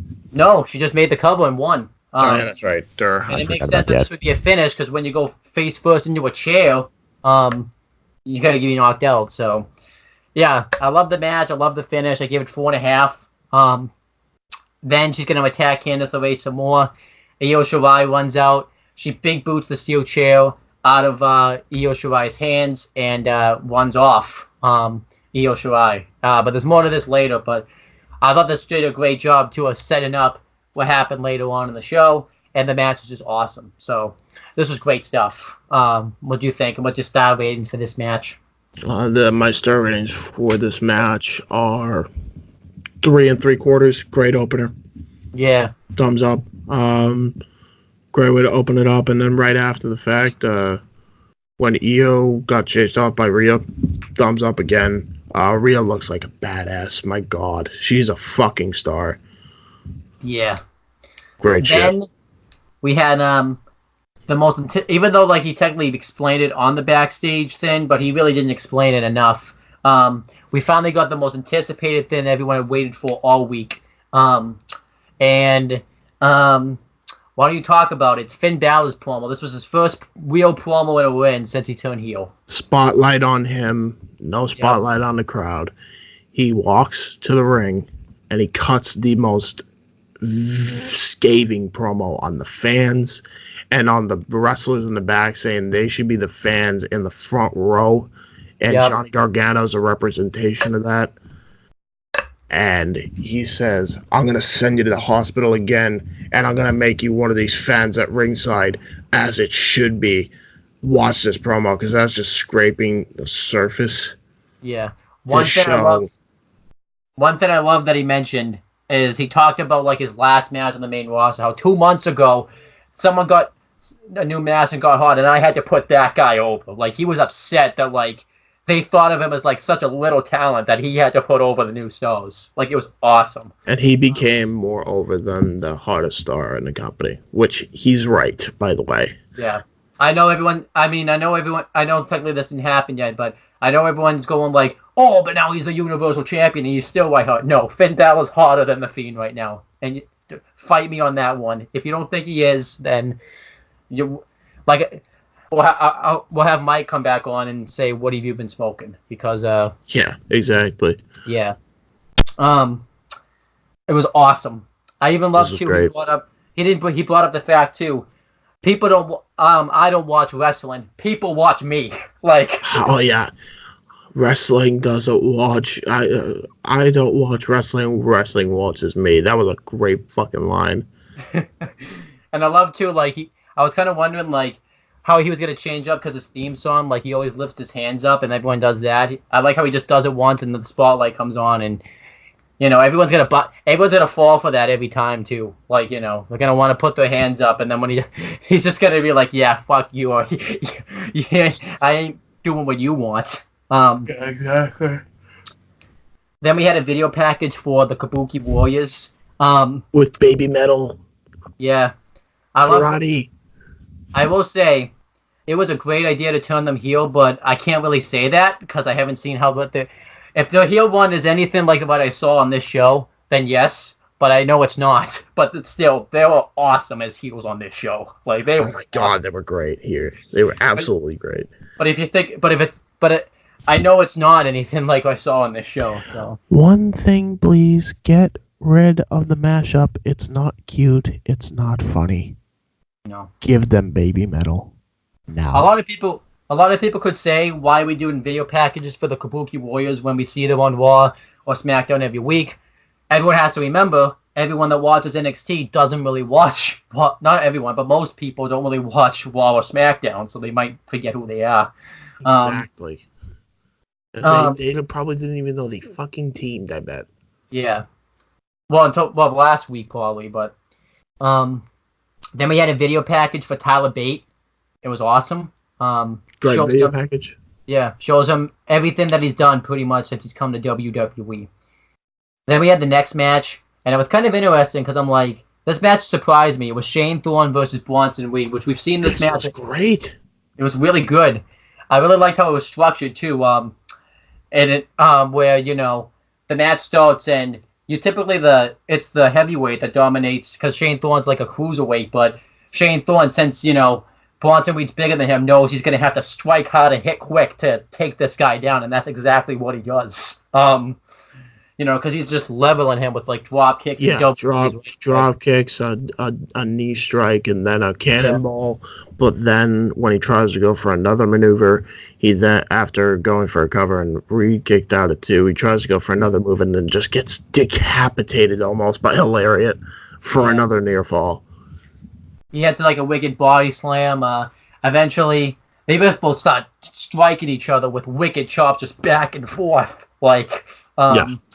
Eventually, the finish is Bronson Reed hitting a splash onto Shane Thorne. You never would have thought you would see that off the top turnbuckle for the win. Bronson Reed won. Have no issues with this if they want to do something with Bronson Reed. But it's funny, too, because on the main roster, we've seen like 2 guys that aren't really like booked and doing anything. Like when they throw them into the match, we don't really care about it. They made us care about this match because they're not really doing anything storyline-wise, which I love. Oh, yeah. And then... Yeah, they were making this like it was a fight for their life here. Yeah. Fucking insane. Really and by the way, continue. 3.5 stars. 3.5 stars. Did we talk about the ending spot yet? Yeah, the splash off the top turnbuckle. Yeah. Did we talk about how we got there? I forgot. I remember. Shane Thorne tries to go for a fucking top rope Frankensteiner. Gets shoved off in midair to the canvas, and then does a fucking body splash from hell, and the crowd loses their mind, and Bronson Reed gets the win. Holy shit! Talk about getting a guy over in one night. Yeah. What a fucking machine! I want to see him dethrone Walter on us. Like keep building him up and have him dethrone Walter for the championship. Truth. Bronson Reed versus Keith Lee, please. Because it works because he's Australian, so he can go to UK. Yeah, totally. But first, Bronson Reed, Keith Lee, book it. Then Team Kick get interviewed, and they just basically talk about how they want to win the tag team titles. They go to commercial. They come back. Team Kick make their entrance. Nope. Whoa. Media video package first. So. Oh yeah. Yeah. She's that HBIC. Yep. Then we had a women's tag team championship match. Women's tag team champions, the Kabuki Warriors versus Team Kick, and this was history in the making because we had waited for so long for the women's tag team titles to be defended. I had reservations going into it. After the match, no reservations after this. And I might get hate for this, but this is probably the, at least in these new alterations, the best women's tag team championship match that they've done thus far. It's not even close. Yeah. No match tops this. For once, too, the women's tag team titles actually felt important. It's magical how they go to NXT and the belts actually feel like they're of importance. So, yeah. There you go. I love the way it was structured. Typically in matches, the babyface end up getting, dominating the first half and then the heels take over. That's kind of not what happened here. Because the Kabuki Warriors had, more experience, as a team and just experience in general. They actually, anytime the Team Kick tried to get something going, they just kept cutting them off again. And I really liked the way that was structured. Yeah, I liked that too. And it was a really long beat down, especially after that dragon screw on the bad knee. And then they worked over the good knee, which they pointed out on commentary. Yep. So that way they can make both legs immobile for Dakota Kai. And it took her an agonizingly long time to try and get a tag to Tegan Nox. Yeah. Fucking great psychology here between Kairi Sane and Asuka and all four of these women, really. This was a great tag match.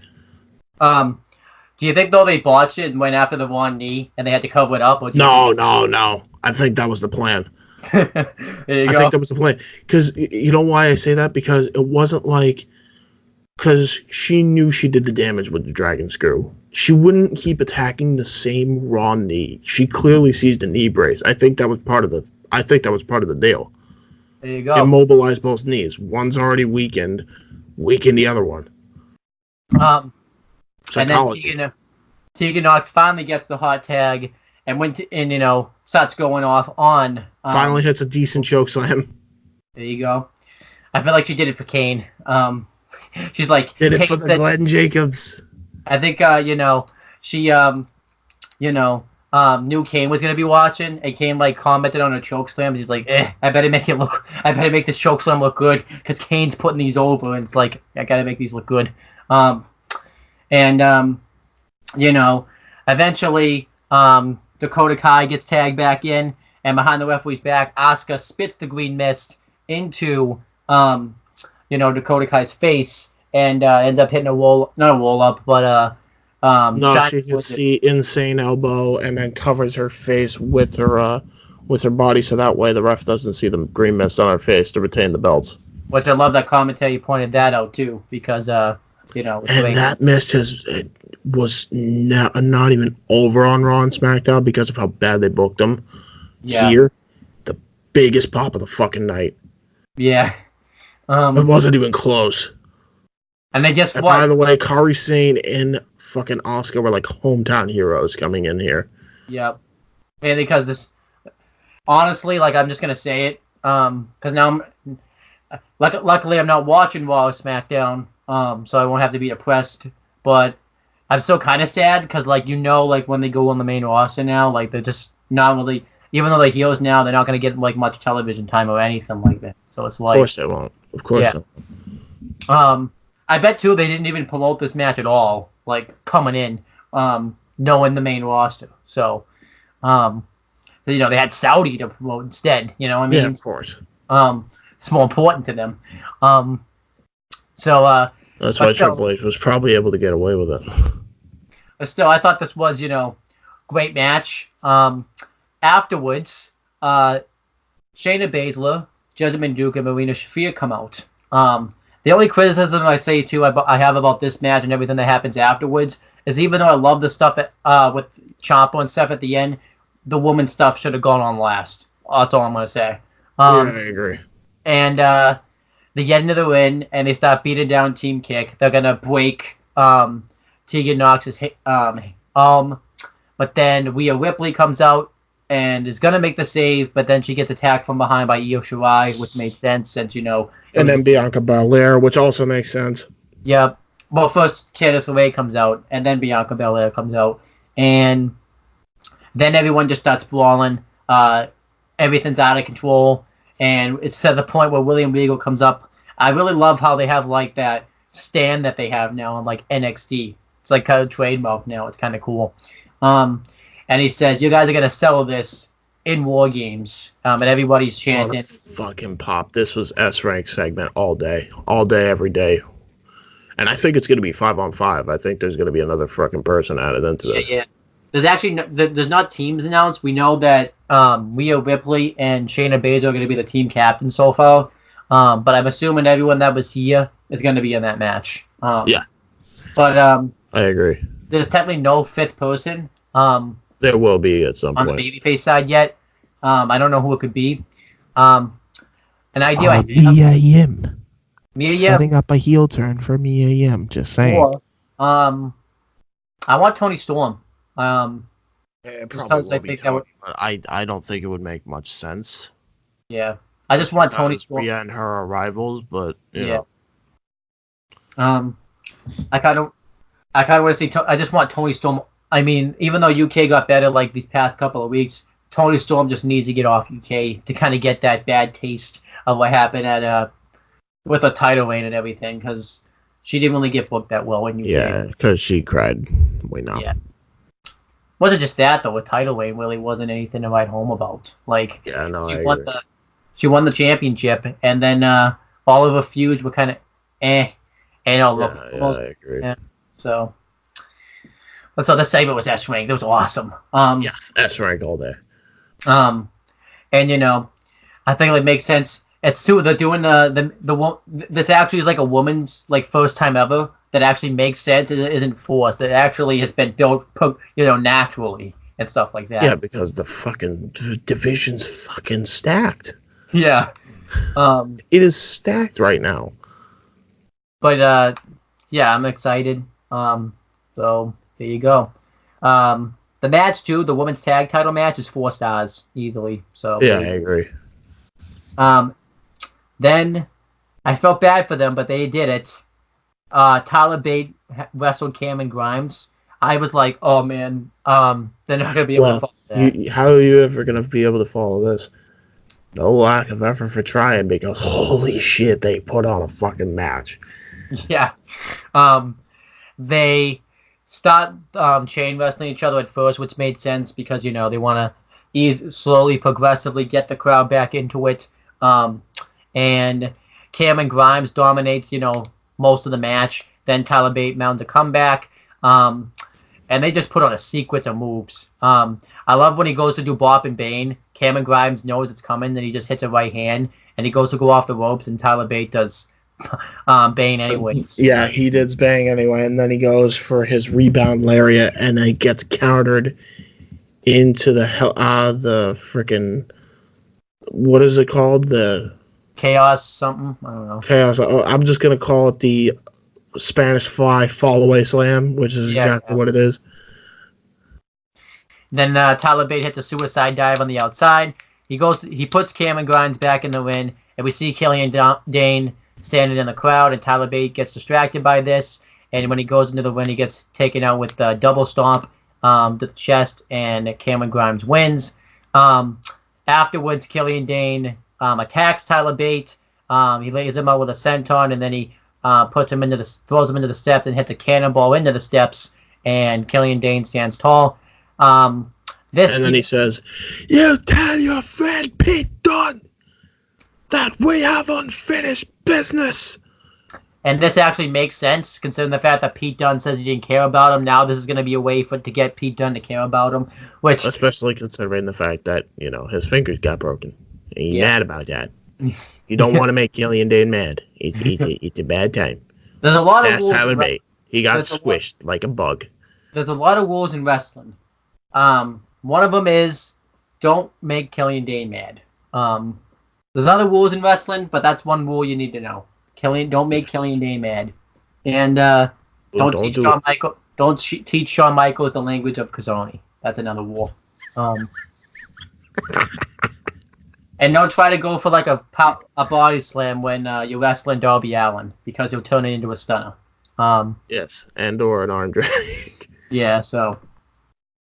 And same thing with Mark Andrews. But this was a great match. It was 4 stars. 4 stars. Love this match. Great shit. Angel Garza has a video package. And that was such a good video package. Is he face? I want him face now. I don't think so, but he should be baby face. He's a very likable person. You want to talk about it? Yeah, he talks about his family heritage, and people actually got to know Angel Garza, and now I want him to be babyface, because he just seems like a genuine human being. Yeah. Wants to carry on the Garza legacy. I didn't even realize his fucking, what was it, his uncle, he said? Or his dad? Yeah. His uncle. His uncle was the freaking sexy Latin guy on Nitro way back in the day. That's fucking nuts. It makes all the sense in the world in a way. I thought I told you that when we did the retro for that show. I forgot. Sorry. It's good stuff. Then Kathy. It was good shit. Yeah, I want Angel Garza babyface. Same. Then Kathy Kelly has a segment, and she just announces a bunch of matches for next week. We have Pete Dunne versus Damian Priest coming up, and I don't remember what the other 2 matches are. Agreed. I mean, just Pete Dunne versus David. I'm probably not watching live next week anyways because it's the go home show of AEW full gear. I agree. I gotta watch that. I will make a promise though. I will watch live the go home episode of NXT of War Games. Yeah, same. Because I feel like 1 week we have to watch NXT over AEW because we don't want one of the shows getting pulled from the network because of low ratings. So we have to have one of the shows. We have to pick one over the other sometimes. So yeah, true. Then we had the main event. It was a tag team match. It was Keith Lee and Matt Riddle versus Bobby Fish and Kyle O'Reilly. Now, earlier in the day, it was advertised as Dominic Dijakovic and Keith Lee versus Bobby Fish and Kyle O'Reilly. And I'm like, wait, did they do false advertising or something? But they actually worked it into a storyline where they said Keith Lee doesn't trust Dominic Dijakovic because of the matches they've been putting on. Sad. I wanted to see the two big behemoths just dominate Kyle O'Reilly and Bobby Fish, and then vice versa. But at least we got to see them team. At least you gotta say though, at least they didn't just come out this week and they were like best friends all of a sudden. Like at least and they we need to have. Yeah, no, I know it makes sense. We need to have logic in our lives. We can't just be unless it's Undertaker in matches. Then there's no logic. Nothing. Oh, I have one thing to say. What's that? Keith Lee was great. Riddle was great. Riddle hit a jackhammer, but for some reason it got a 1 count. Why? He does a spear too. Yeah, I know. Yeah, Keith Lee and Matt Riddle just in the beginning just destroyed Kyle O'Reilly and Bobby Fish. They got destroyed. Like it was bad. Like I feel like that's like the most one-sided beginning of a match ever. I think the only time I ever seen it was when Elimination Chamber 2013 when John Cena, Ryback, and Sheamus faced the Shield and they freaking destroyed the Shield in the beginning and everyone was like getting worried that like the Shield was gonna get buried right then and there. Yeah, there you go. Luckily that didn't. That still kind of happened anyways with one of them. I mean, it did, yeah. Still, but still, that I don't know. This might have been more one-sided than that. Like this was a destruction in the beginning. Like, it was destruction at first, and then all of a sudden they gained control. Yeah, they gain control. They dominate Matt Riddle for a while. They take cheap shots. Kyle O'Reilly even cheap shot at Keith Lee right in the back of the knee, while he was on the apron, and Matt Riddle couldn't even go for a hot tag because Keith Lee's knee was hurt. It was. And then good spot. Matt Riddle gets the hot tag on Keith Lee. Keith Lee starts going off on him, and then they get dominated again. Yeah, it was just. I felt so bad, for Undisputed Era. Well, there was at one point where it was they had a great idea where Kyle O'Reilly chop blocked the leg of Keith Lee to the point where Bobby Fish sentoned on Kyle O'Reilly or Keith Lee's face, and it did nothing. So, I felt so bad for Fish and O'Reilly because no matter what they were doing, nothing was working out for them until the end. So then Roderick Strong and Adam Cole come out because I think they even felt bad for him too. It's yeah, we gotta help these guys out. They're not doing it. They're not doing very well. This is gonna get a 4.5 just because of how fun the destruction was. I have on my star ratings 4. I'm revising it now to 4.5 just because of the review. Yes. Afterwards, Fish and O'Reilly hit high and low, and I think they were just they were so happy they won this because they were getting so destroyed. It's just. And then they're like, "Fuck you! I'm gonna kick you," and they kicked them, and they kept kicking him, and then Tommaso Ciampa was like, "Fuck you! I have crutch." This is the worst review we've ever done of a match. It was just. Dude, I'm so tired. I just want to get through this, but it was fun. Go watch it. It was actually a really good main event. Then they were celebrating. They kept kicking Keith Lee. They're like, "Fuck you, you big burly bastard." They just kept kicking him and kicking him. And then Tommaso Ciampa was like, "Not so fast there, boys. I got crutch shot. And then they all run away. And then I'm going to get serious for a bit because then Ciampa goes and looks at the NXT title and he says, Goldie, you're going to have to wait. Daddy's going to war. Boom. End the show. Yep. And we're getting another War Games match. That's my prediction. I think that's what they're setting up. And that's why you said you're going to have to wait. I think that's what they're setting up here. We're going to get 2 War Games matches. One for the men and one for the women. We're going to get Ciampa, Keith Lee, Dijakovic, and Riddle on one side, and the Undisputed Era on the other side. Yep. Let's go. Yeah, this was too quick. Also, our rest in pepperonis, Kyle O'Reilly and Bobby Fish. Yeah. Man, we waited. See, that match was actually great, but we just turned it into a joke. Like, No, honest to God, it was 4.5 for not because of the meme. It was actually really enjoyable. yeah, like I actually think too that Arrow was like taking out like Keith Lee just because they didn't want to get destroyed like that, like ever again. Like they wanted to take this dude out. They're like, fuck this fucking burly bitch. I'm gonna kick him. Poor Roger Strong. Now it's fucking poor Kyle O'Reilly and Bobby Fish. Adam Cole's never safe from Keith Lee.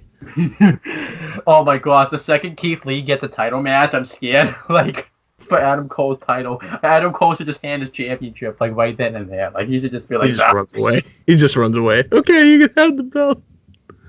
oh my gosh, Keith Lee needs to be 24/7 champion now. Keith Lee, no one would fuck with him. If they book him right, no one would fuck with him. He'd be 24/7 champion for life. Yeah. They'd have to retire the belt. They should anyways. I mean, yeah, that's how you can do it. Just have Keith Lee win it. Yeah. Don't make Keith Lee angry. You wouldn't like him when he's angry. That definitely happened in this match. And guess what? You even try to chase him, he'll just look at you with that evil glare. I kind of want to give this show an S rank just because of our review alone. No, we gotta be fair. This show is though 100% A+. Yeah. This is a great show. This was the better show of the two this week. Yeah, definitely. Better structure, I think. Yeah, better structure.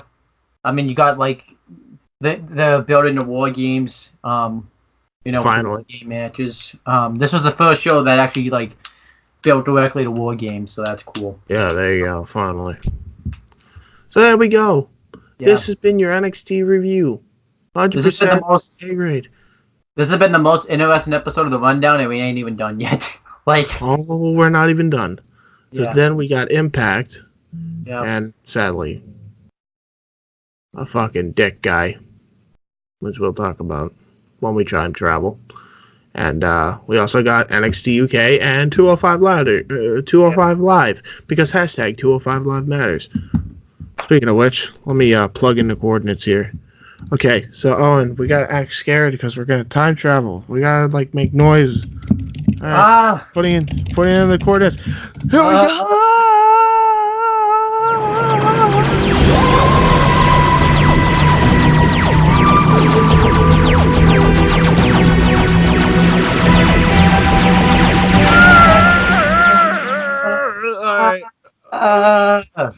Fucking. Yeah. Okay, we're on the right date. This time we're on the right date. Good. Yeah. Okay, great. Awesome. Fantastic. Wonderful. Couldn't go wrong this time. Hold on. I got a message now. Yep. So, continue doing your 205 Live Matters show, which, by the way, everybody should check out. We're actually recording right now. Wow, that was a burp. This is great. You do that because Owen and I have a couple of rants we got to do anyway. So don't rush. It's fine. Take your time. And then once you're done, you can come on the rundown. We'll add you to the call. Just message me when you're ready. In the meantime, we got some asses to rip open. All right, bye. All right. I'll let you start first. all right.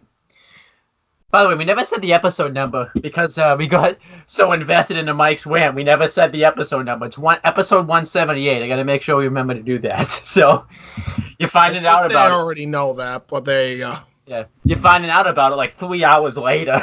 So,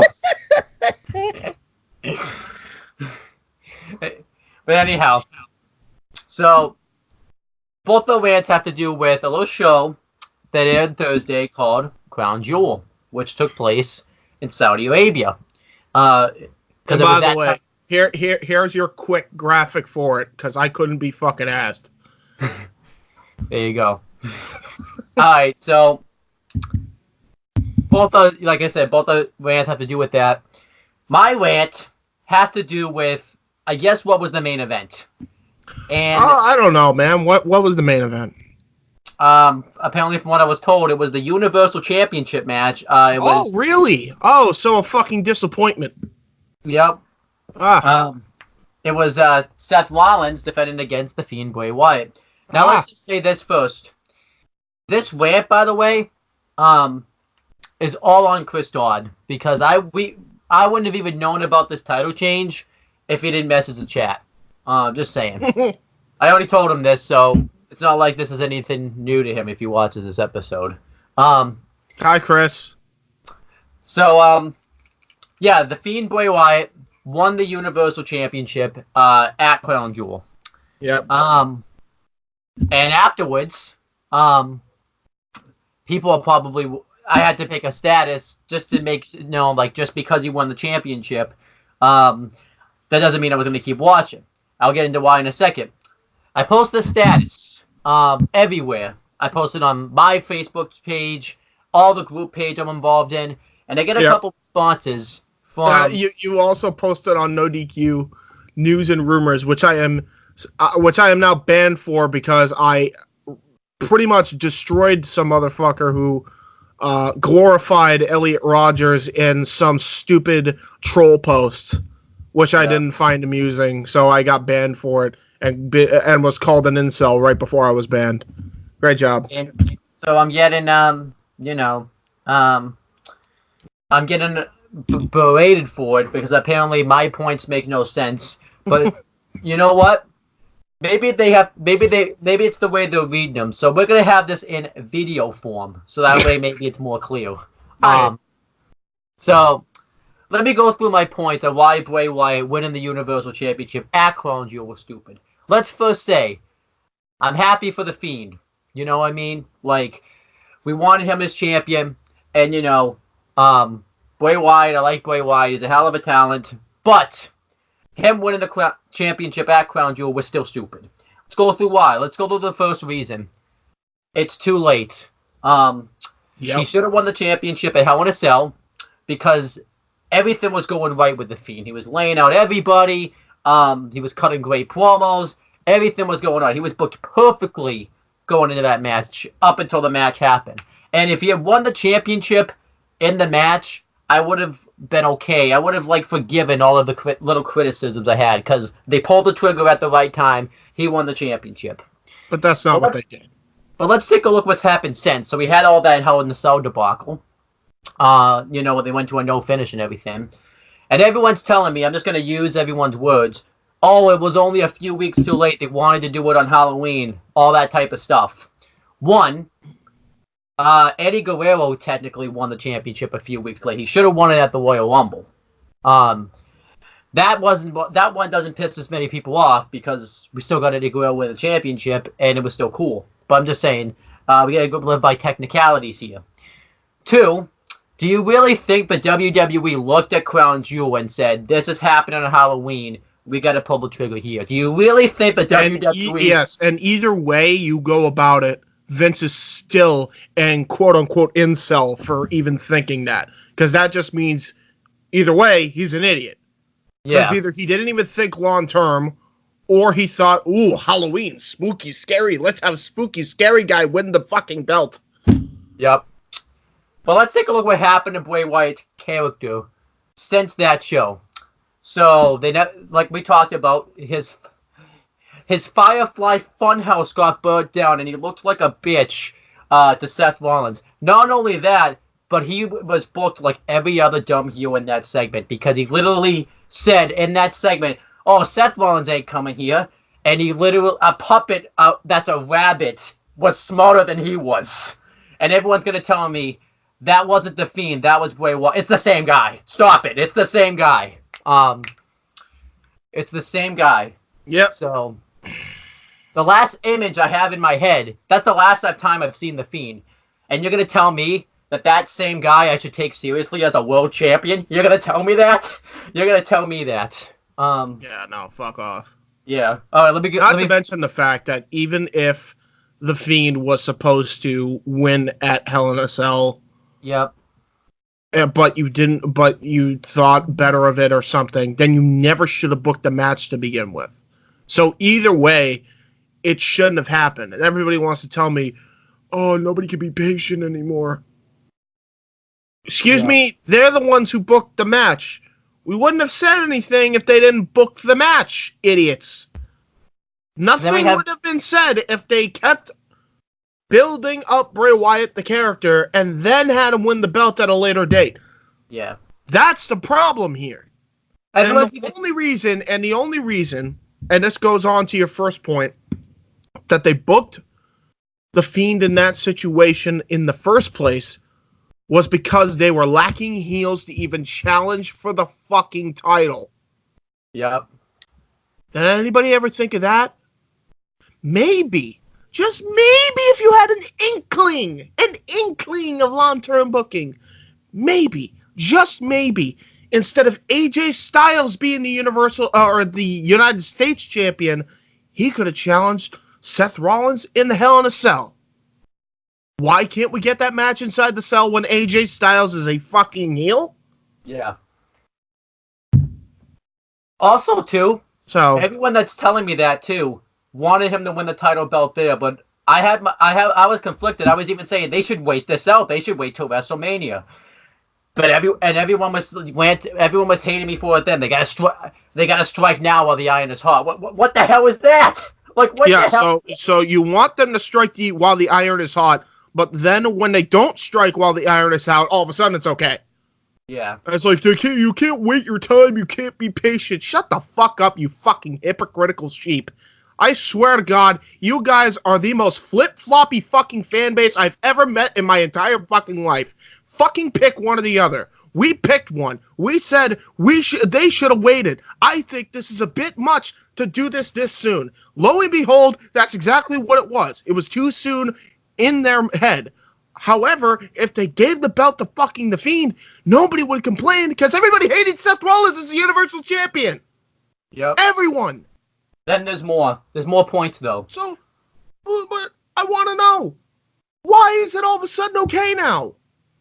You guys were hating Seth Rollins as Universal Champion. I saw the same sheep. I at least saw 2 people that commented on this fucker's status saying this, that, oh, you gotta wait your time. But, like, not even a month ago, you were telling us that the Fiend needs to win it now because Seth Rollins was horrible at Universal Champion. What? What? There's more. Make up your mind. So another one I keep getting berated about,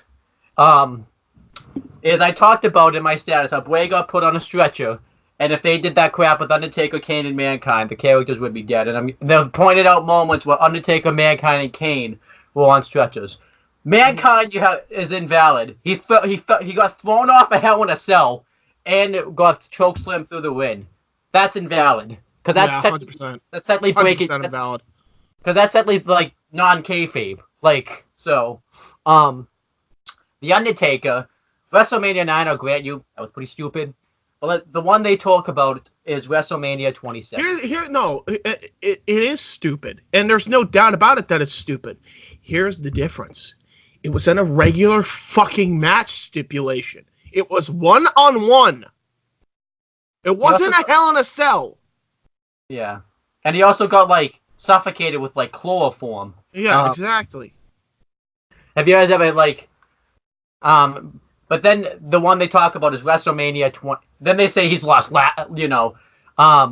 he's lost, casket matches and buried a lot. That's different. It's different. It is 100% different. Then they talk And about plus, how he came back. Yeah, he was like, he lost his own match stipulation. Well, yeah, but but the whole idea is he was undead and he came back from the dead. Yeah. And back then it was the 1980s. You could get away with that shit. You cannot get away with that shit nowadays. Then they went up 2011 at WrestleMania 27 when he got put out on a stretcher after his match with Triple H. That was used. He still won. Yeah, but also too, he still finished the match. There wasn't a ref stoppage. Also too, that was used as a future storyline. When Undertaker came back and said, "That is not going to be my last in memory of me." Did they use that as a future storyline with the Fiend Bray Wyatt? Nope, nothing. Plus, and Kane. Let's go with those two. Kane's character had already been ruined anyways, so it really didn't matter. The first incarnation of Kane, you could correct me if I'm wrong, I don't recall ever went on a stretcher. Never. He was... Nope. So... Not once did he go on a fucking stretcher. I don't think he went on a stretcher his entire career. No, he went on a stretcher. Except for maybe in 2011 when he got his knee Pillmanized, and then he came back with the mask. Well, he went on a stretcher in 2004 doing that Gene Snitsky feud, but he got his throat crushed with a steel chair. Yeah, he got Pillmanized. Yeah, anytime he got Pillmanized is when he got on the stretcher. No shit. And he was fighting another monster. Yeah. In both occasions where he got Pillmanized. There's a difference there. Shut up. Then there's more. So then we get to the number... By the way, there's more points than on this post, because some of these points I'm putting up, like... I've thought of the past few days. Let's go through number 3. Mm-hmm. He was on SmackDown. And on the draft show, no one's pointing this out, they told us specifically that we were never going to see these guys wrestle again because they were on different brands. Guess what match they booked? Guess what match they booked over the weekend right after they told us that? That match. Seth Rollins and The Fiend. And by the way, the only reason they did that was because, oh my god, we really fucked up. No shit! But there's more to it. Why was he contending for the belt? And why was he winning the championship when he's on SmackDown? A lot of people are trying to... Now a lot of people are throwing it in my face. Maybe this was the trade that Alexa Bliss and Nikki Cross were going to get. No, you know why? Because you're stupider than you look. Then there's more. Right, now, because they did it in an even lazier way. Even though they had a built-in stipulation where they could have traded, Brock Lesnar just walked up on SmackDown this week and quit. And that's the reason. Fucking quit. Now he's going to Raw. He could just easily quit SmackDown and go to Raw and sign with Raw because he's Brock Lesnar. So they switched the titles around essentially. Which makes no sense because Fox wanted Brock Lesnar, and now he's on Raw. Also, too, I told you, Fox, that Vince was going to do it his way or the highway, but nobody fucking listens to us. Yeah. Also, let's talk about this, too, though. The Brock Lesnar quitting thing, people are trying to use that now as, like, part of their argument when you can't because I wrote the status Thursday. You can't, like, just use... I wrote this status on Thursday.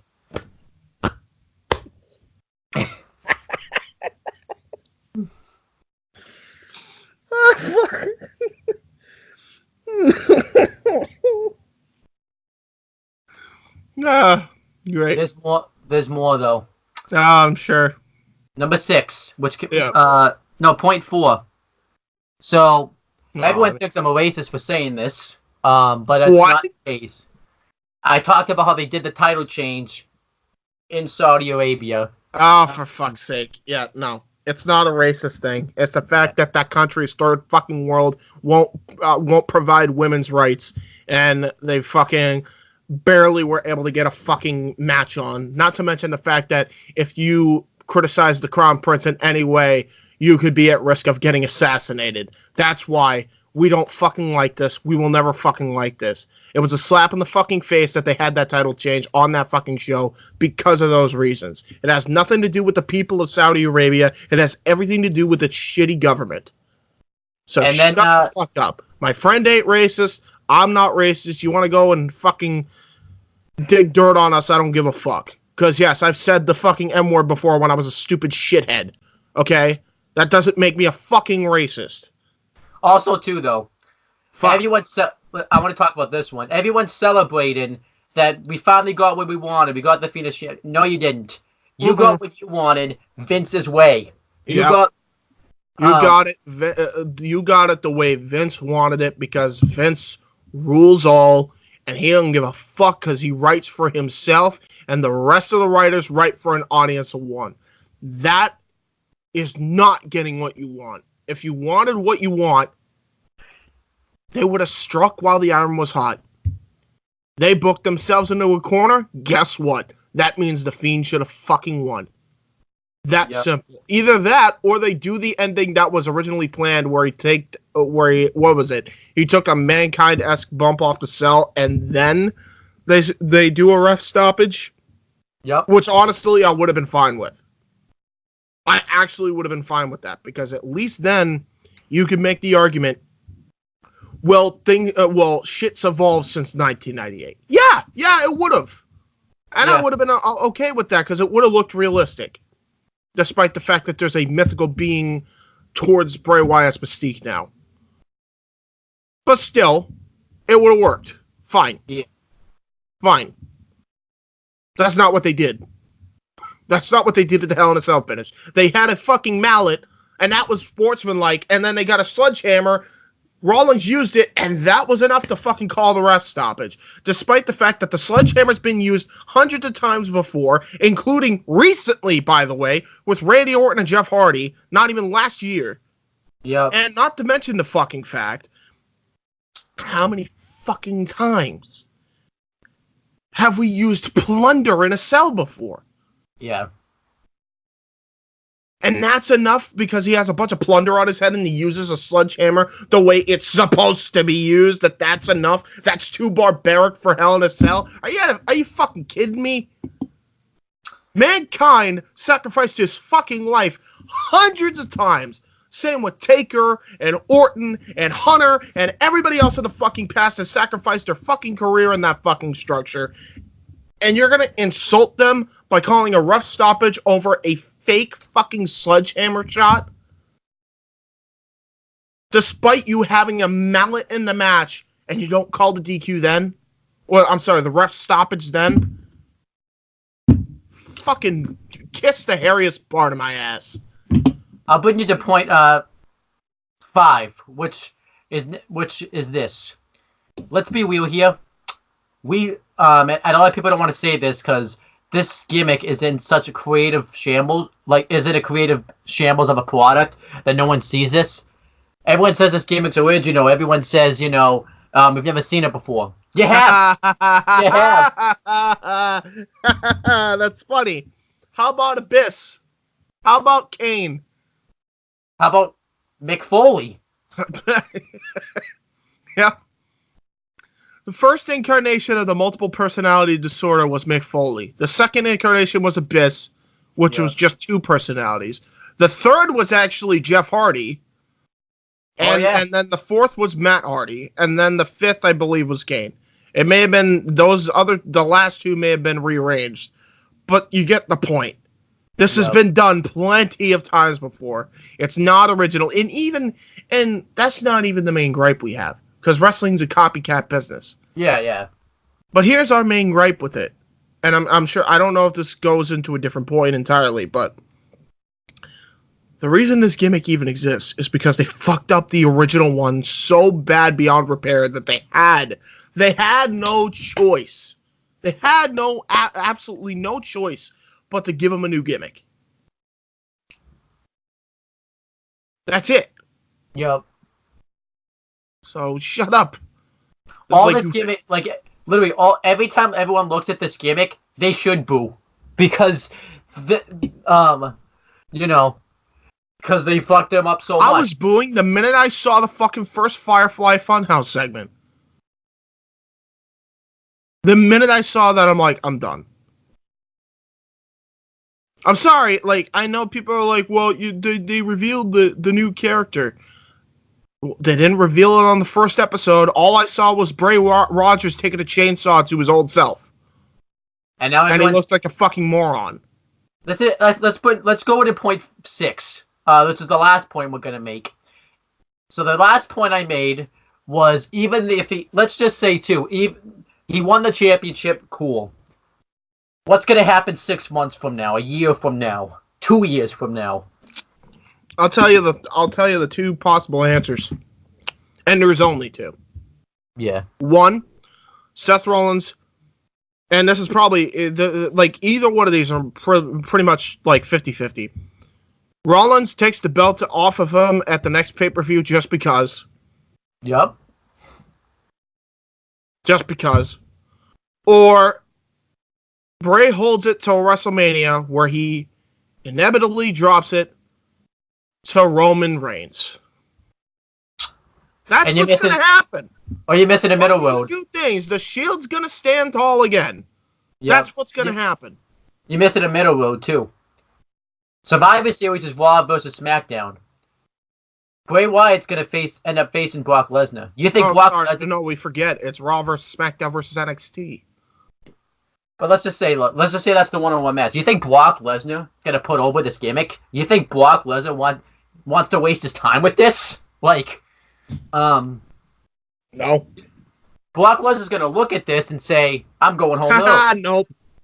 I'm a fucking beat him, and you're going to fucking like it because I get paid the big bucks. Not just beat him. I'm going home early. I'm going to squash him. Yeah. Just like I did Velasquez. Yep. I'm sorry. It would have made sense for Bray to beat Lesnar if he'd have stuck with the original character design, which was he had split personality disorder, and the latter of the personalities was a fucking psychopath that literally wouldn't stay down. Instead of it being a mythical, he has mythical powers all of a sudden. Yep. Fuck.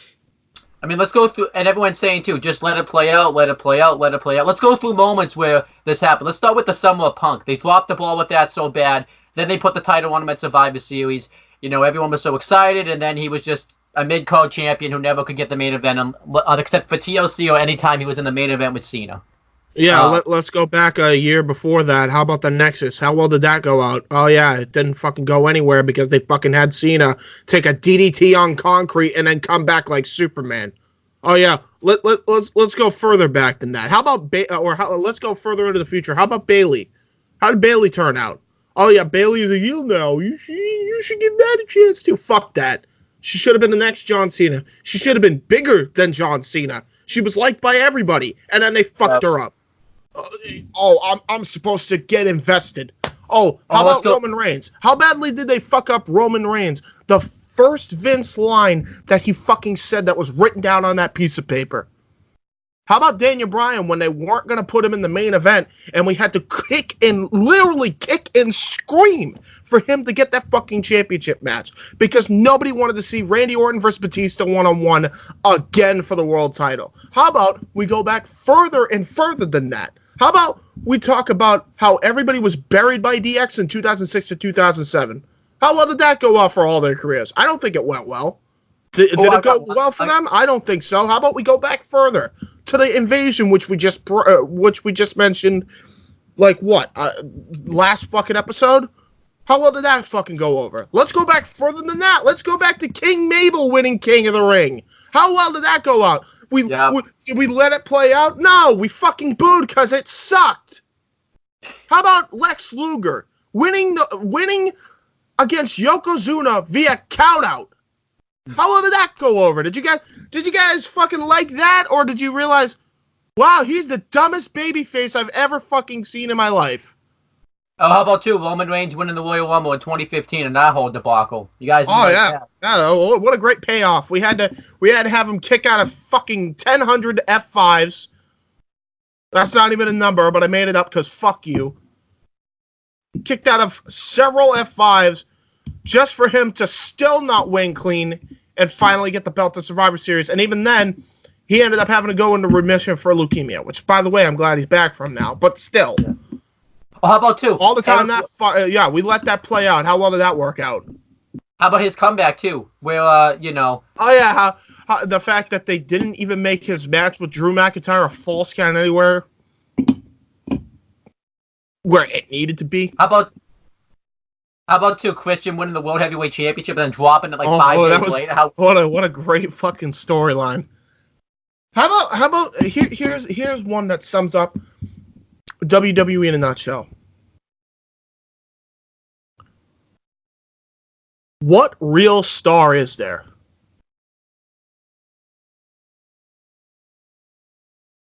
Waiting. Anybody? Nothing? Nothing in the comments? Yeah? We're gonna keep defending this garbage. And I'm sure you'll find stars in your own head. I'm talking about drawing fucking talent. And it's not the talent's fault. Who runs the show? Vincent Kennedy McMahon. Everyone wants to tell me Bischoff. Everybody wants to tell me Pritchard and Heyman. You think they run this shit? No. Because you know Vince still writes it. Because he's a fucking micromanaging cunt who fucking ruins everything. So, what point was Owen wrong here? One more because thing. I'm failing to see why we should be excited for the fucking Fiend 6 months from now or a year from now. In fact, I'm not even excited a week from now. I'm not excited for Monday. I don't give a fuck, and I'm not watching Monday. I don't give two shits because I know they're going to ruin it. I got one more thing. Everyone in the comments is telling me, just watch it, don't criticize. Although, what do they subscribe to, James? What's the name of this group chat that they, that I posted, at least one of them anyways. The ones that say that. Wasn't it an opinion group? It was in the No DQ, group chat that they keep telling me that. Just watch, don't criticize. Yeah, fuck off. Because because that group chat. So.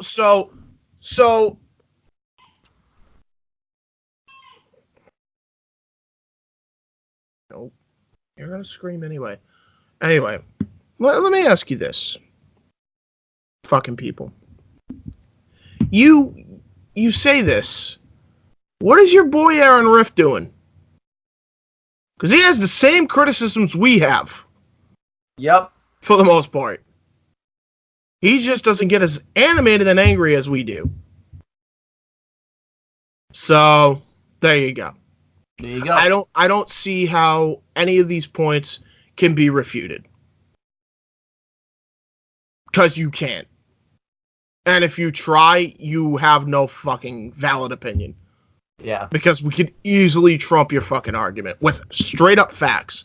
And now you understand what I mean, Owen, by every time I say it's one thing to have an opinion, but you need the facts to back it up. They don't have any facts to back up their fucking points. They're done. Nothing left to say. So We're right, you're wrong. Fucking kiss my ass. Actually, mine, because I'm the one that posted it, so. Both. Because I agree with you. Why don't we move on to your rant now? Because it has to do with Saudi. So, we weren't going to talk about the main roster again, but there was a serious situation that ended up coming up about. Like, it just kind of came about, essentially, because it involved wrestlers' lives. So, I'm going to talk about this because nobody seems to be mentioning this. So, Saudi Arabia happened. Fucking sweet Saudi money for you're all a bunch of whores took place on Thursday, Friday, whatever the fuck. I don't give a shit. One of the 2 days. And what ended up happening, I guess, was Vince McMahon and the rest of the talent did not get paid the money they were owed for the last two shows. And he said if he didn't get paid, that essentially what was it? Like he was going to just not air it in Saudi, like on the television in Saudi. So they aired on a 40-minute delay after they finally came to a financial agreement. Him and the Crown Prince. And everyone's like, "Oh, how ballsy is Vince McMahon? He did that, and he's like, how ballsy is he? He got the women on the show. Oh, he's wicked ballsy. Really? He's ballsy? That's what we're gonna praise this idiot again. I'll tell you why we shouldn't praise him. Here's why we shouldn't praise him. Because ultimately, he's everything that I have said that he is, which is a fucking coward. He's a coward. Because after he got his little way and after he had his temper tantrum about the money, and look, if it was any normal situation, I'd be like, yeah, get your money. This is not a normal situation. At all. This is not a normal situation. He got his money. He got pissed off. He didn't want to be there anymore. So he left early before the show was over. Which he never does. Ever.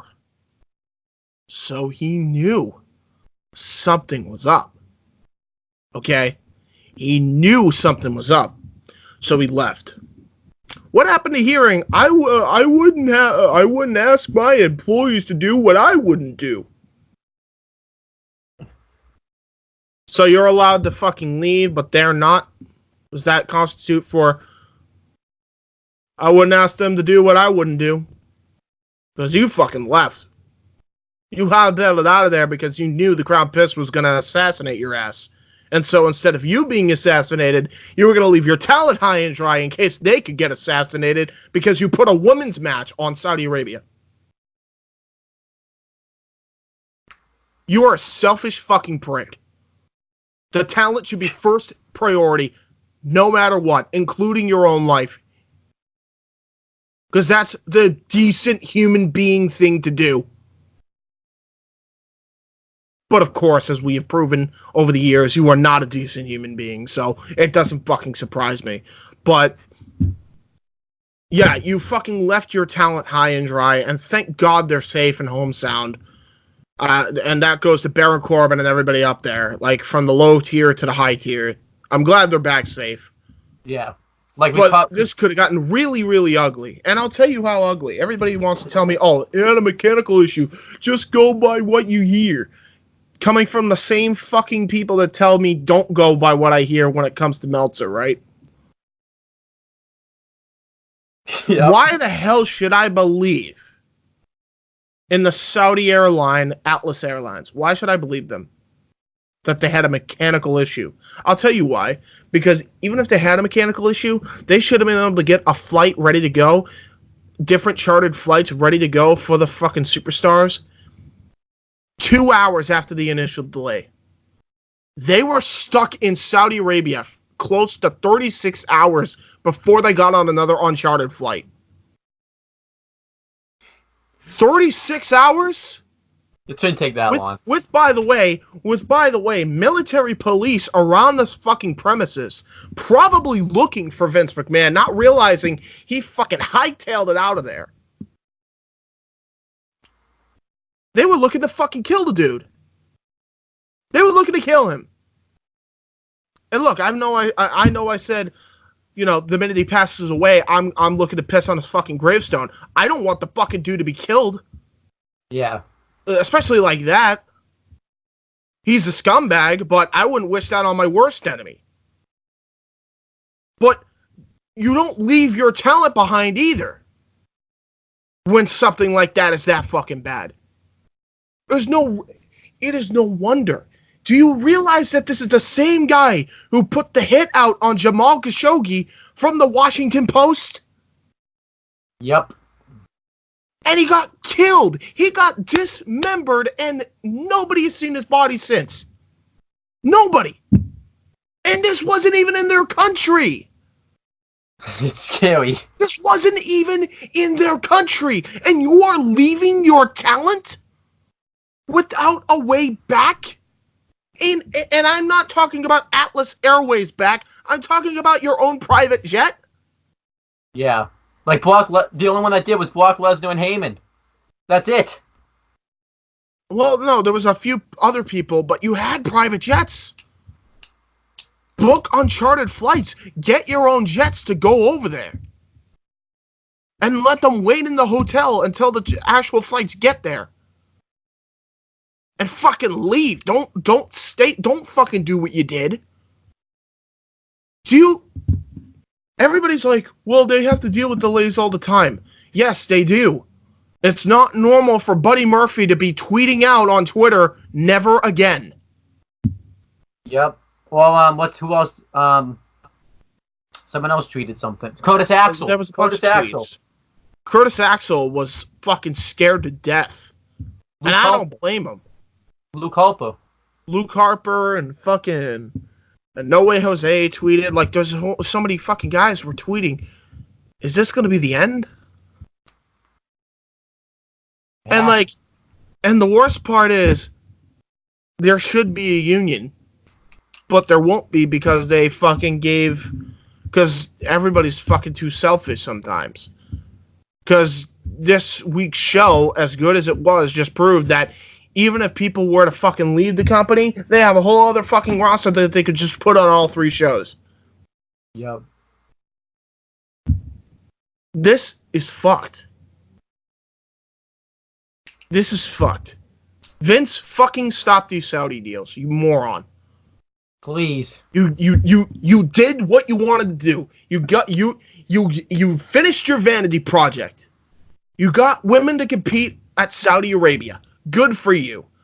Just to feed your own fucking ego. Great. And Saudis. And Saudis, and not even Saudis. Saudis didn't even want it. And I don't know why they didn't want it. I think it's fucked up they didn't want it. Yeah. But they didn't want it. And you pushed and pushed and pushed, but not out of the kindness of your heart. You did it so you could further a fucking business agenda. I'm happy for Natalya and Lacey Evans that were able to do that. I am not happy for the fucking company because the company did not have moral intentions. Period.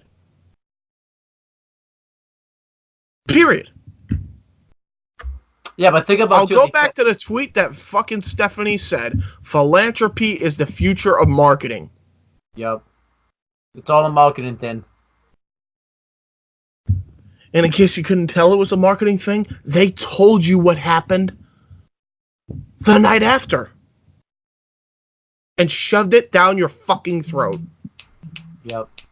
But think about it, too. They did feed Saudi's ego, because now Saudi's going to say, we let women compete on our show. Saudi's going to probably try to spin this story and say that it was them. Yeah, exactly. So it's like, fuck off. Like, we don't believe in anything that you say. And nor should anybody. And now it's gotten to the point where it's not worth the wrestler's risk or health or well-being. And it never should have been to begin with. That should have been the first thing when they signed this deal. But, you know, they're probably going to do another deal. At some point, somebody's going to die. Somebody's going to get killed here. I'm shocked that didn't happen that day, especially with the Fiend and the women there. Yes. Because their society is so ass backwards over there that religious police would fucking kill them. Imagine if the shirt tore. Honest to God, imagine if that happened. Yeah. It'd be over. It'd be over for them. Natalya would be dead. Lacey Evans would be dead. Oh my gosh, yeah. That's how fucking strict they are with the rules there. Does anybody think of the fucking ramifications? It's so dumb. Like, it's so fucking stupid to even do this. It's dumb. Well, that's, I think that takes care of all. That's really all I can say. This is really all I can say. It's fucked up. And the fact that Vince left his fucking wrestlers there, high and dry, and his staff there, is just fucked up. He left Cain Velasquez there. Yeah, who's got an injured knee. What the hell? Yeah. Put him on your private jet. Do something. It's just... It's fucked up. The whole thing's fucked. He left Roman Reigns there, too. Of all people, you wouldn't expect Roman Reigns to be left there. Or Seth Rollins. It's his 2 guys. And look, we like, nobody should be dead here. Yeah. We don't want them dead. And it was really close. We don't even want Vince McMahon to die. Yeah. Like, I've even said, like, I'll piss on his grave so when he passes, but I don't want him to pass in this fucking horrid fashion. Absolutely. Like, this, you know, it's like, I don't want him killed like that. That's not a good way to go out. If it's that fucking dangerous, the money ain't worth it. The money just ain't worth it.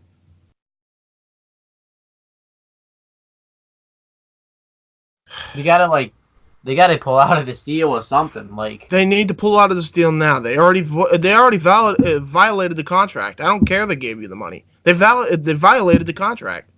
Yeah. Use that as your out. You proved your point. You got women to compete there. End it. End it. Yeah. There's no need to do this deal anymore. The one thing that you wanted to do with this deal, you did. End it now. While the getting's good. Never again. Yeah. I'm sure they're going to do it again, though, because Vince is an idiot, and somebody's eventually going to die during these 10 years. Or how many years are left now? 8?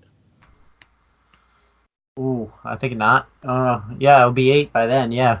Like, I'm scared every time they go there. Honest to God, this shouldn't happen. Yeah. We shouldn't be scared for, like, a wrestling show. Like... We should be fucking wanting the wrestling show to be good and fun. This isn't fun. This is worrying every time you go there. Yeah. And everyone's like, well, it's happening, just accept it. I'm not accepting it. I'm never going to accept it. Actually, this kind of goes back to, like, my point, too. People are saying, too, the Fiend winning the title makes people want to watch the stuff. No one's good, like... No one wants to watch these Saudi shows. Like, nobody wants to. Not one person wants to watch these Saudi shows. I mean, some people might. Yeah. But it's because they're sheep. This is way beyond a wrestling show at this point. Yeah. This is a fucked up country. Do we not realize this? Women barely have any rights. The prince calls out fucking hits on people that disagree with him and criticize him, and he doesn't even believe in freedom of speech. Yeah. Like, fuck. This is a vanity project to feed Vince's ego to have a women's match on there. And this is just to make Saudi look like a great tourist attraction, when in reality, it's a fucking shit show. It's a terrorist country. Yeah. If you even show a little bit of skin, you will get decapitated on sight. If you even show that you are homosexual, they will decapitate you. Yeah. Religious police will decapitate you. It's not excusable anymore to be doing these shows. I feel the most bad, too, for Mansoor. He joined WWE probably to get away from this stuff. Do you think he wants to be going back there? Like... No. No, honestly, he doesn't. There's a reason he moved to Florida. Well, yeah, but he has to keep... Every time there's a Saudi show now, he's like the main... And he had the best match on the fucking show, from what I hear, by the way, with Cesaro. Which sucks, because I would watch it, but it's in Saudi, so I'm just not going to watch it out of protest. Put that shit on NXT and I'll watch it. Yeah. I easily would watch it. I love Mansoor. I think he's one of the fucking greatest prospects that they probably ever signed, more so than they even realize. Yeah. And what sucks is the guy's getting wasted on these Saudi shows, and he's not even able to break away from the fucking Saudi traditions. Yep. Like, when he wants to. I mean, I don't know anything personally about him, but he seems like he doesn't believe in any of these beliefs, from what I'm gathering. He shouldn't. And he shouldn't. He shouldn't want to. I guarantee you he used the WWE just to get the fuck out of here. And I don't blame him. Yeah. Hell, if he wants to, if they won't use him other than Saudi shows, this is what I recommend for Mansoor. However long, I think he's got, like, what, a 2-year deal right now with them in the PC? I think so. Wait a year, get your citizenship, and live in the U.S. and then once the contract expires, get the hell out of there and go to AEW. Yeah. Honest to God. Get the fuck out of there while the getting's good. Yeah. It's bad. Yeah. It's a bad fucking area to be in. For any event. I don't care if it's a wrestling event. For any event.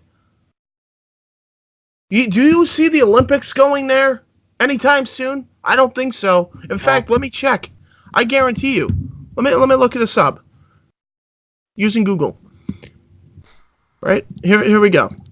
Yeah. Has the Olympics ever taken place in Saudi Arabia?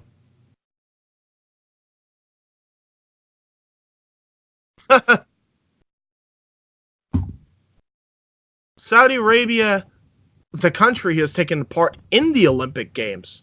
But that's different. But they have never, ever gone to Saudi Arabia. Nope. Not once. Yeah, I'm not seeing it. How about the NBA? Has the NBA gone to Saudi Arabia? Nope, just Saudi Arabian players. Gee, I'm sensing a pattern with Mansoor and the WWE. Has NFL ever gone to Saudi Arabia?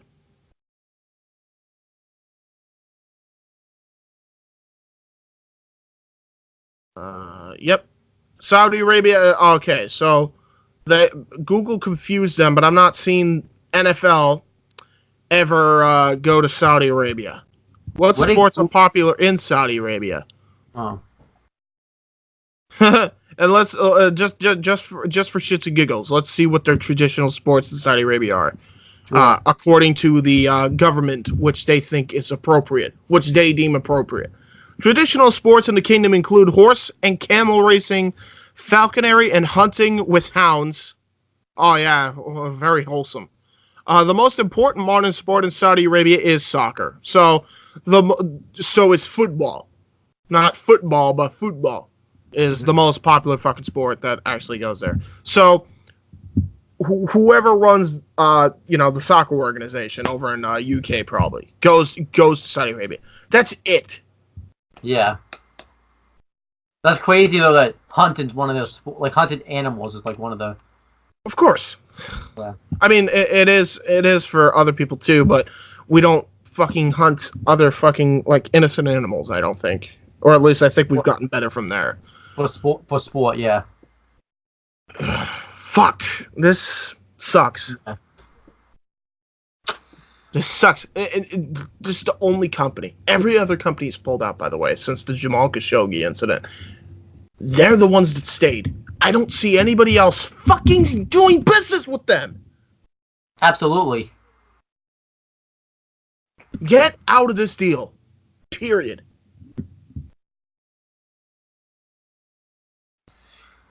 And I think that's all the rants. Yeah, that's pretty much all the rants. That's all I gotta say, and I hope nobody dies. Honest to God, that's why I'm so angry about this. I don't want somebody dead.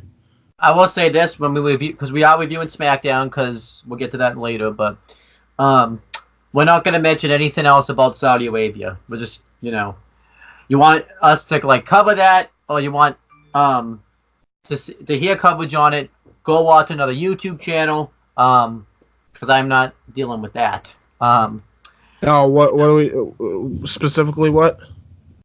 Like because SmackDown does reference the Saudi show a couple times, we're not gonna. Like, we're not talking about that fucking segment. Fuck that. Yeah. So. Fuck that. We're skipping right over those. Yeah. So you want to watch? We already talked about Brock Lesnar saying that he quit. Yeah. The only thing I'll say before Noah even gets on is the funniest thing that I thought was probably the funniest thing on that whole show was when Paul Heyman said, if you don't know Vincent Kennedy McMahon, Google him, bitches. That was fucking hysterical. That was great, yeah. That was funny. we already kind of ranted about why this segment, though, is stupid, so we don't need to do that really anymore. Yeah. So we don't even need to talk about it anymore. We're skipping right over that because we already talked about it. We're definitely skipping Vince McMahon's... I'm sorry, Stephanie McMahon. They're one and the same, I guess. Stephanie McMahon's fucking philanthropy job, and we're just going to talk about the rest of the show. So with that being said, here we are. We're going to cut here because I don't know if Noah's going to answer right away. And here's SmackDown, which is basically just glorified NXT. Bam!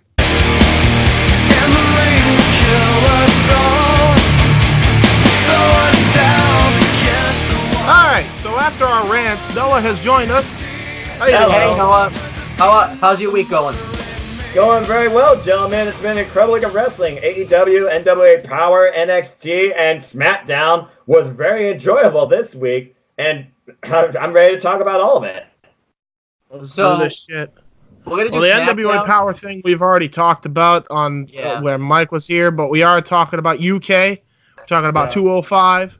We're talking about Impact, and we're talking about SmackDown. So I think we're going to just start with SmackDown. Yeah, because there are certain things we're skipping over because we already talked about it in our rant. Even though they're good, some stuff about it is good. The Lesnar segment and Heyman segment, as we said, we're going to skip over that. And the whole philanthropy with.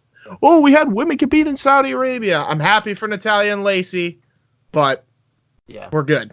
Sign of hope. Suppose that. Sign of hope.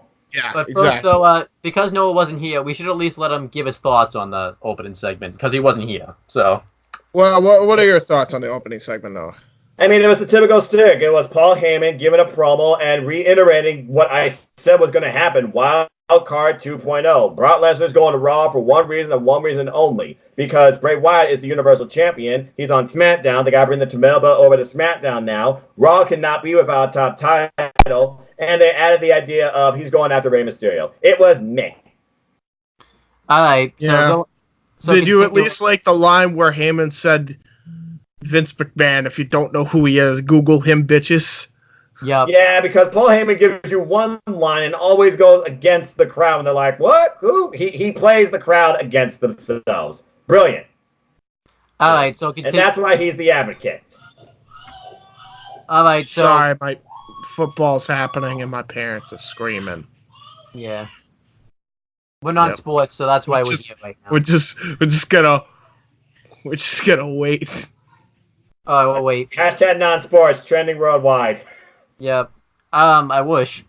All right, so SmackDown actually took place on November 1st, 2019, which they kept talking about throughout the show. Yeah. It started with a WWE.com exclusive where Carmella was talking about how this is an unpredictable night because we don't know what's going to happen because we don't know who's going to show up. Yeah. Then, at least for the beginning, we had the commentary team was different. We had the start of the show, it was Aiden English, Tom Phillips, and Renee Young on commentary. It was interesting for a week. They went back to the three-person booth, which was kind of interesting considering the fact that they, Fox wanted a two-person booth, but it's a 1 week thing, so it is what. So we're segueing now. It shows Brock Lesnar and Paul Heyman backstage after they cut the promo, and we see Triple H and Shawn Michaels DX pop up, which was a teaser for what was to come at the end of the throughout the show, which I loved. I loved this segment a lot. It was awesome. Really nothing. You saw the hat. Jesus Christ. Yep. What did you guys? Yeah. Don't worry What did you guys think of this? No, I mean, there's really not a lot to say, but I mean, one word: invasion, dude. It pretty much made. Heard what Survivor Series is going to be this year, and I even knew it before they announced it. Because when I went to the meet and greet thing, I'm like, red, blue, yep, they are not. You're fucking kidding me. And that was made official. I was like, okay, I'm kind of excited now. You got my interest, main roster. NXT invasion, NXT declare war on who's declaring war on them, trying to fire the first shot. I don't give a fuck what you tell me. You say it's Raw versus SmackDown versus NXT. It is Raw and SmackDown versus NXT because we know what the superior brand is. Thus, Triple H and Shawn Michaels, they're here to prove their point. Yeah, I'm hoping that they actually book it, but something tells me, and I always have this inkling in my fucking head, in my heart, they're gonna fuck it up. Main roster always fucks it up, so I just can't help it because I've been let down by that fucking product so many times. That being said, though, with NXT, obviously it's gonna at least bring the quality. Like, the only chance Survivor Series has to even get close.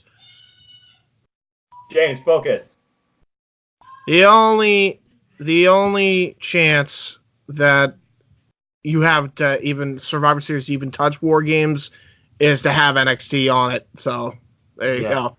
All right. Also, think about this though. NXT raised the value of the main roster according to the ratings and viewership increase. Main roster with NXT downgrades it. Yep. All right. So this time it definitely went up. Well, a part of that also is because they were on FS1, but yeah. That also says how interested are people really into your product.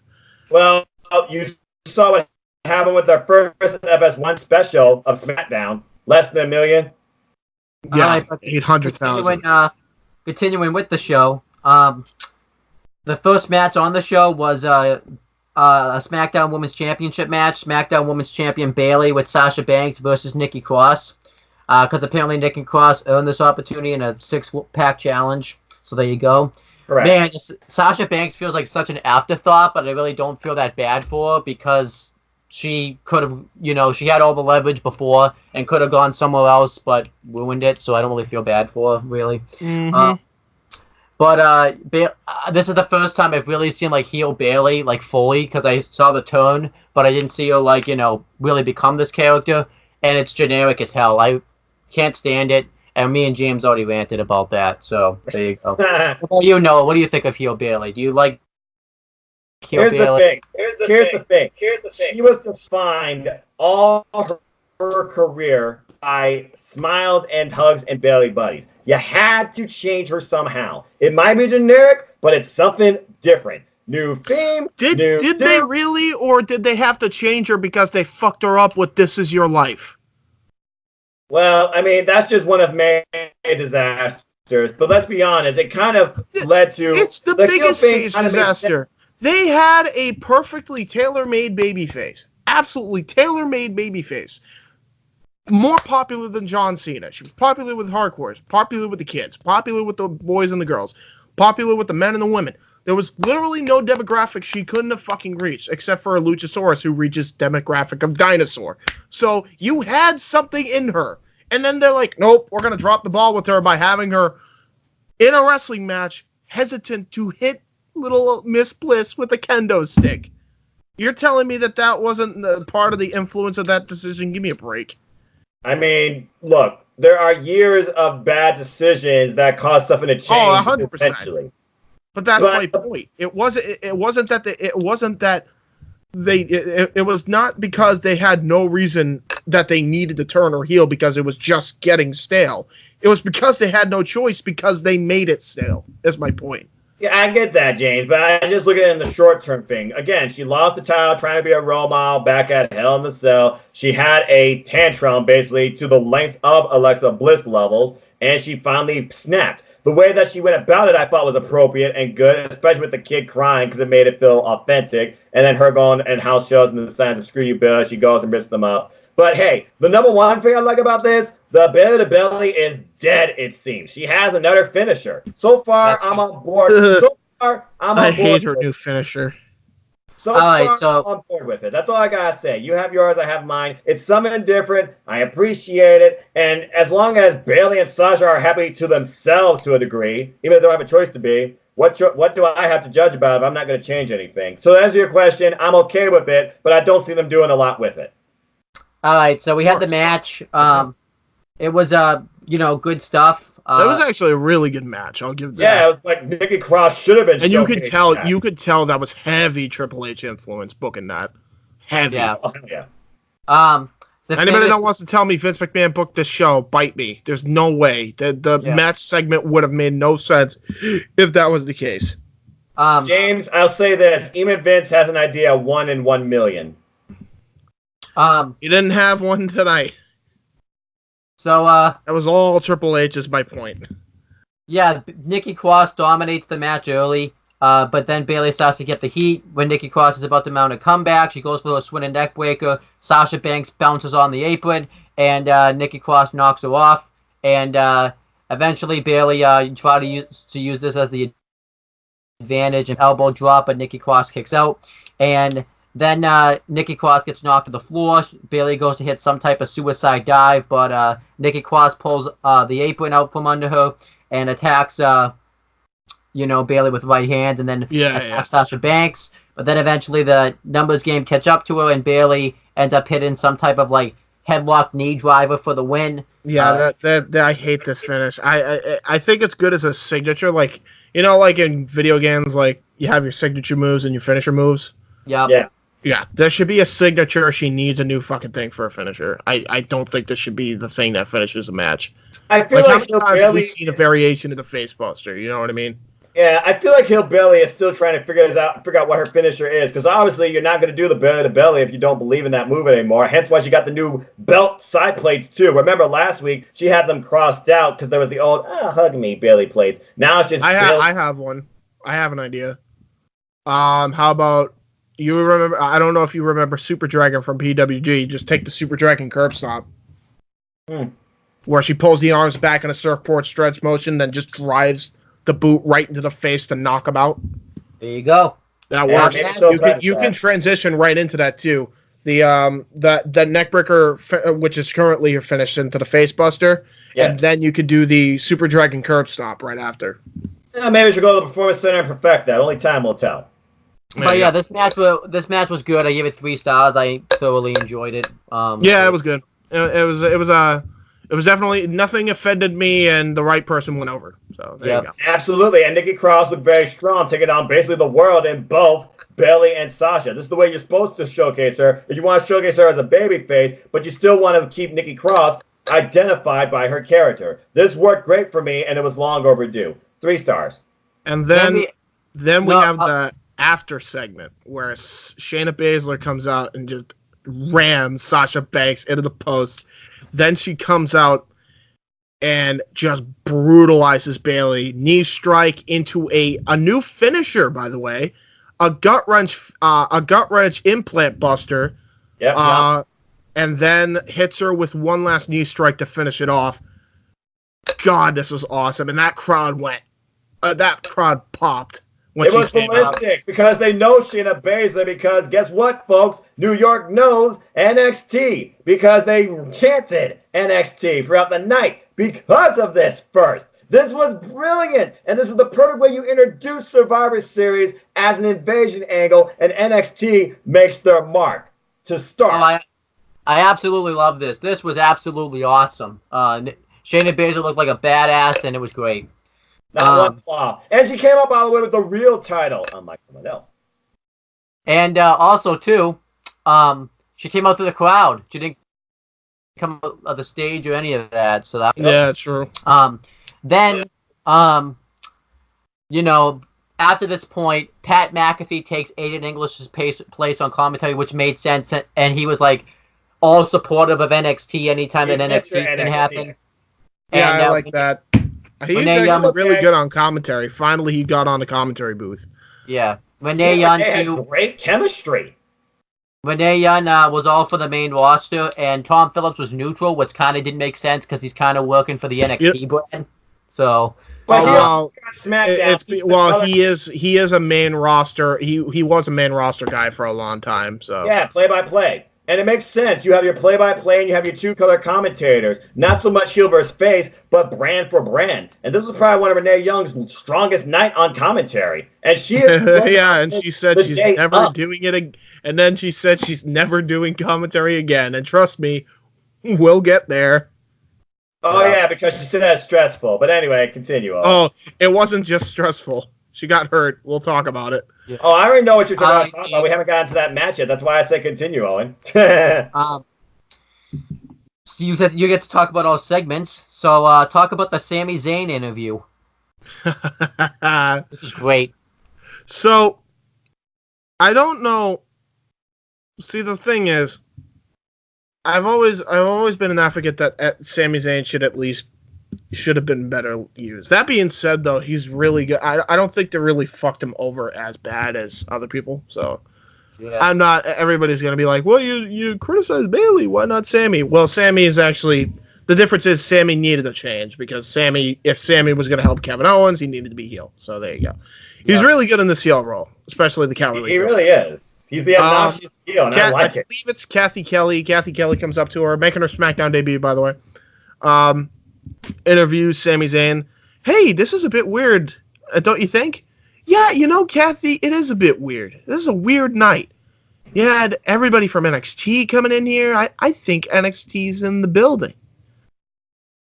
I'm just saying, you better not pick a fight with me. I'm not trying to be tough, but, they shouldn't pick a fight with me. I'm just, it's not going to end good for them. And then all of a sudden, here comes Matt Riddle and Keith Lee. And then he goes like, hey, Riddle, Keith Lee. How you guys doing? Big fans. Hey, Matt Riddle, bro. Fist bump. Yeah, Keith Lee, I've heard a lot about you. Big fan of you guys. I love NXT. Big fan of NXT. When I was actually in NXT, they used to call me the heart and soul of NXT there. And then Riddle's like, oh, did they now? Really there. Yeah. I actually have an NXT t-shirt. You want to see? Yeah, sure, totally. Yeah, show us. Unzips. It's a black t-shirt. I'm like, shit. That's right. I actually left my t-shirt in the car because I didn't want it to get stained because I was eating a salad. There was some oil that got stained on there. So, I had to do what I had to do to make sure it didn't get stained. I'll be right back. I'm going to go get the shirt. And you guys can just hang tight, all right? No, why don't we come with you, bro? We can get the t-shirt for you.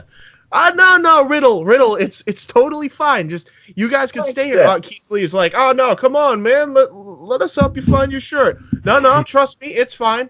And then they're like, no, we insist.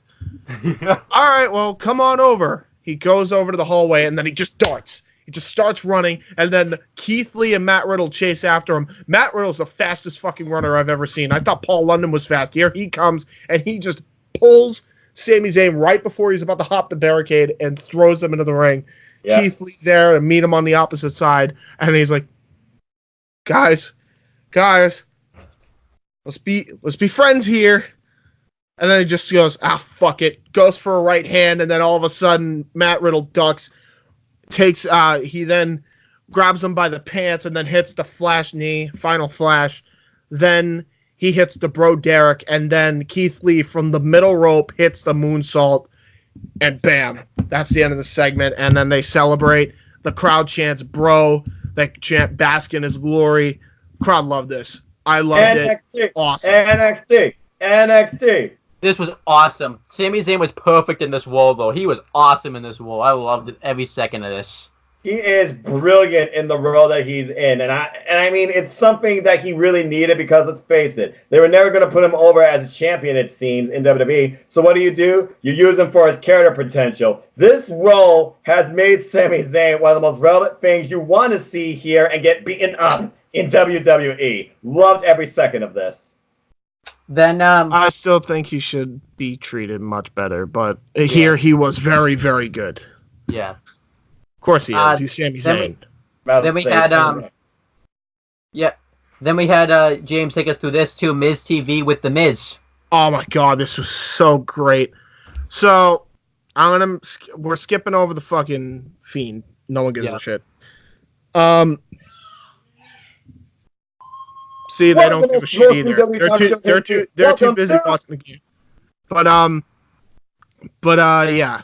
So then after the Fiend part, then the Miz says, well, the Fiend's not here tonight, but man, this has been a crazy night. We've had Shayna Baszler attack Sasha Banks. We've had Matt Riddle and Keith Lee lay out Sami Zayn. We had Triple H and Shawn Michaels in the back. It seems like NXT has come to the building.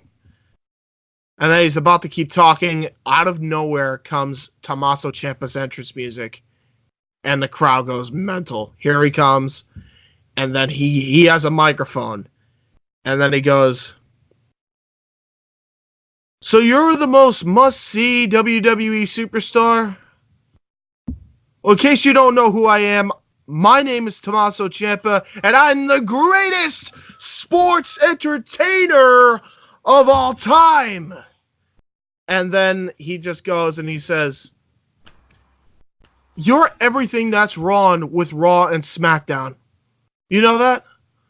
he just goes off on the guy, and he's just like insulting him and his wrestling style. And he just said, "While I'm over in NXT winning matches with a broken neck," taking a page out of Kurt Angle's book, "you're out here pretending like you are the part while I am the part."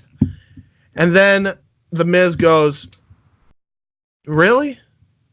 He brings back the "really" bit. And then he just goes, "You know, I've heard a lot about you, Ciampa. I've heard anytime anybody talks about NXT, they talk about you. But you know something? When you came out here, I thought you were going to come up with something a little bit more original. Because all you've been saying is stuff that people have been telling me for the past 15 years. That I'm no good in the ring, that I'm just this and I'm just that. Where's the originality, man?" And as far as I can tell, he said something to the nature. What was it that he said that sparked Ciampa to like respond? Because I remember what Ciampa said in response. He said like something like to the point where Ciampa says, "Them's fighting words." Like he challenges him to a match. Yeah, so he's just like, "Do it. If you're here to make a statement, do it." Something like that. Yeah, if you're here to make a statement, we do it here right now in the ring. And he says, "Those sound like fighting words, Miz." And he just looks at him, "You and me, right here, right now." And I'm like, oh man, these guys hype me up for a fucking match. This is great.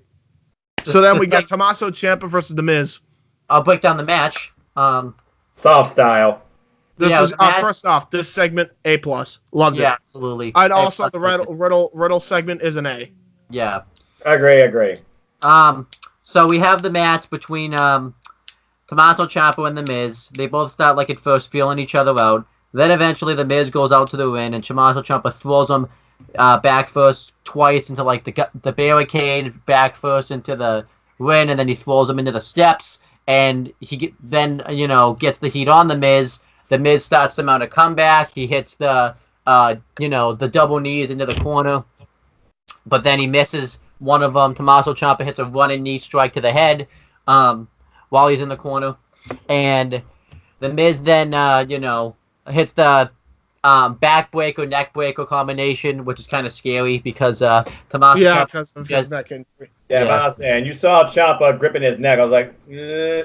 Yeah. Oh yeah, because he did like what was it? He did like a thing where he like really grabbed his neck. He did like a twisting neck breaker, right? Yeah. Correct. Then The Miz gets Tommaso Ciampa in the figure 4 leg lock, and it doesn't look like Tommaso Ciampa is going to make it to the ropes, but then he like hulks himself up, and The Miz just has this look of fear on his eyes. He reverses the pressure, but then The Miz reverses it back, but then Ciampa ends up getting to the ropes. The Miz ends up hitting a running clothesline, and he goes for the axe handle smash from the top turnbuckle. Oh, but before you even get to that point, did you talk about where he just threw him into multiple objects and then he does?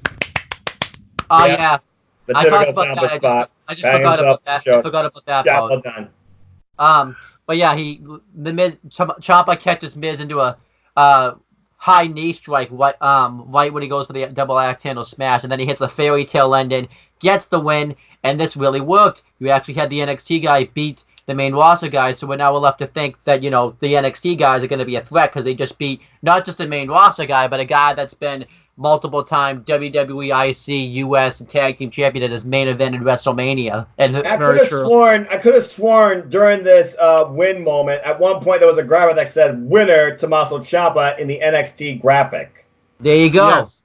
So I loved it. That was interesting. The match was very good. I gave it 3 3/4. It was very good stuff, and I thoroughly enjoyed it. What do you think, Noah?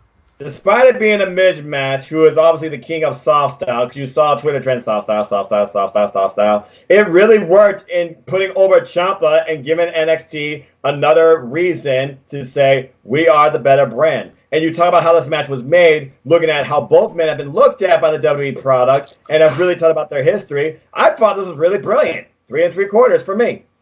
Yeah, this was great. And three McAfee and three and quarters. Renee This was bantering on commentary was brilliant too. How Renee's supporting the Miz and how Pat McAfee is putting over Ciampa and how that's how we do things in NXT. Loved it. Yep.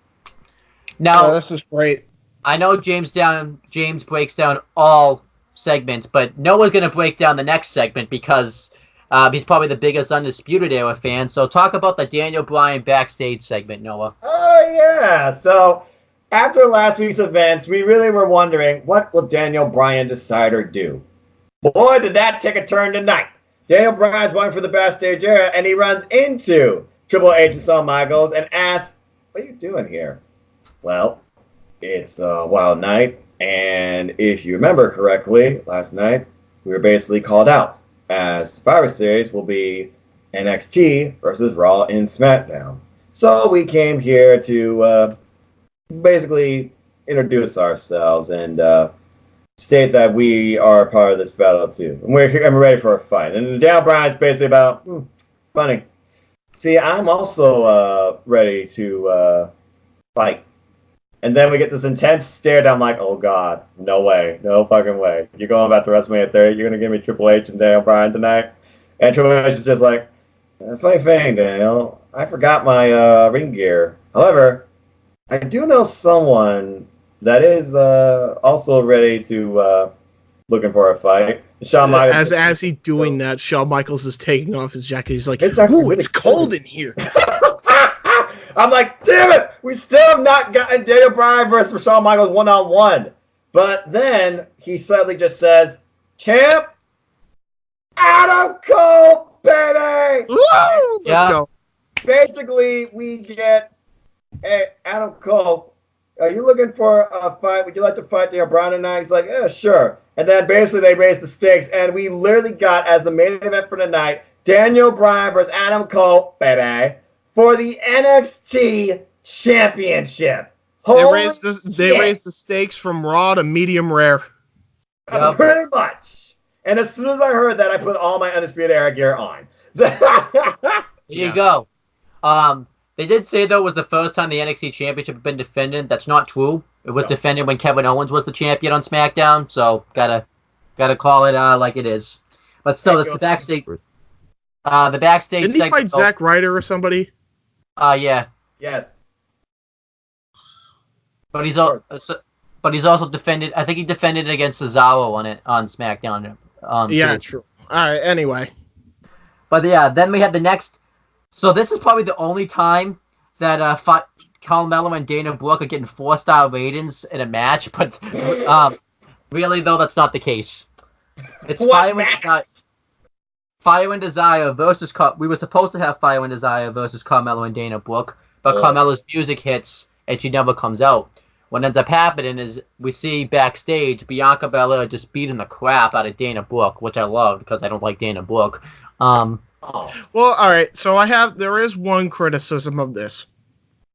So Bianca Belair is on the opposite end of War Games, right? Why is she helping Tegan Nox and Rhea Ripley? Because this isn't about heels versus faces. This is about not NXT War Games. It's about Survivor Series. This is about brand supremacy. That's why I was like, oh, great. We're getting this pointless women BS tag match because honestly, I don't really care about Carmella. Yeah. So there you go. And I'm like, that's the ST of NXT, and she takes out both of them. She picks up Carmella and throws her over like equipment boxes that were backstage. I think she broke something. This chick just got launched. And then we're not done there. Dude, every time she did that, I replayed that like 4 times. And every single time I replayed it, all that was playing in my head was, this bitch empty. Yeet! Then, all right, fair enough. We're not done there, though. Then, Rhea Ripley and Tegan Nox come out, and Rhea Ripley says, well, it looks like you guys don't have some opponents, but now we're going to be your opponents. And, it was a squash. One other criticism I have. Why is all of a sudden she says, looks like you don't have any opponents tonight. Looks like we will. And then the announcer before that said, and their opponents, and announces Rhea Ripley and Tegan Nox. That was weird, yeah. But Tegan Knox throws Sonya Deville over the announcer's table, and she collides with Renee Young, who really got kicked in the face. So that was And Stacey got a bloody nose. Pat McAfee and her were arguing again. Pat McAfee and her amazing chemistry. And she drank whiskey to get through the day. Yeah, of course, on an exclusive, we learned that Renee Young and Pat McAfee, they were both fine. They had a fun time tonight. It was a wild night. And then she says, I'm tougher than I thought. I'm fine. And Pat McAfee calls it like the toughest thing ever because Pat McAfee would have just ran the hell out of the way. But anyway, continue. And, this was Tegan fun. Knox hits the shiniest wizard of all of professional wrestling on Mandy Rose, and Rhea Ripley hits the reverse the reverse cloverleaf on and lifts her, by the way, off the freaking ring mat. That has to look horribly painful. I was like, yes, break her. And then Mandy Rose not Mandy Rose at all. And then Mandy Rose taps out, and Rhea Ripley and Tegan Knox. This was a nice squash. Yeah, I loved it. It was so much. A 3-star. Yeah, I gave it a 3-star. Simple as that. Rhea Ripley, Tegan Knox, Ace Team, Fire and Desire could care fucking less. I gave it 4 stars. It was just such a fun squash.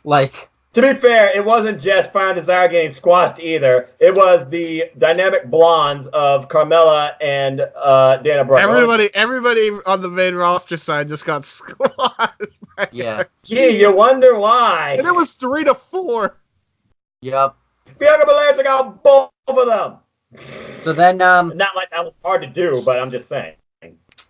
Yeah, so I think we pretty much all got our thoughts on that. Afterwards, on WWE.com, Fire and Desire did an interview talk about how they were caught off guard because they didn't expect that to happen. I don't really care. You should have expected it, so whatever. Then we had the main event. It was an NXT Championship match. NXT Champion Adam Cole with Roderick Strong ringside versus Daniel Bryan. The battle of the yes versus the battle of the baby. And Triple H and Shawn Michaels were at ringside, and I was like, holy shit, this is the main event. You look at the time of the clock. They gave these two over 20 damn minutes. You know why? Because they had to. Keep in mind, there was only 4 matches throughout the whole course of the night because they were so understaffed tonight. Yeah. But Stephanie McMahon came out with Stephanie McMahon came out skipping right over that. Bye-bye. All I will say is I am happy for Dana Brooke and Natalya only. That's it. Lacey Evans and Natalya. Get it right. I said Natalya and Lacey Evans. Respect the moment. That's all I have to say. Moving on. NXT. Talk about this match. Just talk. I don't care. Talk. I'm happy. So Daniel Bryan dominates the matchup early. He hits a wicked middle kick right to the chest of Adam Cole. And to the point he looks right at Triple H and Shawn Michaels and says, "This guy's not fit to be in the ring with me." That was quite awesome. Adam Cole, though, perceives to get the advantage when he hits a Russian leg sweep into the barricade. And then Adam Cole gets the heat for a long, long time on Daniel Bryan. And he really targets, the knee of Daniel Bryan, which was quite good. Daniel Bryan mounts a comeback. Daniel Bryan was working over the, I believe the left arm of Adam Cole, since that's the arm that was injured, because this is actually Adam Cole's first match since he defended his title against Matt Riddle on NXT. So it's kind of correct. When he had a broken hand and wore a cast. Daniel Bryan hits a suicide dive. He goes for a diving headbutt, but misses, which I really wish that he would stop doing the diving headbutt, but that's neither here nor there. He goes for and I wish he would stop doing that missile drop kick, but that's neither here nor there. He does the yes kicks. He does the label lock into the elbow. Adam Cole hits the first Ushikuroshi where he does the suplex into the knee. And you could tell he totally missed it just to protect him, but yeah. Then Daniel Bryan. They had to protect Daniel Bryan because we all know the concerns with Daniel Bryan. And just to say this real quick, Daniel Bryan allegedly he's going to retire truly in 2 years to focus his life as a father. Daniel Bryan hits 2 suicide dives in a row. No, 1 suicide through the ropes, and DX actually ended up moving out of the way, which was cool. Then he goes for the second one, and Cole catches him into the Insiguri, which was cool. Then Daniel Bryan goes for the the running knee from the corner, but Adam Cole counters it into a super kick. to the knees, and then he hits just a second super kick. He hits a Panama Sunrise safely, and he hits the last shot for the win. And Adam Cole retains the NXT Championship. This match was great. I gave it 4 3/4 stars. I didn't give it 5 because it was a bit uncomfortable to watch. Like, Daniel Bryan take some of these moves because of his health. Yeah, I agree. It was just not fun to see. He needs to just do how like everybody does the missile drop kick where they turn in the air. Yes. Yeah, please do that.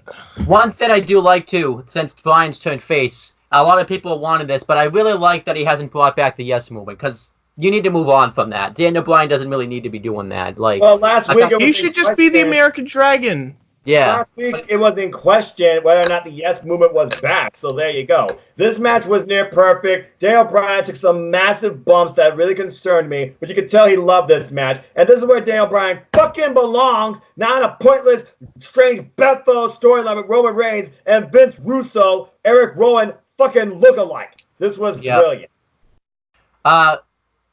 Thank God we got this over the main event of Roman Reigns and Baron Corbin. Oh God, that was the main event for the night. Whoa, James King Corbin. I don't give a fuck. He ain't my king. I told you this already. But James, he's the king of looking like a freaking Applebee's manager. Well, now he looks like a dark king from Game of Thrones. That's Corey Graves compared him to, and I called him being king because. So now he's the manager of Burger King. Oh, James, I thought that was Shorty G. James, take us through the end. Take us through the end of the show, right after this match. Then, right after the match, Triple H gets into the ring. The rest of the NXT stars get into the ring. And then Triple H says, this is essentially the big part of this, is what he said. He goes to Shawn Michaels. Since we got challenged, I need an army. When you build an army, you look to your friends, you look to your family, and you look to build an army. This is my army. We are not your kind. This is NXT. And everyone starts going nuts. That's basically the short end of the promo. Watch it. It's great. This show was great. Don't get used to this. We're only literally reviewing this just because NXT was on this week. And NXT might be on the other weeks. We'll review those segments. But we are not reviewing the whole show except this week, because this week was literally just NXT mostly. Yeah. This show, though, was awesome. I give it an A, a 96 out of 100. I'm going to give it a 94 out of 100, so like A- for me. There you go. But like I said, one thing that came from the show was feel, because this is getting fucked up. This ain't gonna last. So I'm just enjoying it. I'm enjoying it as a one-off. I'm not gonna, this is the beauty. See, James, this is the beauty of not watching the main roster. You don't have to worry about what happens on Raw. So, yeah, exactly. There you go. Noah, what do you grade this show? Besides the opening and the other stuff related to Conquer, but also I do give the credit to the fact that the women gave hope, and that's all I have to say about that. The show, NXT saved my fucking Friday night, baby. I definitely give it an A. I give it a 93. There you go. The last, I will tell you though, the last main roster review is going to be Survivor Series. James will be on it, but other people will, and that's it. But that's neither here nor there. Since we're on the subject, though, I know that technically we're not doing the shows chronologically, but Noah, do you want to take us through 205 Live from this week, since we're kind of on that subject?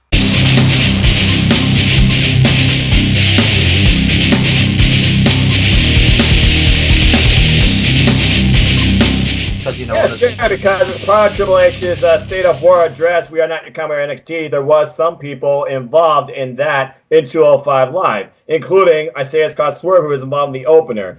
Before that, they reached Isaiah Swerve Scott. Damn it! I always fuck that up. Thank you.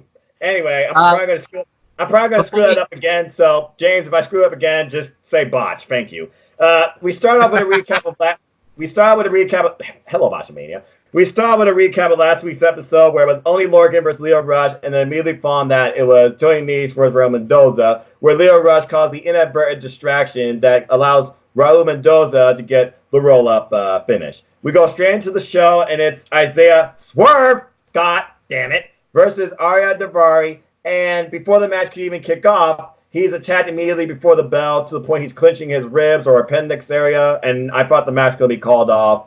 But it wasn't, and as soon as the bell rang, whack! He kicked Arya Daivari in the side of the head. And then these two exchange for a while. Daivari gets the advantage with a throat shot. Ouch. Rest hold for a little bit. Crowd kind of tuned out. The commentary for this, by the way, for the show was Tom Phillips and Aiden English. They're now the second two-person booth in WWE most recently, apparently. Anyway... following this, Daivari, he taunts, takes the crowd's heat, basically. He tries to put himself over as a heel. And then eventually, Swerve gets some momentum. He gets into position. They duke it out. And then Swerve hits a nice snap suplex and then kicks him. And then Swerve goes for a top rope maneuver, probably his backhead elbow strike that he does. Daivari goes for that yank, and it gets countered into the backhead uppercut that Swerve pulls off. Another snap suplex followed by a flatliner later. Good little fall. Nowhere special, though. Close to 3. Then we get dropkick DDT special by Arya Daivari. And then Swerve, he literally runs into a freaking super kick later on. Then Daivari pulls off the cross-yank maneuver, gets a near fall. Following this, he goes for his finisher in the hole. After frustrated, he goes for hammerlock lariat. That gets countered into a roll-up. Then both men, they try and get the best of each other. As Swerve goes for his finisher, that side kick. I just call it Swerve's house. I don't know if there's an official name for it. But that I think that's what they call it, yeah. Okay, cool. But that gets countered into a roll-up. That's still in the match. Daivari hits a wicked Uranagi, not a rock bottom. I had someone literally call it that. And then they just exchange chops across each other. That gets the crowd into the match a little bit. And then they meet in the middle of a clothesline. Both men are down in the middle of the ring. Daivari, though, he gets his bearings before Swerve and basically trash talks and yells in Swerve's face, "This is my house! You do not belong here! You piece of garbage!" Because, again, you can't say piece of shit. This is not AEW. It's PG-13. Basically, following this pisses Swerve off to the point he hits drop kick after drop kick after drop kick, and then he ties up Arya Daivari in the ropes, sweeps the legs of him, and does a double stomp maneuver, and literally Daivari somehow comes back into play later and pulls off a crazy overhead belly-to-belly spot, and then he goes for his big Persian splash, they call it, crashes and burns, which of course sets him up to eat Swerve's house. Swerve house hits, and Swerve gets the win. 1, 2, 3. Excuse me. Bleh. Anyway, I thought this was a great opening contest. It started off slow at first, but then it really picked up. And again, while both of them are under the NXT brand, it's really 205 Live versus NXT here, since Daivari was on 205 Live episode 1, and Swerve has been, well, a newcomer, really breaking out, literally, on NXT. But I thought this was a pretty good match. I gave it 3 stars. James, your thoughts on this match? I enjoyed this match for what it was. This was a very competitive match. Again, they need to put this before SmackDown. I keep saying it every week. I'll say it until I'm blue in the face because the crowd was so fucking dead. But nevertheless, match was good. Isaiah was the right person to go over. This was a good match. And yeah, I give this 3.5. It was fine. Okay, Owen, any thoughts on this match? What would you grade it? I thought the match was, pretty good. I really liked how Isaiah Swerve Scott won. I wouldn't have complained, actually, if I was Daivari won, because at least they would have had it out with, him attacking Isaiah Swerve Scott before the match. But it's not 50-50 booking. You're trying to get Isaiah Swerve Scott over as a newcomer. That's exactly what you should be doing. Yeah. I always continue to say this, because me and James, I don't know about you, Noah, because I didn't watch you when Arya Daivari was in his early stages, but we and James used to crap on Arya Daivari because he was really not the best wrestler, but he's really improved since he came back earlier this year. Oh, yeah, 100%. Yeah, absolutely. And it's funny, he had a strong start in the first half of the year, and then the second half, he's kind of been on a downturn, but he still looks amazing in the ring. Overall, his in-ring work has improved tremendously. Time off does help people sometimes. And the match was pretty good. I give it 3.25 stars. I'm going to meet you guys in the middle. I thought it was pretty damn good. All right. Following this, we get recap of Country Adopted. for the 24/7 title that should burn in a fucking volcano in the fiery pits of Hades. Get rid of that piece of shit. Anyway, Yeah, Sting please. Brothers, they are champs now. Both Sting Brothers have become the 24/7 champion. And Oh, Thompson, fuck this too. Can this fucking burn in the pit of fire too? The 24/7 belt. Let's do a Lord of the Rings angle and destroy it. Anyway, I'll say this about the 24/7 title, like, it's not creative anymore. It's literally just someone just gets pinned backstage now, and then they lose the title. Like, That's all it is. It's just fucking roll up after roll up after roll up. That's all it is. It's not even clickbait anymore. At one point it was clickbait because it was done in special places. Now it's just worthless. Beyond worthless. Anyway, following this squash match, it was Ray Jazikoff versus Gentleman Jack Gallagher. At this point, I was wondering what was next for Gentleman Jack Gallagher, since he's had a bunch of mixed fortunes, mostly losing, on 205 Live. And here, I'm really wondering if he's trying to figure out himself now, because here, it was literally a squash. We start off with the gentleman antics, of course, joint manipulation, stretch the arm, submission hold in the ring, and then you find him upside down in the corner, doing the whole leg thing. Hey! Hey! And then he doesn't even do the unicycle thing. He pops off from the top rope, and then he friggin' headbutts the guy outside the ring. And then he turns up the aggression when you figure he's just going to bring him back in the ring and starts yelling. He goes from technical to straight up brawler. Throws the guy on the barricade, throws him into the barricade at the end, runs up against him while yelling with the gentleman's drop kick, brings him back into the ring, sets him up in the corner, another gentleman's drop kick, pins him 1, 2, 3, doesn't seem impressed or happy with it at all. This was more like a character development rather than a match to me, and I'm just curious what he does next from here. But the match was definitely 2.5, maybe just on the storytelling standpoint. Yeah, it's two and a half, but it was an entertaining 2.5. Yeah, that's the thing, because you saw afterwards, he looks under the crowd, he looks down at his opponent, and he's just like, and he just walks away. He looks sad. I felt bad for poor Jack. He looked so he won and he looked so dejected and just like, aw. Well, based on his recent fortunes, can you blame the guy? He lost on NXT UK to Chris Hero. Oh, I'm sorry, Cassius Ohno. He lost to the Brian Kendrick. He lost to Angel Garza on NXT. The guy's right now in a slump. Owen, your thoughts on this match and Jack Gallagher? 2.5. I really don't know what's going on with Jack Gallagher. I'd say he should turn heel, but like 205 has so many. Yeah, 205 Live too has so many heels too. Though I feel like it wouldn't really balance out well if he turned heel. And I don't know where he goes from here. I don't know if I want him to go to UK because then he just lose to Cassius Ohno, and I don't want to. I don't want to ever see Cassius Ohno win. So there's that. Yeah, I just don't know where Jack Gallagher goes. 'Cause he's a fat. So I don't know where he goes, but this was an entertaining squash. I guess it was a nice way for him to get a win, but we're gonna see where this goes from here. Maybe they could do like the Sami Zayn method, where before he won the NXT title, he went through like all of his matches and like won a bunch of them, and then got a title match and won. That could be something.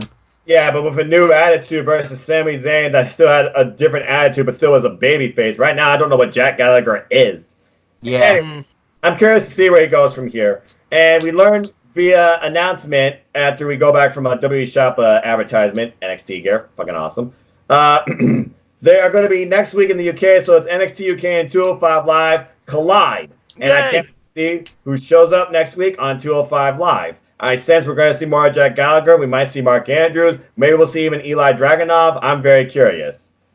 So, not much more to see on that. Ilya Dragunov, so he joined Imperium. We don't know that yet. He has a decision to make. You should totally What? join. Do not try and overkill a faction. There's a certain, he needs to, because he'd be the only cruiserweight there. Everyone else is like a heavyweight.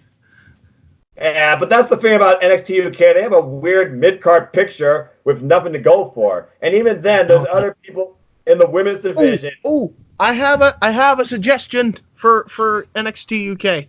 And what would that be? Instead of the round table or whatever, the King's Round match, it did give me an idea. What if they had a title that was specifically for Iron Man matches, and they called it the NXT Iron Man Championship? That'd be interesting. Yeah. Well, you definitely would start something different. I thought for a moment you were going to go pursue an avenue of the NXT of the Impact Brand Championship. I was like, ugh. But No, I like no. I like that. That's why I decided the Iron Man Championship instead. Yeah, I can see like 15-minute matches maybe for that title once in a while. 15 minutes on TV, 20 minutes on pay-per-view or takeover. Maybe 30, 25 depending. Maybe 30 at the most, because pay-per-view Iron Man matches are usually 30 minutes when done properly. Just saying. Yeah, but true. I like that idea. I don't think that's a bad idea at all. As far as Imperium goes, the 4 are fine. I don't think you need anybody else. If they get somebody else, get a woman, because the NXT Women's Division is stacked. It's in depth, and some of them need a direction. Killer Kelly, in my opinion, because she's worked with Ring Comp. Anyway. Well, she's also back, and she wanted to take out some blonde chick. I think it was Isla Dawn. But I'm not sure. Anyway, we'll see what happens. Dawn on someone else. Anyway, after the announcement, we get our main event, which was quite a match. Raul Mendoza versus Lio Rush. And this match, while both men have found individual success, it was really about who is the better man here, because tonight it's really brand supremacy, as while Lio Rush represents both NXT UK and NXT and 205 Live, Raul Mendoza is primarily NXT, but he's been really making a statement on 205 Live. And this match was no exception to that. And they went from 0 to 100 right out the gate. Both men trying to jockey for position, filling out each other. Raul gets a quick roll-up after a exchange of moves like this close. We get a test of strength almost, only for it to be a aerial counter offensive maneuver that ended with an apron hurricanrana, courtesy of Lio Rush, who follows up with a suicide dive, going from 0 to 200 through the first and second ropes, I might add, really covering some distance, but then he clenches his ribs afterwards, so you wanted the impact on that. And that was kind of the story of Lio Rush side for this match. And there was Lio chants subtly going out throughout this match, even starting at this point. Following that, though, we get a kick to the side of the face and the spinning net breaker, a nice follow-up from Raul Mendoza for a nice fall, but not close. We get a wrestle for a moment, and English is talking about, if this is the way you want to stop a mob fly, this is how you do. You ground the high flyer. Man of the hour. I get it. It took me a moment to put that together, but I'm like, Aiden, you're brilliant. Anyway, following this, Lio Rush, later on, he gains the advantage with arm drag into a jawbreaker, but Raul basically runs him down to both men try and hit each other with a clothesline. Raul finally hits Lio Rush, smack down with a flying kick to the face, turns Lio inside out, and then we get This Is Awesome chance during that. Raul feels confident, but then the both up on the apron. I'm like, oh boy. And they're both exchanging forearms. People are going, yay, boo, typical spot. But then this exchange ends with a super kick, and then a handspring kick by Lio Rush. And then we get the bottom rope moonsault. Lio Rush loves using the bottom rope, it seems. It works for his style. And then following this, he goes for handspring back elbow, and then a fury of strikes, kind of like 7 or 8 of them. And then a roundhouse kick into a nice near fall. Very good follow-up combination. Not enough, though. And then following this, we get exchanges of a handstand, kicks, flips, knee strikes, and then Raul Mendoza pulling off almost Phoenix-based maneuvers here, Grand Metalik, with walking across the rope and hitting a beautiful missile drop kick, only for a rope break to come into play to prevent Raul from getting the win. At this point, he's frustrated. He goes for an unprettier, and Lio Rush counters that and pulls off the bottom rope stunner called the come-up, and he drops the legs out from Raul Mendoza because he was working on his legs most of this match, primarily his knee. And then he finally hits his final hour splash, covering 2/3 of the ring, it looks like, and hitting the Raul so hard, he's literally suspended, it seems like, in shock belief for like 2 seconds, I think, and then finally falls in the cover and wins 1, 2, 3. A very competitive back-and-forth match, and in the end, both men, it was found on mutual respect and sportsmanship, as they both fist bump, and Lio Rush shares with Raul, probably calling him, you potentially, man, could one day be champ of the hour. I thought this was a really good match, and once again, 205 Live delivered a stellar main event. I gave it 3, and I gave it 4 stars, personally. Owen, your thoughts on this match? Yeah, this match was great. I really enjoyed this match. The crowd seemed weird for this match. They seemed like they were into it at some points, but not. But I thought it was interesting dynamic to kind of see like Raul Mendoza kind of like be the heel in this match, because he actually makes like a decent heel. with the way he was kind of talking trash to him and stuff. So I actually thoroughly enjoyed that. And yeah, he really got some airtime on that final hour. I really love that. And Leo Rush winning obviously makes sense because he's the champion. I was surprised they didn't do anything with Tony Nese where he came out and had a face-off with Leo Rush or attacked him after the match. I thought that was interesting. I did like how afterwards, though, he said, Raul Mendoza said, "I'm going to get you next time." Showing there is respect, but they're not friends or anything like that because this isn't over. Yeah, so I liked it. I want to see another match between these guys. Yeah, it was great stuff, and I thoroughly enjoyed it. I gave this 4.5.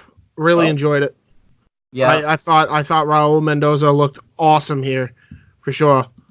So congrats to Raul Mendoza for getting his moment in the sun here. Yeah, this is the best Raul Mendoza has shined. Would you say this is Raul Mendoza's best singles match to date? Yes. Yeah, probably because it's either heel or his Cruiserweight Classic match with Kendrick, but probably this one. I think the Kendrick match was too short. Yeah, well, again, they were also constrained by time. But hey, you have Marwin Nell and Daniel Bryan as commentary. That was enough right there to make that match a classic. Yeah. But yeah, and I'm curious to see what happens next week because we got no preview, build, or idea of what's to come from 205 Live next week. It's just 205 Live and NXTUK collide in simply competition, and we'll see what matches get set up. And we'll see what Tony Nese does as well to maybe follow up because we don't know what Tony Nese is going to do either. And we also got to figure out who's going to challenge Leo Rush for his NXT Cruiserweight Championship as we're on the road to not only War Games but Survivor Series. I have to imagine that title is going to be involved in a title match during one of those two shows. But more details are to come. That's 205 Live for this week. Yeah, this is a great episode. I enjoyed it. I enjoyed it a lot. What would you grade the episode? I'd probably say a B+. I would go A-, but man, it's the crowd, man. They need, and I don't blame them. They need to put this on before SmackDown. So I'll go 89 out of 100. Yeah, I have to agree because again, that's the thing. You're coming off a crowd that was already been there for 2 to 2.5 to 3 hours sometimes. When you're sitting there just waiting for stuff to start, they're going to be burned down, and I think that defeats the purpose of 205 Live. There are some crowds though that have that much energy that really get into the main event, and the crowd did at moments, but not during the whole thing. I have to agree with you. B+. 89 as well. Owen, what about you? I agree too. One thing that's weird about 205 Live lately is it feels like at the moment there's really not a lot of stories going on unless it involves the title. Because it feels like the Kendrick storyline really is the only other thing going on. No one really feels like they're really doing anything, and I feel like that needs to start changing soon. I feel they lost a lot of faces, and the biggest thing right now for 205 Live, as Drake Maverick pointed out, over the next few weeks, you're going to see some new faces and some new talents come to 205 Live. We've so far seen Isaiah Swerve, Scott, and now we see Raul Mendoza. Who's next to come? Angel Gaza? Yeah, because they did a vignette for him. So, just saying. They're in the rebuilding stage. That's the problem. While 205 Live and NXT are on the same banner, they are not fully emerged yet. They got to rebuild their roster. They lost 6 of their best names. Very true. All right, so now let's go through NXT UK.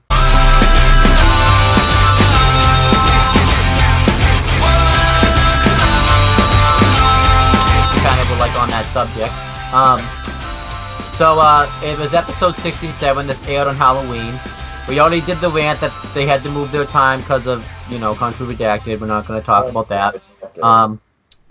Then we had the commentary team of Nigel McGuinness and Tom Phillips. I really wish they would just get Tom Phillips just off commentary in general, just because he really just doesn't fit with the NXT UK brand. At least it's not. Yeah, and it showed here this week. It really showed here. Yeah, he's supposed to be a neutral commentator or either a babyface commentator while Nigel's supposed to be the heel.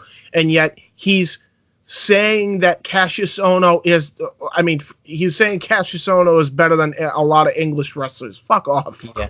We complained about that with Vic Joseph, but Vic Joseph actually proved us wrong a little bit when he was on UK. He wasn't that bad. He gave us reason. He didn't say it. Yes, exactly. All right, so The first match was a tag team match. It was Ginny and Jazzy Gabbard versus Rhea Ripley and Piper Niven. This is a match that had been building for a few weeks. Rhea Ripley and Piper Niven just beat the crap out of Ginny in the beginning, and I don't like Ginny, so that was a plus for me.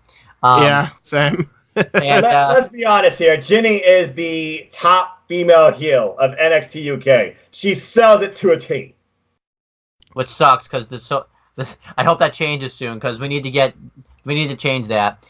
But then they get the heat on Rhea Ripley, which I didn't really know how I felt about that because like she's like in a feud with Shayna Baszler, so it was kind of weird. But I guess it was taped before all that. But still, then Piper Niven gets the hot tag.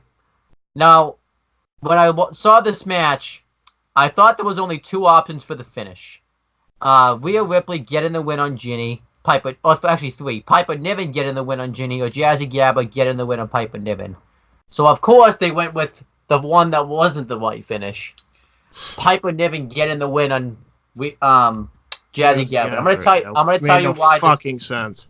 I'm gonna tell you why. So Piper Niven, they're doing a thin for next week. I'm fine with her getting the win because you gotta build that.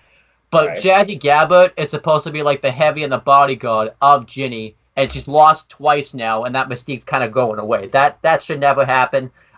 If anyone should have taken the fall, it should have been Ginny, just because it's not going to hurt Ginny. It hurts Jazzy Gabbard more than Ginny.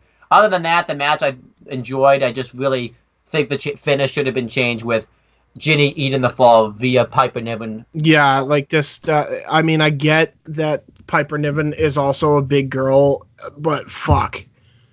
Like, Jazzy Gabbard's supposed to be this freaking wrecking machine. She's the female Walter. She looks like a female Walter. Why are you pinning her? Like, the first 2 weeks she has a match. Yeah. It's weird when you figure about it, because, again, she's in the insurance policy of Ginny. So are you trying to protect Ginny with the fact that she's using her insurance policy to protect her from eating the fall? Because Ginny says she's going to be the next one to challenge for the NXT UK Women's Championship. But then you're also kind of hurting Jazzy Gabbard as far as her physical dominance and appeal, to the point now, okay, she's just taking the fall. It's a weird scenario where I feel like the only way you save this is Jazzy turns on Ginny. That's it, yeah. Jazzy should turn on Ginny, but I mean, again, why was she the bodyguard of Ginny in the first place? I mean, you were talking about a female member of Imperium. Just saying. I mean, there's potential in that, but again, I mean, we didn't even know how Jazzy Gabbard was going to be introduced to the brand. So she was already introduced in the freaking Mae Young Classic, and everybody loved her. Just fucking go with it. Well, they did, James. Yeah, they put her with Ginny. No one cares about Ginny. Well, she is still getting crowd heat, so I guess people do care. Again, I still think Ginny's like the top heel, female heel in NXT UK, despite the fact Kaylee Ray is the champion. Because that whole emotional-driven storyline between her and Tony, the match kind of fell a little flat back at NXT UK Cardiff, which I remember you two ran it on hard. But anyway, I thought it was okay. The right person won here because Rhea Ripley is obviously passing the torch to Piper Niven, as she is doing bigger things, it seems now, in NXT US. The match was okay, though. I enjoyed it. Piper Niven looked very strong. I gave it 3.5. I give it 3. I give it like 2 3/4. This seems like too. It's Rhea Ripley's last match in NXT UK. It seemed like to me too because she passed. Yeah. Oh, let's not forget she almost freaking necked herself on a freaking plancha. Yeah, that was a little. Never scary. do that again. Yeah. All right. So I know I cover all the matches, but because this is a Cassius Ohno match, only James can cover the Cassius Ohno matches on this show. It's Cassius Ohno versus A-Kid. You can cover this, actually, because I actually enjoyed this. This was actually a good match. I will give Cassius Ohno flack when he deserves it, but here he didn't really deserve it here. I mean, his thighs are still horrid to look at. Please get shorts. But other than that, no, this match was fine. There was nothing bad about it. I actually was impressed with I was surprised that this was going to be A-Kid's first opponent. So there you go. Same, and yeah. A-Kid wasn't squashed either. Yeah. No. So you can cover this. He got some nice submissions on Cassius Ohno and such, and he ended up beating Cassius Ohno by countout. I didn't really like though the way AK was used towards the end, though, because it seemed like he was just kind of used as a platform to set up another feud where I think he should have been, like, showcased, like, a little bit more than he was. Because afterwards, Cassius Ohno kicks his ass, gets him in the Cassius lock, and Tyler Bate comes out to make the save. So it seems like they're going to the Tyler Bate Cassius Ohno feud, which I kind of really don't have any interest in really seeing that. I want to see... It's weird. They set up Bate versus Devlin in a feud, and they kind of forgot about it. I kind of want to see that versus Tyler Bate and Cassius Ohno.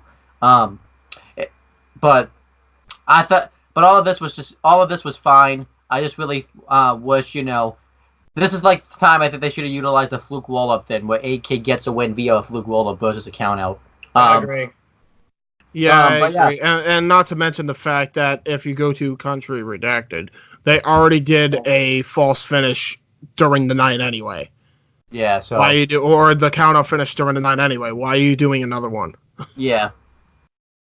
Well, and yeah. But Noah, your thoughts? I mean, it was AK's debut. He was endorsed by Tyler Bate, but I thought personally, when I learned he was going to face Cassius Ohno, I thought it was just going to be squashed. And I kind of felt like this was the direction they were going to go. They're obviously setting up, like you said, Tyler Bate was Cassius Ohno. The whole Jordan Devlin favors Tyler Bate dropped off to the side for now. But as far as AK goes, great debut, and I'll give Cassius Ohno credit where credit's due. This match, both men worked very favorably among each other. The only thing that fell a little flat for me was the fact we had a count-out finish, because it almost made AK seem a little desperate, but I figured it would have put him more over if he did it in a roll-up. The whole post-match thing makes sense because you're going to get Tyler Bate versus Cassius Ohno, but overall, the match, I thought it was pretty darn good. I gave it 3 stars, just right in the middle. Yeah, it was a 3 and 3. I actually rated this 3 1/4 star. There you go. All right, so you did good, Cassius. You actually had decent cardio this week. Lay off the banana smoothies. James, take us through the Killer Kelly interview. Yeah. So Killer Kelly is finally back. Killer Kelly then says, "I'm looking to pick a fight. So I guess I found one." And then she just goes in as Isla Dawn made her way to the other side. I don't know if she ambushed her. I didn't know if she decided to challenge her or what have you. But she's back, and she's looking to kick some ass, and I can't wait. Me either.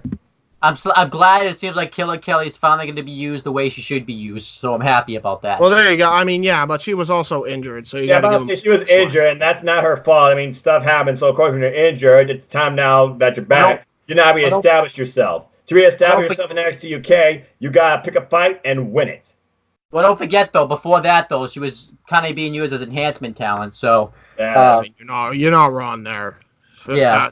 The last thing she was involved in was when Jazzy Gabbert and Ginny were a duo, and she left her partner high and dry, which, guess who it was? Isla Dawn. Yep. All right, so then we had Roy Johnson, who was making his return from the first UK tournament. We haven't seen him since. Versus Joseph Connors. Essentially a squash. I don't really remember anything that Roy Johnson did. It really wasn't anything that effective. I don't even remember Roy Johnson from the freaking first tournament. That's how long it's been. But Joseph Connors, he looked good in this match. He throws Roy Johnson into the buckle and then does a wicked reverse neck step, and then hits the don't look down for the finish. I like this. You're giving Joseph Connors some nice wins, and I really want him to get used. I really like Joseph Connors. I feel like he could be in top contention either for the NXT UK. He utilized better. Yeah, they're finally pushing him, but remember his whole gimmick is about destroying shiny new toys. But hey, he's putting wins together, so I say start pushing the guy. Yeah, definitely. I mean, the match is like 2.5 because it's a squash. So there you go. I mean, what else do you expect from a squash? When is a squash going to be ever more than 3 to 3.5 if you're lucky? And that's if it's for story building. This was for nothing but just squash. Hi, Roy. Yeah. I don't know when we're going to see you again. I already forgot what you were, but 2 stars. Period. All right, James, take us through the Kaylee Ray promo.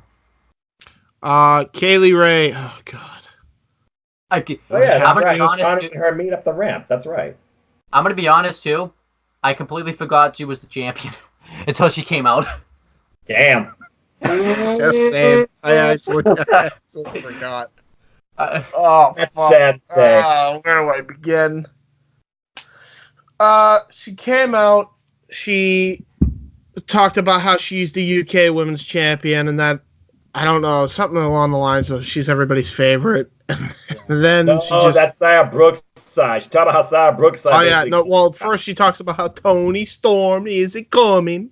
She's not coming back, and then please don't come back. Go to NXT. I don't know. I'm just gonna butcher her accent on purpose. Oh, Toni Storm is not coming back. So that leaves me to Zaya Brookside. Zaya Brookside thinks she thinks she can cry and whine about not getting the championship. And when she thinks she can step up to me, well, why don't you do something about it, bitch? I can't. But did she become like? It's not even an Irish accent. That's like I don't even know. I don't fucking know what it is. I don't care. What the hell was that? Swedish? Jesus, dude! You know, she said it sounded like you. That's fucking guy from Family Guy. Ooh, you're covered in me hot pee. All right, I'll get my thoughts anyway, on. Yeah, Zaya Brookside, Kaylee Ray. It's being set up. She's saying she's gonna squash her. Tony Time dead. God. Oh God. That was funny. This promo though, was lame. I like it more now because of James. So there you go. Yeah, James enhanced it. Thank you, James. Yeah, this promo is welcome. We need to set up the NXT UK Women's Division. It's so much in depth, so do something with it. Kylie Ray needs a serious challenger. If you're not going to do Fair and Loathing with a pink cheese grater with her and Piper Niven doing a hardcore match, give me something to believe in. You really think I'm going to believe in Zaya Brookside beating Kelly Ray? Get real. Especially too, like, I know it's not good to compare, but I don't know. I see like Shayna Baszler and like WeHo and even Becky Lynch with their titles and stuff, and it's just so superior. It's just so much better. I feel like NXT UK doesn't even do a good enough job reminding you who the women's champion is. She kind of has been an afterthought, it seems like. Well, I mean, what's a real big name in NXT UK women's wrestling at this point besides Toni Storm, who dropped the title and basically fell off the world, but I guess she's on vacation or something. So, I mean, what do? I guess you do Kaylee Ray versus Zaya Brookside. That's what you do. That's what's called filler. I sense they're setting up Kaylee Ray with Piper Niven, but I hope it goes hardcore because that's when these two really can deliver. Yeah, there you go. Let's be honest. That's the only thing these two can deliver right now. James, especially Kylie Ray. Especially Kaylee Ray. Yeah. Kaylee Ray is one of my favorites, dude. I'm just saying. I can't stand her. I don't know. Maybe she was good before UK, but like, fuck. It's like, I don't know what they're doing here, but it's bad. If you want to know the ability of Kaylee Ray, go to watch some ICW. You'll understand what I mean. I've seen ICW. I've seen her work there, actually, and she was good there. I don't know what the fuck happened. I don't know what the fuck happened here. Doesn't know what to do with their women's division. That's the problem. Well, I guess I was right all that time ago with Cardiff then, right? Yes, you were. Thank you. Finally, I get some goddamn recognition for being right. Hey, talk about Gallus being outside. Oh, Gallus! No, this is a good promo. Gallus. I'm not gonna try to do their accent because I actually respect them. I don't respect the character of Kaylee Ray. I do respect the characters of Gallus. They're actually. This was fun. They basically said, we made a mission statement that this is not your kingdom, Imperium. This is our kingdom. We have more gold than you do right now. So if you want to get more gold, you better do something about it. And then Joe Coffey gets in the promo and says, I think I need to get one more piece of gold for Gallus because this is our kingdom. I'm like, well... if only you didn't look like a bitch to master. But I'm looking forward to the match, so I can't complain. We're getting Joe Coffey versus Walter. It's faction warfare. They better book Joe Coffey way stronger than they did for him versus Mastiff. But to be fair, him versus Mastiff was a gimmick match, so it was what you would think it would be. It just had no, it was. Look at all right. Here's my counter argument to that. The main event of tonight. All right. There you go. The main event of tonight. How does Jordan Devlin look better than Joe Coffey? I mean, good for Jordan. I don't hate Jordan. I'm just saying one of these things is not like the others. I won't argue with that, but again, it was also not last man standing. I like this promo segment though. I do think though they shouldn't jump right into Joe Coffey versus Walter for James's reason, because they really need to establish some credibility back to Joe Coffey. Just have him gain all these wins and have him look really dominant, and then save the match for like. Look, honestly, they don't even need to do that on, actually. I actually disagree with that. They don't necessarily need to do that, and I'll tell you why. So long as Joe Coffey, they have this match with Walter, and he looks like he has a fighting chance, because we all know he's not going to win. But as long as he looks like he has a fighting chance, then they're restored his credibility. That's fine with me. But, it shouldn't have had to come to that, is my point. Yeah. All right, So then we had the main event. It was Dave Mastiff versus Jordan Devlin. At least the main event. This is a great main event. Absolutely awesome. Unbelievable. So Jordan Devlin attacks Dave Mastiff before the match starts, which makes sense because he's smaller and Dave Mastiff's bigger, so he wants to get quick advantage on him. But he tries to go for the Irish Whip, which was a mistake. And the Irish Whip actually makes sense of a move because Jordan Devlin's from Dublin, Ireland, so it works. He's not wrong. He's literally right. And Dave Mastiff reverses it. He starts hitting a ton of powerhouse moves on Jordan Devlin, but then Jordan Devlin starts to work on the arm of Dave Mastiff, and he really targets the arm. He gets him into a ton of arm bars and stuff. He hits a wicked moonsault because he can't hit the Yoanagi into the moonsault because we just can't be doing that type of stuff to Dave Mastiff. And then he tries to go for the Devlin side, but even Nigel points out that this isn't wise, which made me think, of Mr. Devlin. That's not wise. That's exactly what I thought of. Yeah. You're not that strong. You're not Superman. So then Dave Mastiff. He's also in fairness, he's also not Tim White either. Yeah. So then Dave Mastiff hits a wicked clothesline on him, starts to mount a comeback, and I really enjoyed the comeback. Then they proceed to have this great back and forth match. Dave Mastiff actually ends up hitting first Jordan Devlin hits a moonsault, then he goes for a second one. Dave Mastiff gets the knees up, and he gets knocked. So he went from moonsault after moonsault? Yeah, maybe. Not necessarily. He didn't try overkilling him with moonsault, so that's what you're trying to imply. Oh, no. Well, in WIW, we had a moonsault off, and then Owen said moonsault after moonsault in the review. That's the joke there, Noah. Sorry, I probably should. I feel bad because, a lot of our one-liner jokes, Noah's always out of the loop of. I know, because he wasn't on the beginning stages of the show and stuff, so. So then, Devlin gets knocked into the corner. Mastiff hits the Void, but because Devlin he didn't roll out of the ring, but he got knocked out so much that it's called Into the Void. It's always into. Okay, I wasn't sure. It is called Into the Void. You are correct. I can't blame you, James. It's Tom Phillips on commentary. It's tough to tell what the names of the moves are because he don't know either. So, he hit the Void. Phillips, you fucking mark. It's Into the Void.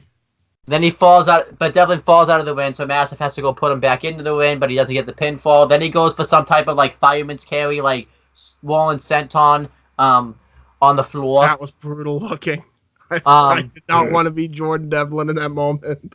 But then Devlin hits the Devlin side off the turnbuckle.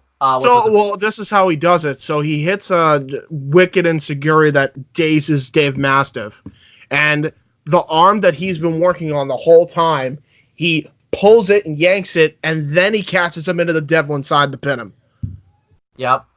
And Devlin wins. Afterwards on WWE.com, he does an interview saying that now that he's beaten Dave Mastiff, he wants a title match, which I'm going to be fine if he got a title match. I really would be fine with that. At this point, yeah.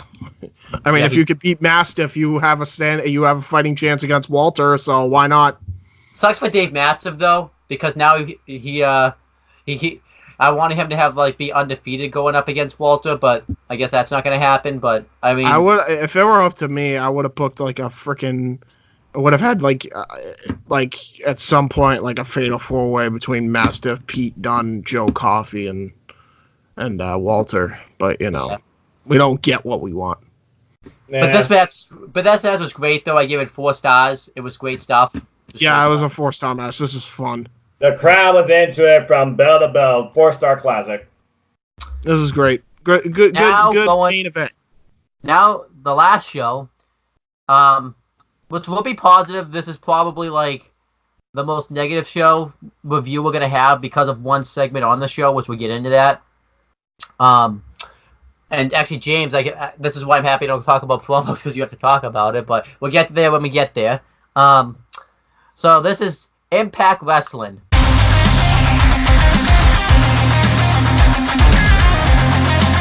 For October 29th, 2019. This was technically the debut, officially the debut episode, like where they had like a full-on. Yep. Yeah. Because I know technically they had like the This Is Impact show, but this is really the first. That was preview. Yeah. So we had the commentary team of Don Callis and Josh Matthews, not John Matthews. John Matthews. Now, a lot of people are gonna give me flack. But I really just can't get into Don Callis on commentary. Okay, so I'm not the only one. Thank Christ. Yeah. Yeah. He sucks. Yeah, he's bad. He's so bad. This episode, I don't know what the hell was happening. It was like Josh Matthews carried the whole show, and like 3 or 4 times into the broadcast, Don Callis is doing something else. He's not doing commentary. He's just silent, and it's like he's doing something else on his phone or tablet or something. Yeah, pretty much. It was aggravating. So Noah, is he usually good? Because you watch Impact more than me with his commentary. Or is this typically the norm what we get with Don Callis? Oh, this is typical. Okay, commentary is just run the mill. Josh Matthews carries it, and Don Callis is just there. James, though, before we start the traditional review, you said you had a rant you wanted to do because you had some trouble. Oh, we're just gonna get that out of the way. Do you want to get it out of the way? Do you want to save it to the end?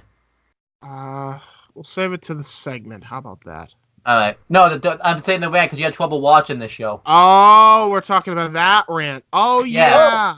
Oh, yeah. He did briefly discuss that on our Impact recap. Yeah, go ahead. Okay, so, well, I don't know if it's really a rant, but yeah, it's a problem. So, I was trying to watch it via Twitch because my parents were down in the stairs and the TV. I couldn't watch it on Access. So, I was like, I'll watch it via Twitch. So I try to watch it via Twitch, and I get 15 million times of lag. I had to refresh 100 times just to see what the hell was going on at one point. And every time I did it, every time I finally got a good signal on the actual stream, Melissa sent this is what I found out what was happening. Melissa Santos appeared, and then all of a sudden ads played because Twitch are great with the ad placement on a live stream. Good job there, buddy. So I'm watching it, and I'm just like, oh, this is a freaking nightmare to even watch. I can't even watch it. I don't know what the hell's happening. And then it hit me. I see Melissa Santos. She's just there. It just occurred to me,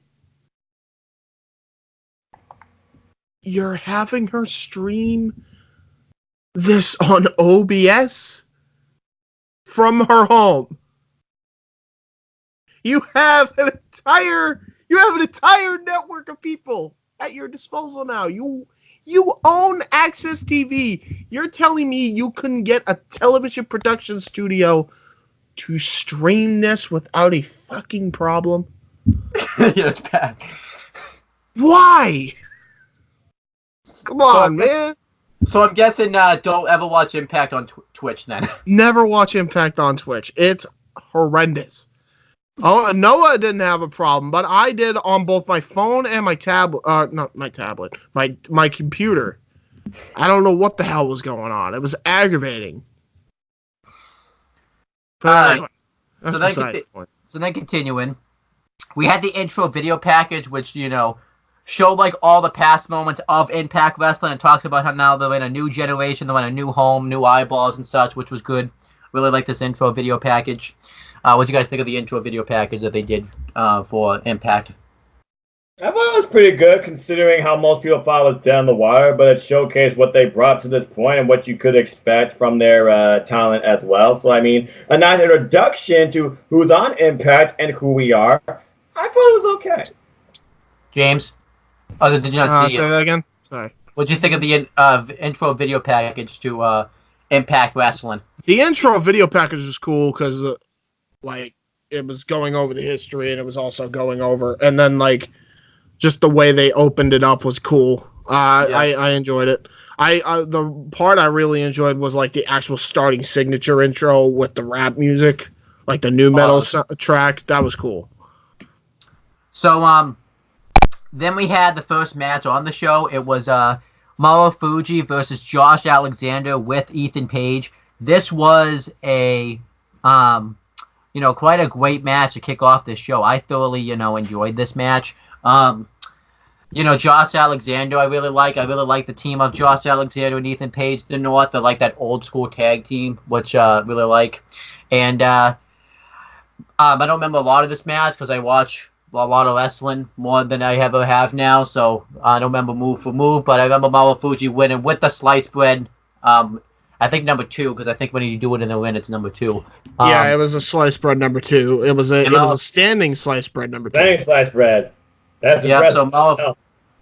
So Marufuji wins, which I'm okay with because it seems like he's new to Impact Wrestling, so you want to, have him get all these wins. And afterwards, he goes to shake Josh Alexander's hand, but then Josh Alexander's considering it. Ethan Page is trying to talk him out of it, but then he just doesn't. So I'm assuming this is going to lead to maybe a tag title match where Marufuji finds a tag team partner and they do a tag title match between the North and Marufuji and somebody else, which I really wouldn't mind. But the match I thought was great. I gave it 4 3/4 stars. It was a great introductory match for us to have. This is a great match to open it up. Yeah, I agree. 4 3/4 stars. This is a great way to open this up.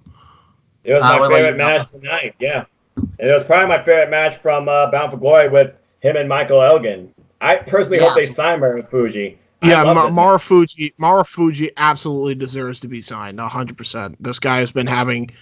He's already had 2 great matches under his belt on Impact. This is, I think that's enough for a signee in my book. So, then James, take us through the OVE backstage segment. The OVE backstage segment, it was just they kind of arrived at the building. Madman Fulton's foaming at the mouth as usual, and I really don't remember the rest because this was around the time I was trying to get into the stream, and then it was. So security comes in and basically says they want to make sure that the rest of OVE don't interfere in this match, so they're giving the night off. And Sami Callihan talks him into leaving, so I liked it. Ties into the main event. Noah, what did you think? I mean, it's pretty simple put. You want to prove a point that you deserve to be champion, but you force yourself into this match by unconventional means, and we want a clear-cut winner, even though the match is already giving itself with the cage. You ensure it's one-on-one, you ban OVE from the building. It seemed perfectly normal to me, and this, once for all, would basically give me a decisive end to this feud, I would think. So I thought it was great. Then we had one of the weirdest segments I think I've ever seen in the history of Impact Wrestling. But I didn't hate it. It was the Rascals backstage promo segment. Oh, yeah. James, did you see this or were you having Twitch? I was still having Twitch problems around this time. Well, so, what was it again? Discuss it, James, because we discussed it. I mean, just call it like it is. Yeah. So the Rascals. What was it specifically? All right. So, how do I describe this? So the Rascals are talking. Oh yeah, no, this was just weird. I don't know. Yeah. So the Rascals Rascals is just a weird segment with Falaba. Yeah. Ba comes in play.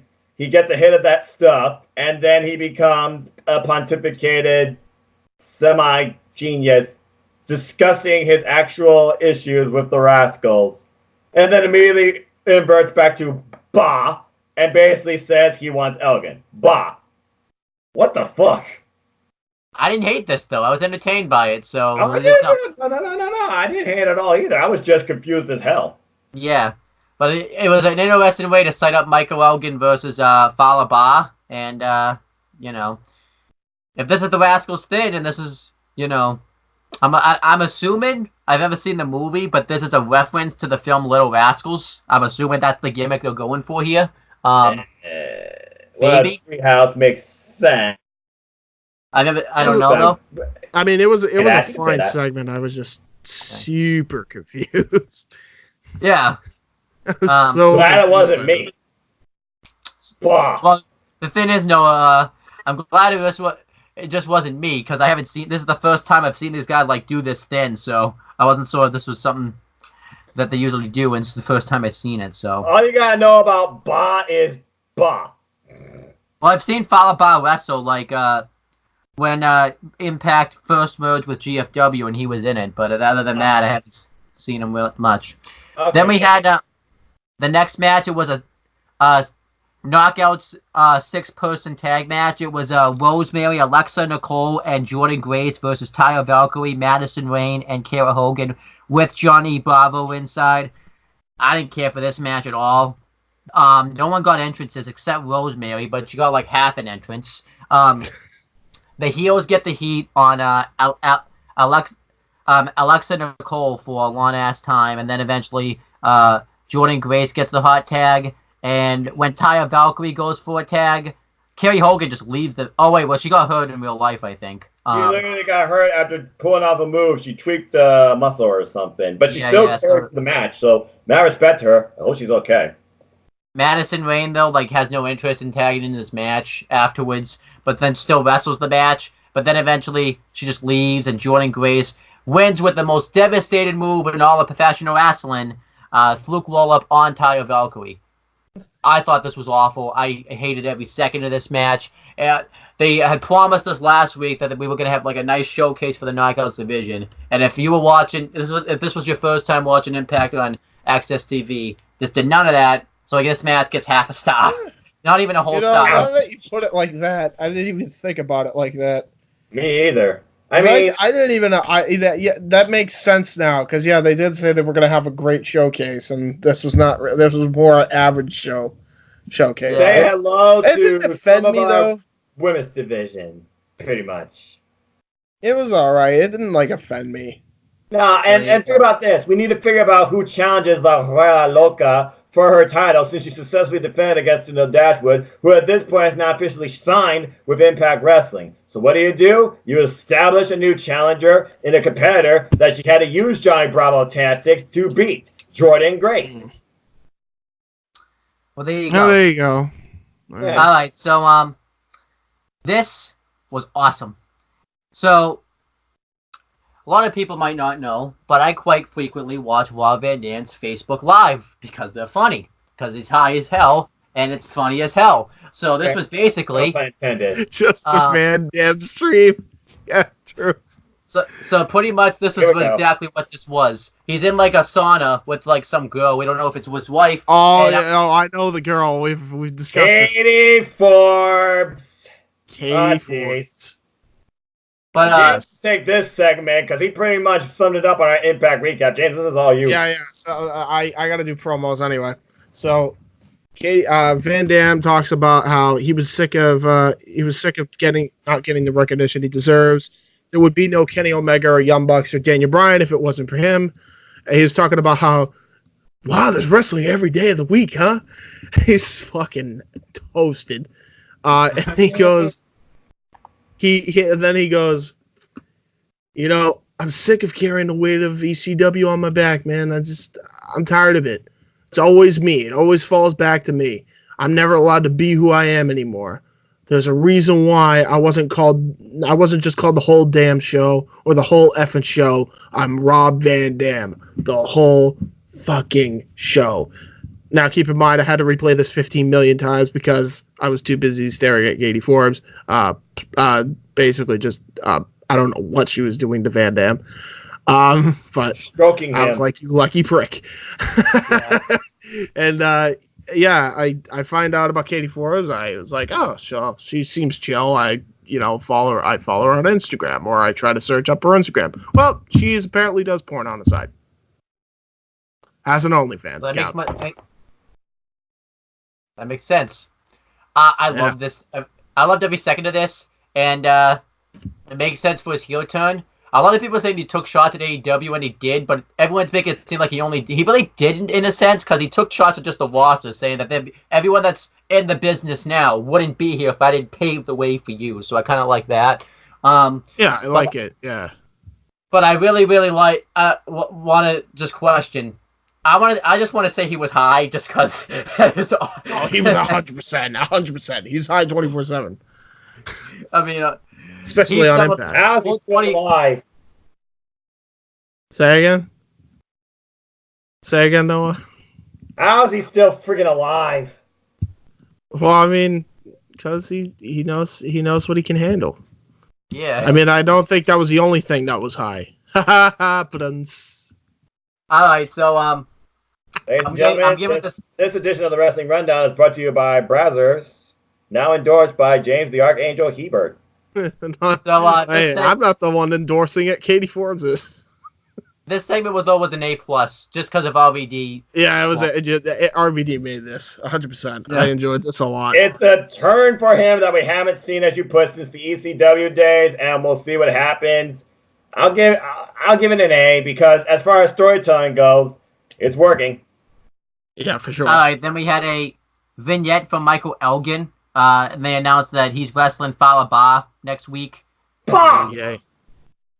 Then we had the next match. It was a tag team match. It was Raj Shin and Rihot Raju with Gamma Sin versus Rich Swann and Willie Mack. So I'm going to tell you, because this is the first time I've seen them as a team. I was going to hate this. I wanted to hate the gimmick. What's the name of the faction, Noah? The Desi Hit Squad. Yeah, I wanted to hate them so much because it seems like the gimmick's a bit crap, but the tag team itself is fairly good. They're actually a fairly good tag team. They really are.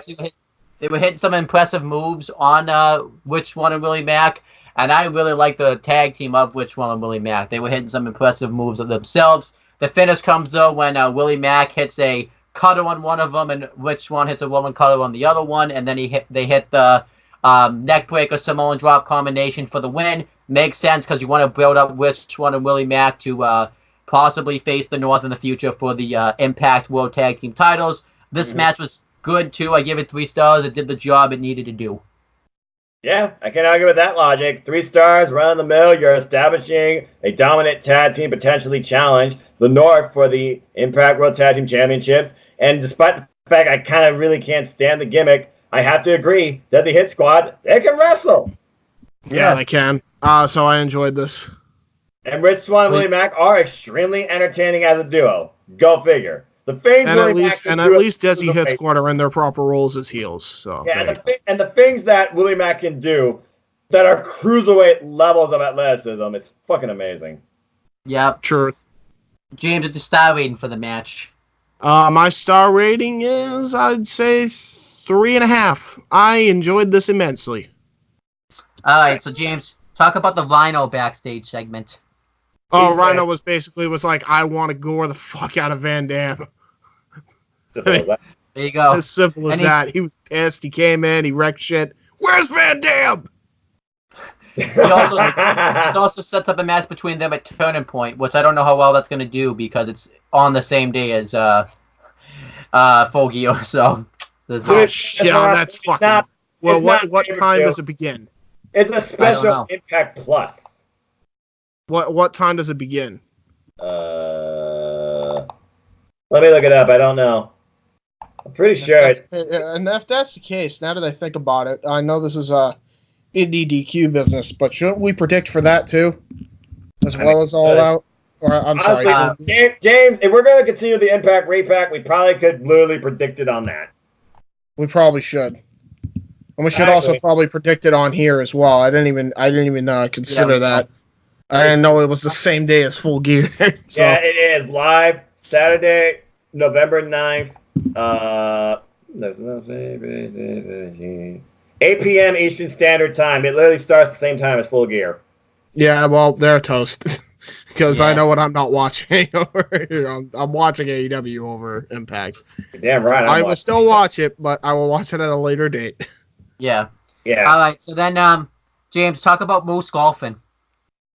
This is awesome. Moose is the best. He's a shit lord. Here we go. The most Here's the best way monotone to describe guy in this. He Impact just Wrestling shows you how great he is. He is the best in all of sports and a legend. And that's all I gotta say. James, take it away. basically that's what he was, yeah. And then he hits a golf. He's trying to golf. He's like, you don't believe me? You don't believe me? Let me hit some golf. Let me hit a hole in one. he then hits he proceeds to hit the worst golf shot I've ever fucking seen in my life. And it even shows, like he's pretending like it went like way out there. Even though you could see in the frame, he didn't even get it close in the air. It was still on the ground. And then he walks over. Since he's a heel, though, he can get away with it. Yeah. Of course. So he comes over, and one guy goes, hey, you can't do that. You need to keep it on the green. I saw it on the green. He's like, no, it was a hole in one. It's like, no. It's like, it was a hole in one. It's like, no, it wasn't. And it just throws him into the fucking lake. And the other guy that was trying to... And then the other guy was like, here's my ball. And then he just goes over to the hole. He drops it into the hole, and the other guy goes, hey, a hole in one! He's like, that's what I'm talking about. And what's the best way to describe Moose on the microphone? Everyone's like, he's dull. Well, yes. But it's a lovable dull. He's actually dull to a strength, and I'll tell you why. Yeah. Because Moose, and this hit me when we were doing the Impact review with you, Noah, the other day. Yeah. Moose is just the Shaquille O'Neal of professional wrestling. Even his mannerisms and the way he talks on the mic, he almost sounds dead on Shaquille O'Neal. I'm going to take the ball. I was expecting him half the time when he was taking the ball. He's like, I'm going to take the ball. I'm going to dunk it. I'm just waiting for Impact Wrestling to try and get a sponsorship with GoBon with Moose as the speaker. It's gonna happen. Moose and Shaquille O'Neal. They have like a promo battle about who has the best version of Gold Bond. But this This version makes me feel good with the ladies. I'm like, I can see that. I can honestly see that. And then you just and then all of a sudden, here comes Morgan Freeman to just outclass the both of them. No one can outspeak Morgan Freeman. You hear that voice, and you're immediately like, okay, I'm gonna listen to our moment. Yes, I would love to hear Morgan Freeman announce for like either a takeover or a WrestleMania or something like that, and just hear his voice in like the hype package. I would watch WrestleMania 6 times if he did. Yeah. I watched that segment alone 6 times. Oh my god! But yeah, I thoroughly enjoyed this segment. It was Moose being a great heel, and it's awesome. I mean, what more do you want me to say? James, come back here. I know you're trying to do. I had to let the cat in. He was being a meowy. No, you were trying to escape the next segment. The future of Ken Shamrock. I know. Here we go. Here we go, people. Enjoy this. Rant alert!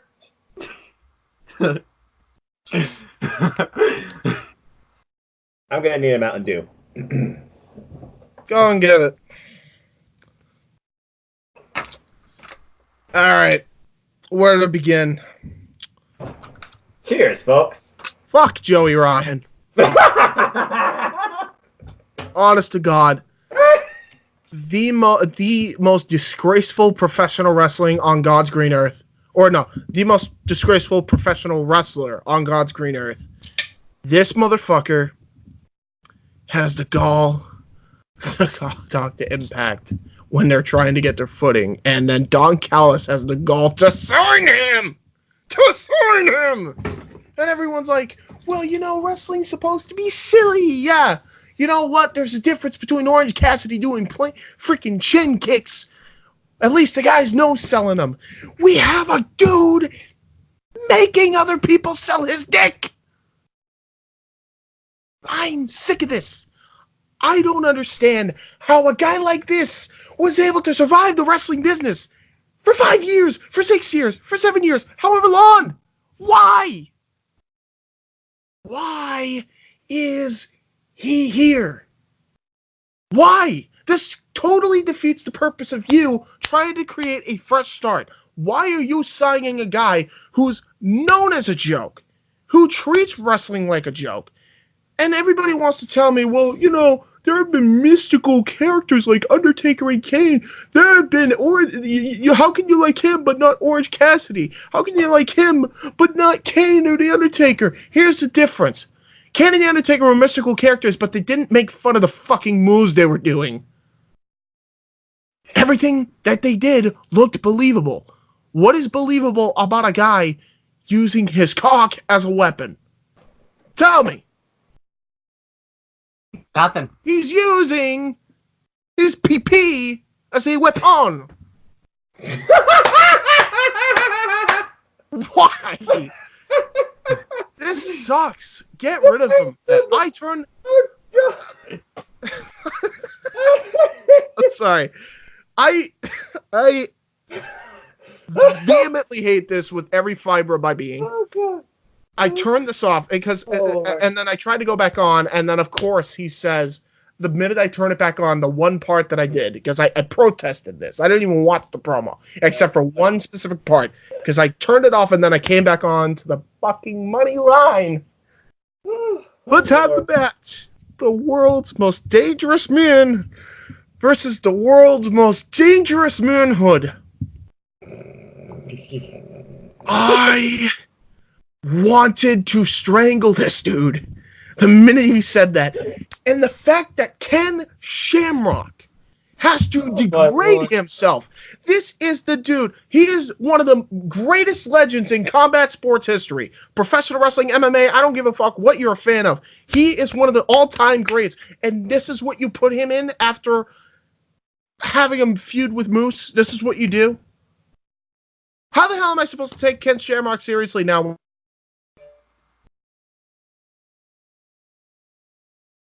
You done?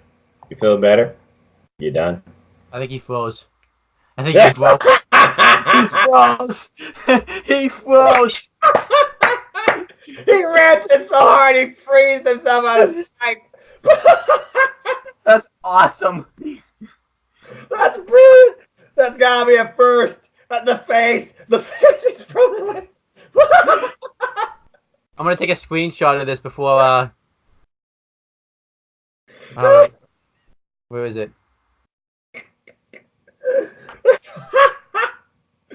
I'm crying. Oh god. Where is it? How do you take Oh, here it is. Here it is. The bottom left-hand corner. Oh god.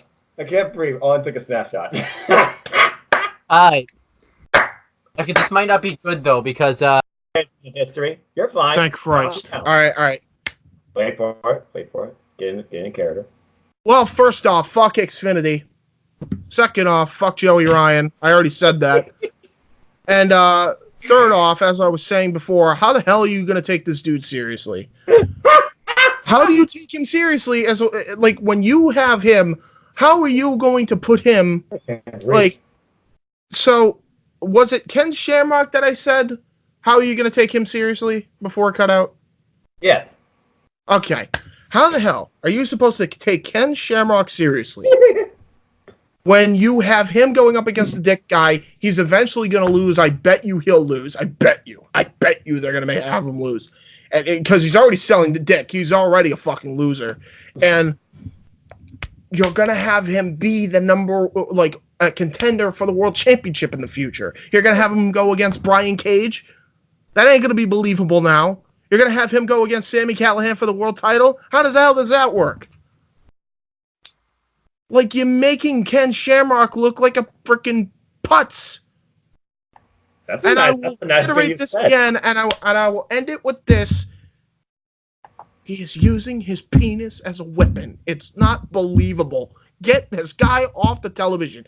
And also, I will add that this dude, everybody wants to tell me, oh, he's a good worker and he got over with the gimmick. Fuck off. He was a terrible wrestler. He's still a terrible wrestler. Everybody in the wrestling business can do half of what he does and can do more than what he does. And he realized, oh shit, well, I'm a terrible wrestler, so I guess I got to ruin the business and the credibility of so. Fuck Joey Ryan. Guy doesn't deserve a job, and I'm sorry, he lost his privileges. Take away his wrestling card. I completely agree. One thing I want to add, and I might get some hate for saying this, I have no interest to see Ken Shamrock wrestle. The dude looks old as crap. I think he's in his 50s, but I had interest in the beginning. Now I have no interest because you just killed all of his credibility. So there you go. What the hell is the point of that? So let's get to Noah. Let's talk to Noah though, because Noah hasn't ever talked about really the Joey Ryan really ever. I don't think. So Noah, what did you think? What do you think of this whole Joey Ryan thing? I can't even tell you the last time I watched a Joey Ryan match. The last time I watched somebody that got themselves over for their dick. At least Big Dick, whatever his name was, in WWE got over with a pineapple on him.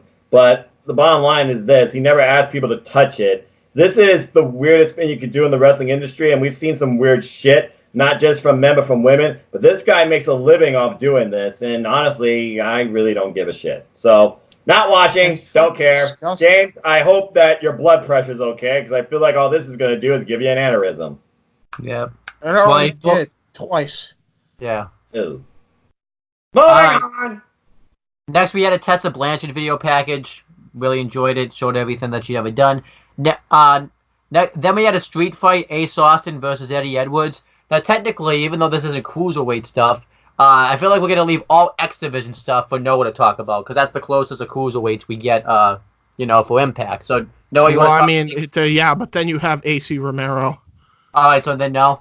I guess I talk about it then. Yeah, I suggest you talk about this because, first off, I'm still recovering from James' rant that killed me with the one line he said about the people. All right, so I'll talk about it. I'm sorry. Thank you, James. I'll talk about it then. All right, so we have the match, and I thought it was for the title. I guess it wasn't. I thought they advertised it as it was, but I guess it wasn't. Yeah. Before the match, well, actually, Eddie Edwards just runs immediately to the ring, and he attacks Ace Austin. He hits a suicide dive on the outside. He snap suplexes him on the stage, or the ramp anyways. He goes backstage. He grabs a trash can lid, chair, and kendo stick that were all in the trash can. And he hits Ace Austin. Now, I keep wanting to say Ace Romero now, but it's Ace Austin with the trash can. But then Ace Austin gets the advantage back. He hits him with the trash can. Eddie Edwards gets the advantage. He hits a running penalty kick from the apron, and then Ace Austin starts to get the heat on him. He beats him down with a chair, beats him down with the trash can lid. Eddie Edwards mounts a comeback, and he goes for the kendo stick that he calls Kenny, which I like, but he doesn't get to use it. Ace Austin hits him with it, and he snaps it over his knee. And I love how Josh Matthews showed it, because I was pretty damn upset myself. Eddie Edwards hits a suicide dive through the ropes. He grabs the table, and he attacks him with the table. Ace Austin hits him off the head with the X Division Championship, doesn't get the win. He hits the Boston Knee Party, doesn't get it. But then eventually Ace Austin hits him with like some type of staff that like magicians use when they make things like turn into flowers. And power bomb, because I guess that's his gimmick, is he's a magician. He's not Fantasio, but he's close. Fantasio, I forgot about him. Hey, call back. Then he power bombs Eddie Edwards off the second turnbuckle through the table, and he wins, which makes sense because the storyline isn't over yet, which is kind of weird. The commentators spoiled it by saying. And might I mention? I forgot to mention this because I mentioned this in the last Impact review that I did with Noah. Here's how you do the porn star gimmick correctly, without having to ruin the credibility of the business. Good job. I wonder. If Joey Ryan again. Yep. I wonder if Brazzers has responded to this at all. Just saying. I really but I thought the match though was great. It was a great hardcore match. It's the type of hardcore matches you really don't see in wrestling anymore too. I like that. That's true. That it was back. I give it 4 1/4. It was a great match. Yeah, it was a great match. 4 1/4. Both men brought it. And in the end, it seems like Ace Austin is rolling with Reno Scum, it seems. And Eddie Edwards still seems deranged and probably doesn't even remember the fact that he got hit with a steel plate and then a super forward for a table. Fun match, though. I agree. And I did forget, you did remind me, Reno Scum did get, the rest of Reno Scum got involved in this match. But this is the second time they helped Ace Austin against Eddie Edwards because they cost him from being part of the X Division title match. So, I don't know. It just seems weird. Right now, Eddie Edwards, he needs to find a buddy besides Kenny in people. Bring back Davey Richards. I like not a bad idea. I liked I liked all this. Wait, what happened with Davey? Davey and Angelina Love, they went somewhere else. Angelina Love's in Ring of Honor. I have no idea where Davey's at. I think I heard he retired. He's like a doctor now or something. He can come out of retirement. Matt Morgan's done it 100 times before. Get him back. Matt Morgan is the mayor right now of some city in Florida, I believe. So again, not going to happen. But I'm saying Matt Morgan has come back before, even though he's mayor and doctor before. I agree. But I'm just saying, I don't think you're going to see these people come back to wrestling. Just like people are not going to see a certain name come back to wrestling, no matter how much you say it. So, I also really like the new Eddie Edwards like deranged gimmick. It actually gives him some type of character, some type of personality. Where before I just thought he was just another guy. But I really like the fact that he's nuts now. And, I like it. Then we had the flashback moment of the week. James, I'll just stop breaking it down so you know what I'm talking about. This was. I already know. I already know the whole staple to the veg. Never do that spot again. It was so cringe, and I couldn't stop. Like, I almost puked. Yep. But then we have the most interesting thing to come out of it. Yeah, well, the fact that what was more interesting, the freaking new character development for Su Yun, or the fact that Havoc tried to kill somebody on Impact? The new character of Su Yun. Considering it came from the fact she killed her old gimmick. Yeah, she hung her by a noose. Yes. You killed the undead bride, and she came back to life, reincarnated as Susie. Yeah. What? And then the Diener twins were like, "Yo, dude, she's hot now." What the hell? I want to wait to see. I want to kind of wait for them before. I want to wait to kind of see what happened with this because it's interesting to me and just weird. So there you go. I guess. I mean, Rosemary responded to my tweet when she talked about we'll be watching this, and I'm like, "What does this mean?" She said nothing good. I'm like, "Oh, geez," because I'm a hiveling. I follow the shadow. I watch Masters of the Multiverse. But bottom line is this: right now, this is the number one reason I'm looking forward to Impact Wrestling next week. What the hell does this mean? Then we had Johnny Swinner and Ashley Edwards backstage. Johnny Swinner is flirting with Ashley Edwards, but then Ace Austin comes up and says not to hit on her because she's a married woman, which is kind of funny because he's a heel. So because then he hits on her. Yeah, and offers to take her out to dinner, but just dinner, nothing more, nothing less. It's just his friends. Ashley Edwards stupidly falls for it. I actually kind of like the thing though that Eddie Edwards and Ashley Edwards are having like marital problems because Eddie Edwards is a freaking nut job right now, so it's like true. So it works. It's relatable. I sense Eddie Edwards is gonna come out of the restaurant and destroy them on the spot. And at least be like, "What are you doing? What are you doing?" Furthering this storyline. This thing's not going to be over until one of these two men is dead or locked up in an insane asylum. James, what do you think of this? I mean, Alicia Edwards is not looking too bright. Other than that, this was fine. Thumbs up. Didn't you meet her? Didn't you meet her?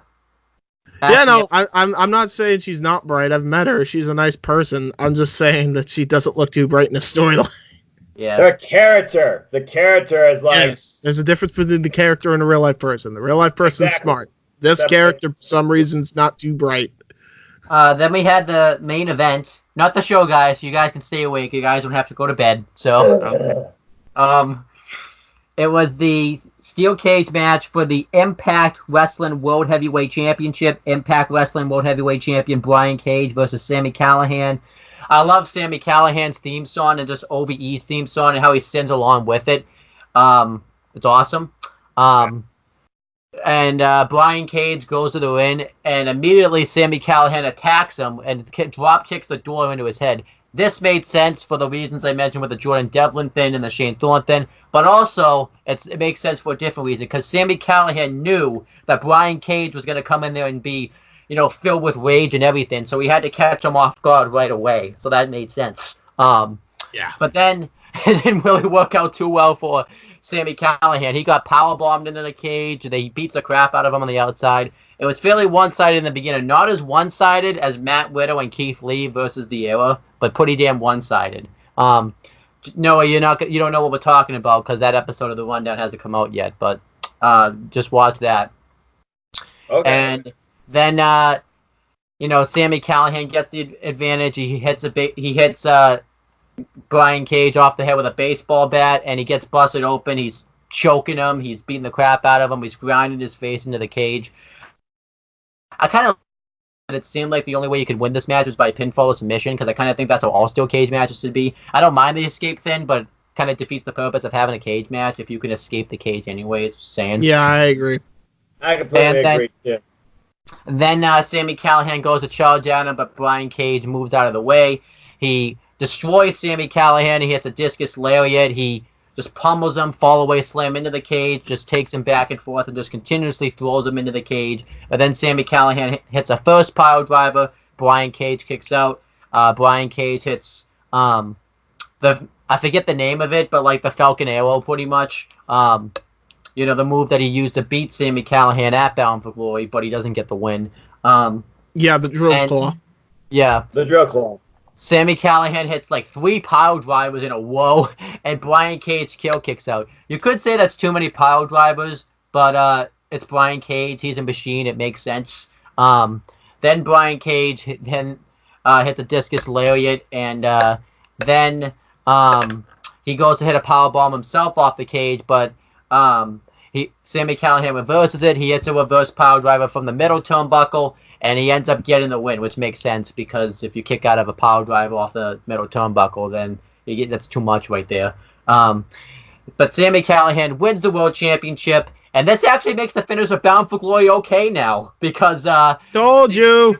Yeah, Sami Callihan actually finally won the world title. The match is great. I gave it 4 3/4 stars, but we're not done yet there. 4 3/4. Love this match. We're not done yet there though. Afterwards, Tessa Blanchard comes out. They have a face-off, and it's going to be set up that Tessa Blanchard is going to go after the Impact Wrestling World Championship.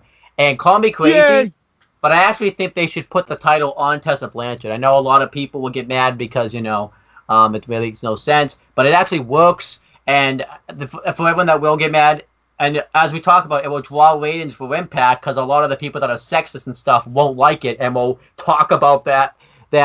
And we get some nice publicity for Impact Wrestling. And like I said, it's not like, she has to hold the title for long. She can hold it, and then Sami Callihan or something can win the championship right back. It could be just a temporary thing.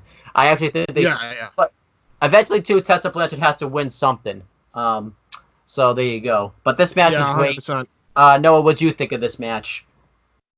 I mean, it finally, 2 years and 2 days in the making, you finally got hashtag the draw becoming hashtag the champ when it looks like no company would ever want this guy as their top guy or the face of their company. He finally has a standing. He made this title. He finally got what he deserved. Maybe not the recognition he wanted, but this is the Sami Callihan that we created, as he pointed out on Twitter when he was with the other company, and he and Chama had a jogging for words. Then you have the post angle where we have the rivalry in the making, it seems, finally coming to fruition for the title in the company between Tessa and Sami. This, for my sake, has to happen at either Hard to Kill or 1 year in the making, Slammiversary. It's kind of funny. I thought she was going to get the X Division title at Bound for Glory, cash in Option C, go after Brian Cage. They were going to recreate Wrestling Circus because her and Brian Cage have met each other one-on-one in an impressive 20-minute bout. Just like she has also faced members of OVE one-on-one in Wrestling Circus in also impressive bouts that have also made mutual friends among her. So again, she's not afraid to mix it up with the men, and now she just wants to lead the company. I think this is great. I can't wait to see where it goes from here and what trials, journey, storytelling is to come on Tessa Blanchard's journey to what I think now for sure is the Impact World Championship. Definitely within the next year. Yeah, great stuff. And that's Impact. And like I would say it too, it's crazy to think that the same guy that was the hacker in WWE is now the Impact. Like you wouldn't even believe this is the same guy, like at all. Yeah, like, no, it's not even. It doesn't even look like the same guy.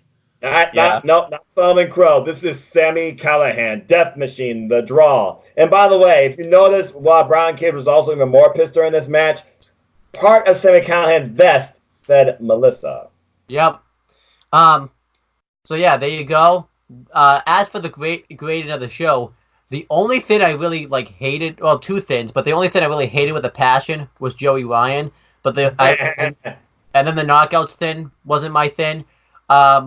So I can't give it I'm gonna give it an A- because Joey Ryan anywhere just lowers the show down to 2-letter grades. I'm giving it a 94 out of 100 because fuck Joey Ryan. So there you go. I'm thinking of I'll give it like a 91 out of 100. Just fuck Joey Ryan. Yeah, because just fuck Joey Ryan. Yeah. But the show was still awesome though. You had an awesome street fight. You had an awesome opening match. You had an awesome steel cage match, and you had LBD and Rhino's feud get furthered. You had Moose do some great stuff. You had the Marufuji match. And it was the type of show Marufuji in general. Yeah. And it was the type of show that they should have had as like the first show on Access TV. So there you go. What about Noah? Noah's the deciding factor here. What is your letter grade for this show? The Joey Ryan thing completely turned me off. But besides all that, I'm curious to what's next for Susie, and I can't wait to see Tessa Blanchard's journey to the Impact World Championship. And we had some great matches in action. Wild, unorthodox, technical wrestling, physical brawling, great tag team chemistry. I enjoyed the show. I'm 92. So I gotta tell you something weird before we end the video. So Tessa Blanchard's this big baby face in Impact Wrestling. Go watch Women's Wrestling, and she's like a cowardly heel. It's so strange, and I don't like it. I know what's supposed to... It's like different dimensions of her, because she's their champion, but she's also training all those women and bringing them up. For all you know, you're looking at the future of Impact's Knockouts division, because again, both those shows, they share the same network. There you go. So that's it. We have nothing left to review or talk about, unless there's any no recent news that's happened, since we started this video. But I don't think so. I don't think there is. Controversy and Ring of Honor, but that's about it. I mean, yeah. So no, we're done. We shall pluggeth. Plug. A plug. Kelly Klein, for next week, I guess we'll hype up. We'll hype up next week. Next week, we're going to be reviewing NWA Powerrr and AEW Dark, Impact Wrestling, AEW Dynamite, NXT, NXTUK, 205 Live, and Women's of Wrestling, and also New Japan Pro Wrestling's, what is it called? Power Struggle. So there's a lot of shows next week. On top of that is predictions. I think the predictions are going to be in a separate video for the Wrestling Rundown. So everybody's going to give their predictions in either an audio or single video format, and then I'm just going to upload it all together and just combine it all and then render it and then put it out there for you guys to see. Also, stay tuned for Wrestling Rundown Best of October. Either this week or next week it will be up. That is something I was working on before we even started this part of the rundown, so definitely take a look at that. And yeah, that's all I got to hype up there. Oh, so you should say, is the Wrestling Rundown, going to be canon? The predictions, anyway, going to be canon with the episodes? The predictions themselves are going to be their own separate thing, but they are canon for the rundown, except that the episode itself will not be canon with the actual playlist. There will be a whole separate playlist for it going forward, because it makes it easier for everybody, I think. Yeah. All right, so then, also other things to expect on the channel. We're going to be doing the Retro Wrestling Review Series. All in. We keep trying to do that show. We're gonna finally do it next week since Full Gear is coming up. It's the perfect show to watch before Full Gear because it's the only thing that Cody and the Bucks have produced that I haven't seen yet because I was away doing that week and I haven't had a chance to watch it. Yeah, we might as well. And then hopefully in the future, me and James are gonna be starting to do OWE reviews because we want to review that. Probably not this week because we have so much things going on, but next week we're gonna be doing an overview of 5 episodes at a time, and then once we're all caught up, then we just go from whatever's canon. Yeah. Well, we'll do 4 because I think the 5th one we should do with its own since it's technically a pay-per-view. So yeah, true. And then I mean, after Full Gear, me and Chris Shaw will probably try to start those MLW reviews we want to do, but I have no idea if that's going to happen because, like I said, there's a lot of wrestling we got to watch. There's so much. But I will say, like I said, I didn't say this. Don't expect any Raw or SmackDown reviews. They're not happening yet. WWE has not earned my trust yet, at least the main roster. Survivor Series I'll be watching, but I'm not watching it in support of the main roster. I'm watching it in support of NXT. Same here.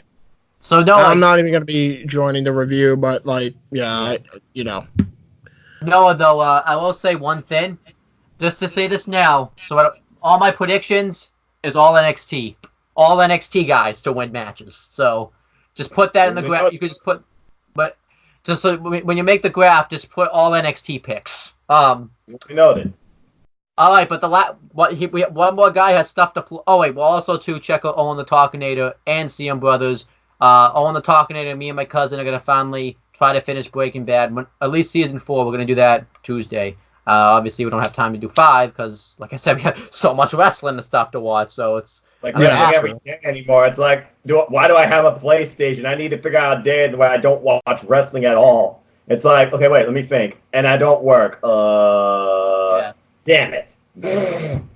All right. Now let's get to Noah. Plug your stuff. Now keep it short, sweet, and simple. A pleasure, gentlemen. Get some rest. Ladies and gentlemen, you want to know more about me? Know this. I'm just a simple man. And if you haven't figured out by now, I am a lifelong fan of wrestling, not sports entertainment. But if you want to talk to me about anything wrestling or sports entertainment, you can look me up on Twitter, NoDQ.com/notation my Twitter page. I'll talk to you about wrestling. I'll criticize you or criticize with you about sports entertainment and more. I have a similar YouTube channel, youtube.com/user/Noah Foster210. You'll find all sorts of pro wrestling content, reviews, recaps, predictions, summaries, sports entertainment, critiques, as well as other stuff. The heart of my channel is hashtag. James. Hashtag 205 matters every week. Damn it. Just goes sports entertainment. Gosh, shut the.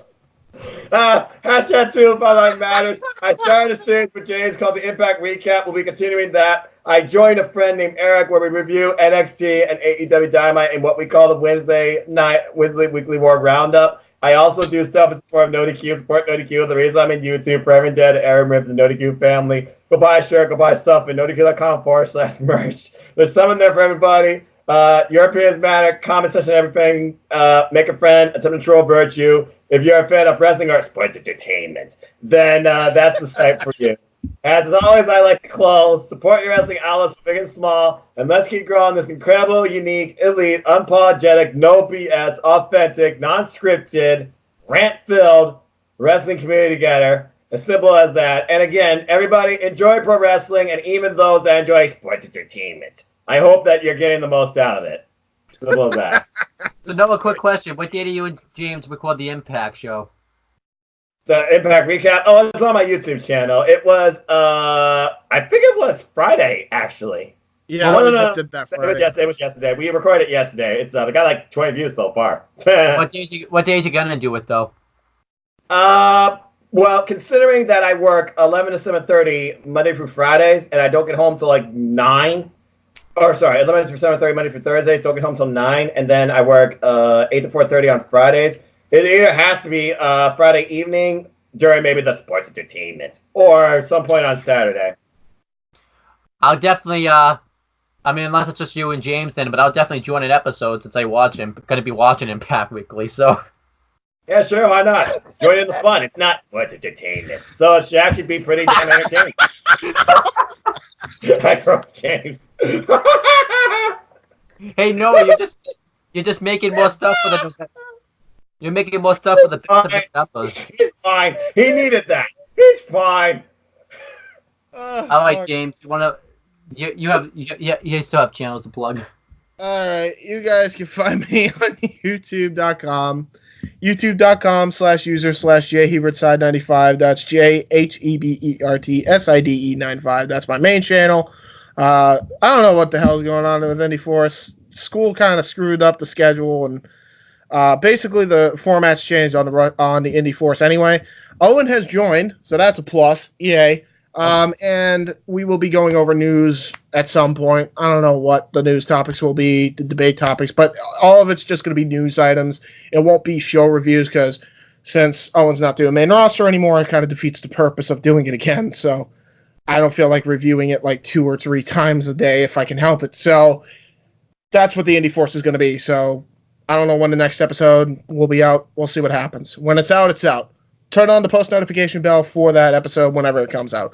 Also, check out Wrestling Fortune 44. We already kind of mentioned that. We hyped up that. And make sure you check out my CAW Wrestling League, which is youtube.com/user/WIW Pride. That's called Weymouth Youth Wrestling. Immortals out. Check it out. Tell me what you think. I like opinions. I like opinions on my work. There you go. I'm sorry. One more thing to plug. I now also edit for a real wrestling company over in Southern California called Royalty Wrestling Alliance, which will be debuting in the City of Angels on June 14th, 2020. Be sure to check that out whenever they go live. And some of my video productions have already been on there, hyping up Santana Jackson versus Stan Styles. And there's going to be another awesome match that they have booked that I will be editing. Be on the lookout this Tuesday for that. That is facebook.com and search up Royalty Wrestling Alliance. There you go. There you go. Nice. And that's pretty much it, guys. We will talk to you guys later. Have a good night, everybody. Go find something besides sports entertainment to enjoy.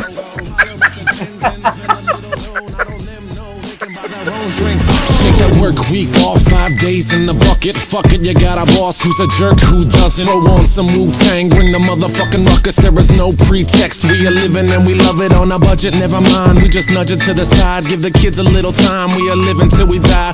Focused and we hustle, but we still be getting high. No exception to the rule, do what you do to get by. Cause I keep ticking like a metronome, and my thoughts keep telling me to get me home, but my